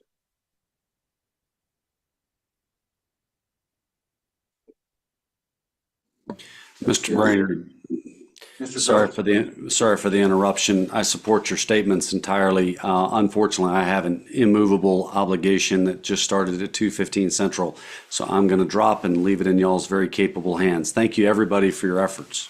Thank you very much, Mr. Token. We appreciate that feedback. I'm inclined to propose that that we recommend some variation of 11B, the first sentence of 11B anyway. And that is cities that adopt an ADC, which is basically a promise to pay the actuarially determined rate, have to sign off on benefit changes. That seems to me sufficient to address this issue. Now, all right, I'm gonna play actuary here. Again, it goes to this definition of ADC. So every year they calculate the 30-year amortization and add the normal costs. You know, it's like the rolling 30 years, and they're saying we're contributing the ADC. I mean, so that's when I start saying, well, no, the ADC has to be fixed, you know, based on a declining amortization. We have to get to 100% funding. So I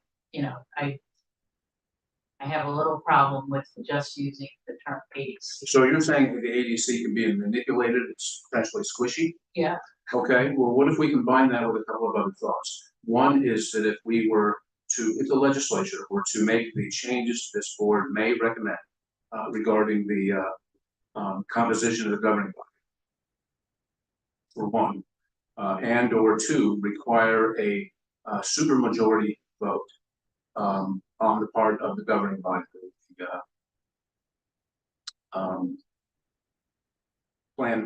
the fund board, in order to make benefit changes.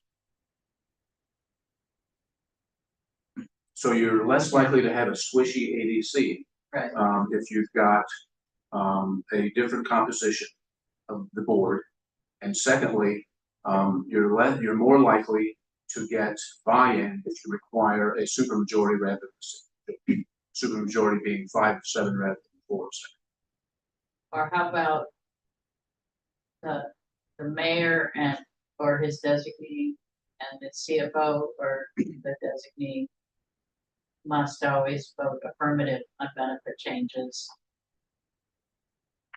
I think that defies the idea of a board vote. Board.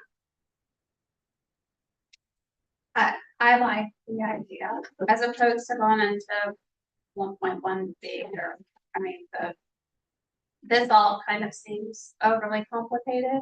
Things like we streamline it if we have recommendations related to board composition and then benefit changes being adopted by supermajority.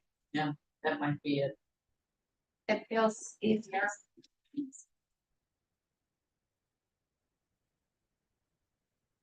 It's been suggested to me that we could also specify that the ADC must be pension fund, the PRB's pension funding guidelines.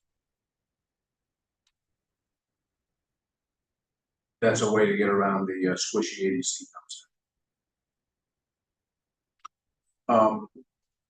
Yeah, we can definitely take the comments and work on something if that works for you all. If we had some good suggestions. Do you feel like you're getting guidance here? I do. You're getting Yeah. a sense of the board? Yes. Board members, are you comfortable with where we are, what direction we're heading? I just don't want to permit a rolling 30 to be the definition of the ABC. Okay. Do PRB guidelines allow a rolling 30? I believe they do. The updated pension fund guidelines offer, systems to be having an average rate of 15 by 2040. But it doesn't specify what goes on underneath. So until 2040. I mean, Okay, so back to the original thought, if the board composition changes are made and the majority, super majority vote is required to change benefits, that goes to the same place.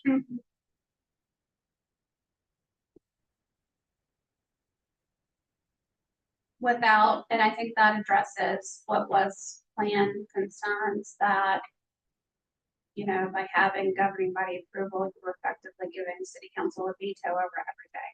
And so we take that issue off the table as well. Good point. Further comments, questions, discussion? Do we know the last time TELFRA statutes were amended by legislation? I think they're updated pretty regularly here and there, you know, with small modifications. I know, I believe in 2017 is when they did modify the board structure to specify, to open up the citizen position instead of being from the area to being statewide. Thank you.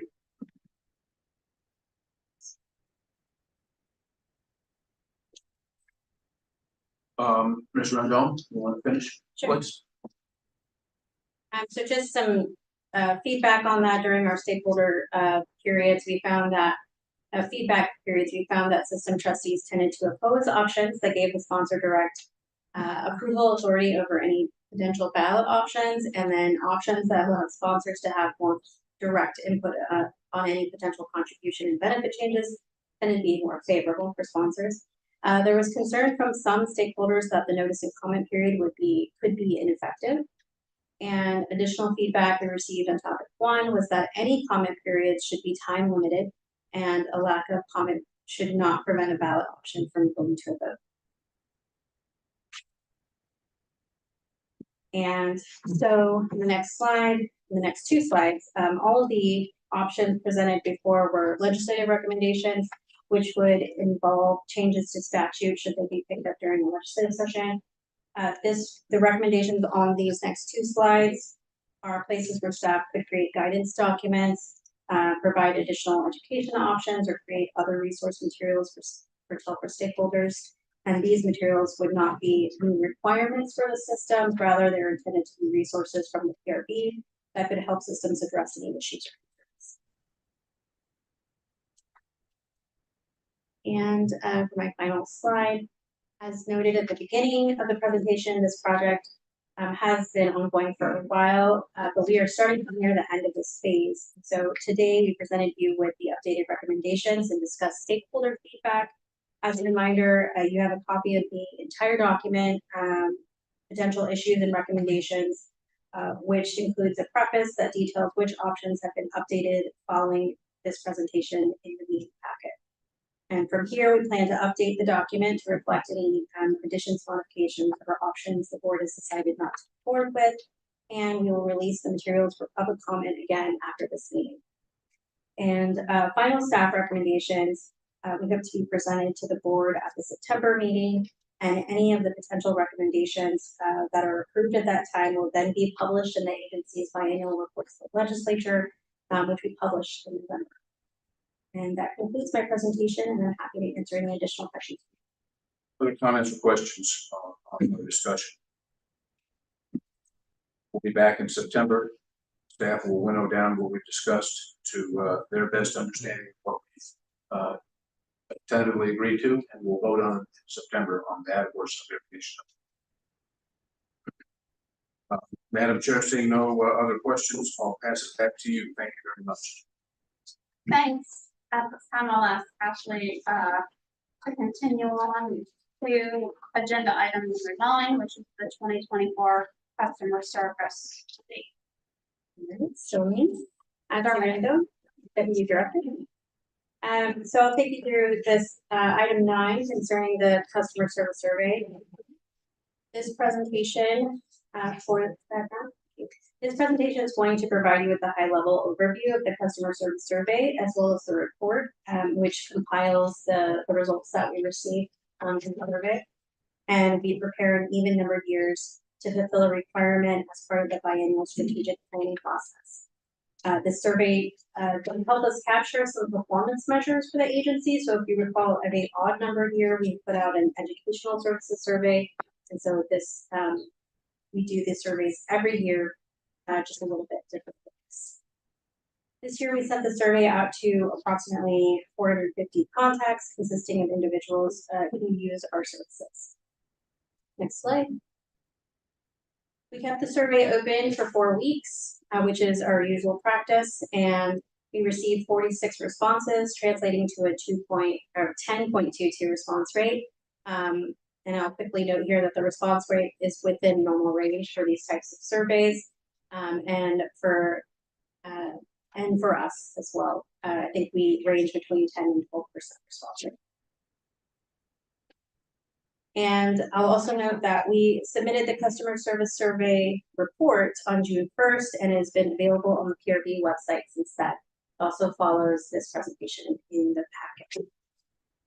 This year's survey resulted in generally higher satisfaction rates in most, if not all, areas compared to the previous survey. And for this presentation today, I'll just highlight some feedback we received. So here on this slide and on the next slide, we've outlined some feedback along with our responses or actions that we've been taking. And I'll also note that all written feedback we received is included at the end of the survey report itself, which is again, behind this presentation. And so I won't go through all of these today, but I did want to highlight on the next slide. On this first comment regarding document submission, the PRB online reporting tool is what we're calling a reporting portal project that we've been working on. It is nearing completion and external testing is beginning very soon. I'm very grateful for those who agreed to participate and appreciate your patience as we roll this portal out, but I do think it'll address these kinds of comments that we received. An important takeaway for all of this feedback is that we agree with a lot of it, which is why we're actively working toward improvement in these areas, many of which are already underway, and so that's why I included that response, the responses on the slides, just to show that we are addressing this. So before we move to the next slide, addressing the comment about the sound quality of the meetings, like specifically when we're in this building. Yes. So we did, this is the equipment that we have, and so we had to test it out when we were at the Capitol. Of course, we have a whole AV setup there that is really good. And so here we have our equipment that we purchased, and so I think what has helped is that little speaker that's in the middle, from being over there to over here has really helped a lot, and we've done some testing there. Okay. I mean, through, I don't know if we're on Teams or Zoom or what we're on, but I mean, Right now is there opportunity for people to provide lifetime feedback to the extent that they can't hear us? Yes. Okay. Yes. We have gotten during meetings. Yes, I was just about to say that during meetings we have gotten feedback, be it through emails or through Zoom. Okay. Have you gotten any today? Only conference. Only compliments. Wonderful. Great.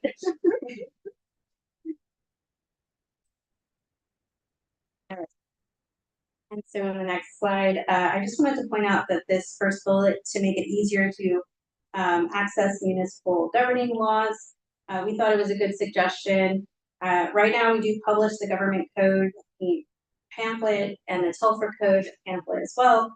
So we could potentially look to do something similar for municipal plans, as Vernon's statute could be a little difficult to navigate. And so these were just some suggestions that we wanted to highlight as well. And of Yeah, course, I would, sorry. No.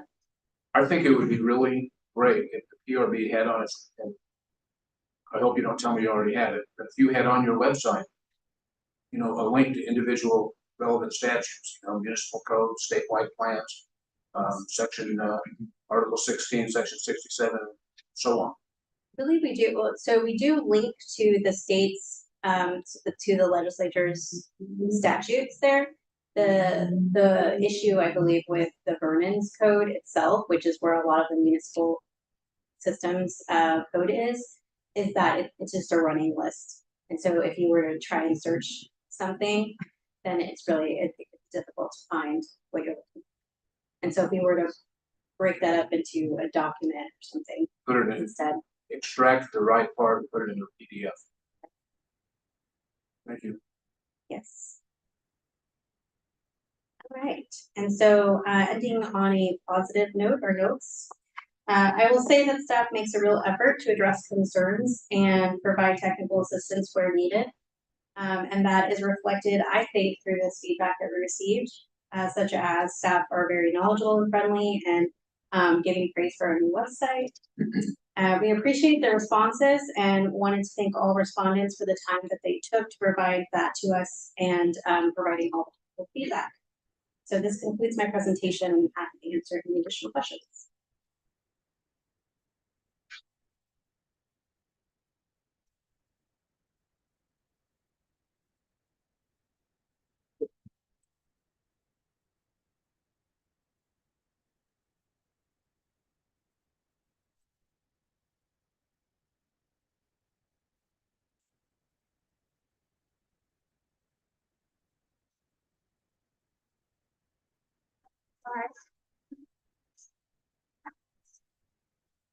Yeah.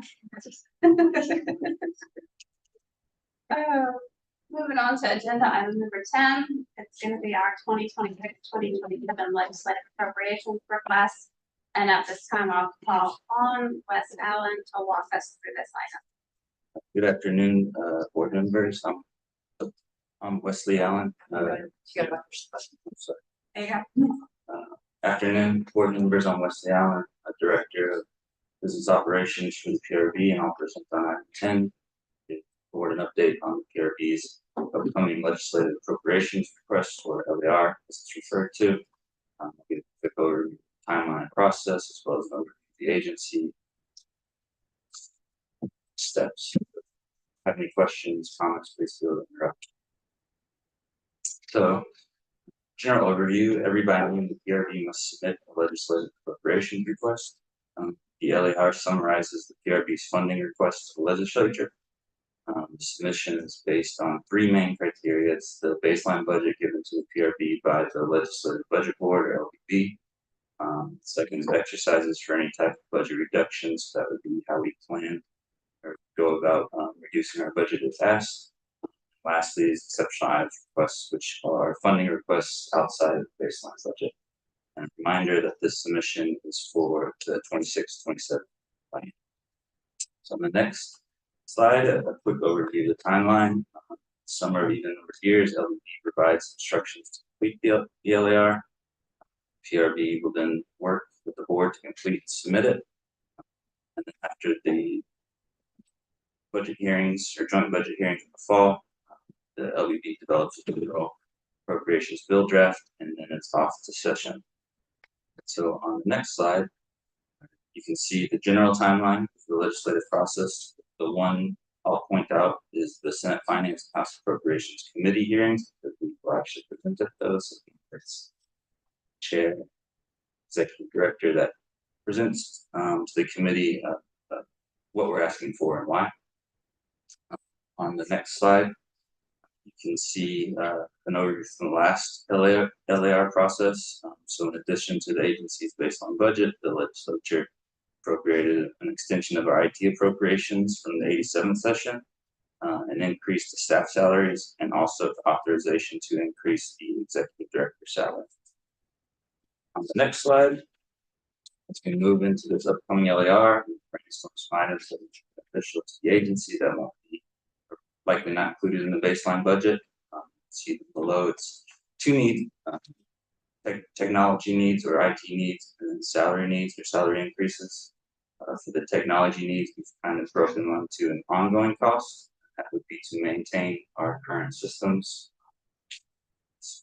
For example, would be our current software licensing agreements. And then there'd be a one-time cost. That would be to make enhancements to the projects we've been working on and replace IT equipment. The enhancements would be to projects like the internal database, portal, and data center. And the second item would be salary increases. Obviously, this helps to mitigate turnover.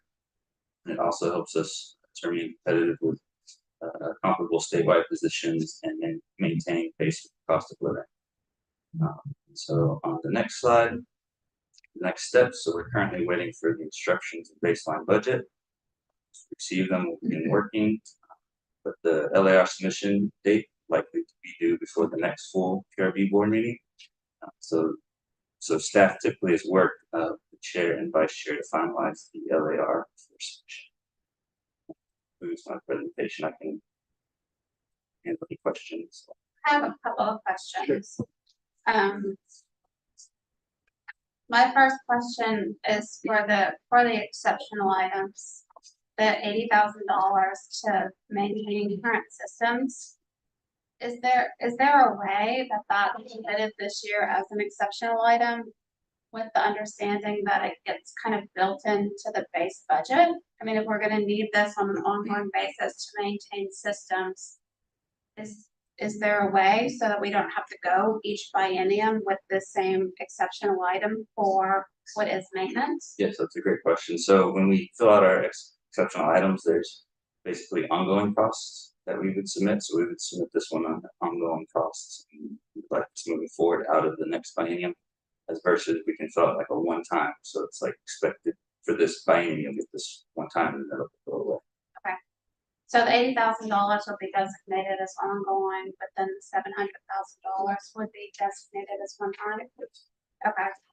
And then my second question goes back to, and I'm not sure if this is an exceptional item or something that happens outside of the LAR, but going back to our 24-25 appropriations, we did get an authorization to increase our executive director's salary, but we're currently at the top of group 3 as it relates to compensation for ED.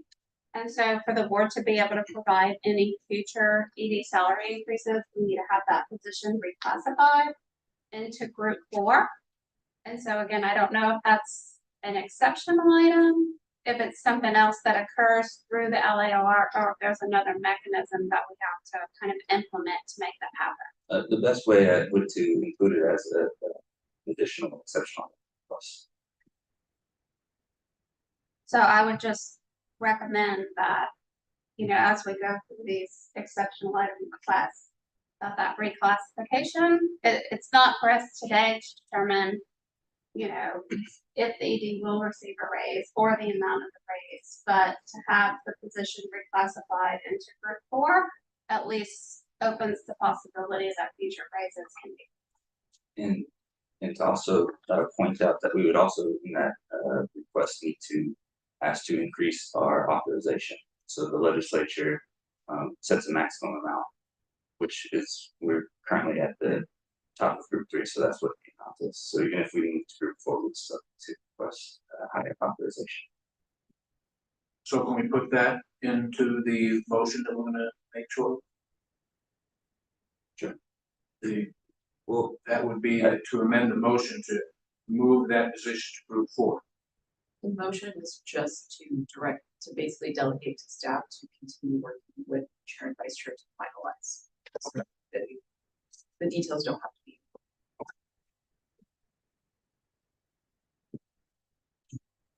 For clarification, for salary increases, is the agency's full program included in the budget? So benefits as well as base pay, or is it just salaries?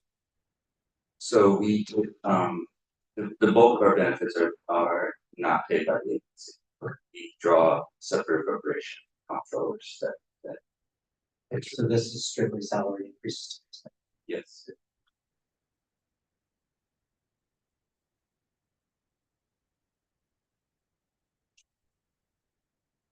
Any additional questions or discussions?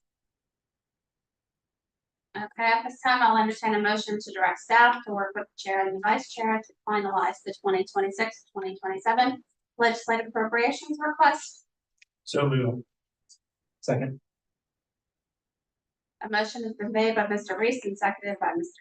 Gonzalez to direct staff to work with the chair and vice chair to finalize 2026-2027 legislative appropriations requests. All in favor say aye. All opposed, nay. The ayes have it and the motion is passed. At this time, I will call upon our executive director to provide us with the executive director's report, which is agenda item 11. Thank you, Madam Chair, board members, good afternoon. I'm Amy Porter, the executive director, and I'm going to speak right with this. Next slide, please. So I'm not gonna go through all the details of this, but this is just to update you all on our participation in different Telford and Taxpers conferences. We aim to provide a presentation at most of these events. The next one that's coming up will be the Taxpers Summer Educational Forum in San Antonio, and our intention is for our staff actuary David Fee to present on the updates to the pension funding guidelines that you all adopted today. Next slide. Item 11B, strategic plan. Every 2 years during the interim, we submit our agency strategic plan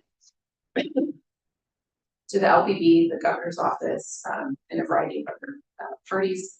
This is part of the regular state budget process. Next up will be the LAR, which Wes just presented on. And there are several components. As far as deadlines, our first one was in March, where we asked for and received authorization to change some of our performance measure definitions. And then we submitted our completed strategic plan before the June 1st deadline, and that included the standard items like our agency mission goals and action plans. There are a number of supplemental schedules that go with that, such as our agency hub plan and the customer service survey, which actually just a short time. Slide, please. These are both operating budget items. They're both provided in your packets. 11C is just an update to our current fiscal year operating budget. And we have a decision item for approval of the fiscal year 25 operating budget in anticipation of the next state fiscal year. So now,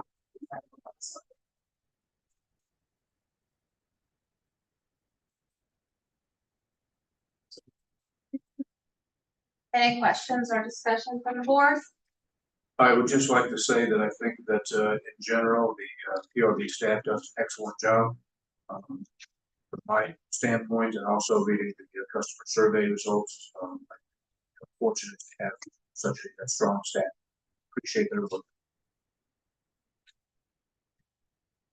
Okay. At this time, I will entertain a motion to approve the fiscal year 2025 operating budget as presented. Second. Motion's been made by Mr. Gonzalez and seconded by Mrs. Dush to approve the fiscal year 2025 operating budget as presented. All in favor say aye. Aye. All opposed, nay. The ayes have it and the motion is passed. Agenda item number 12, future meetings, agenda items, dates, locations, and other information. The next pension review board meeting will take place 10 a.m. on September 25th, with a location to be determined. Are there any future agenda items that the board would like to have placed on that agenda?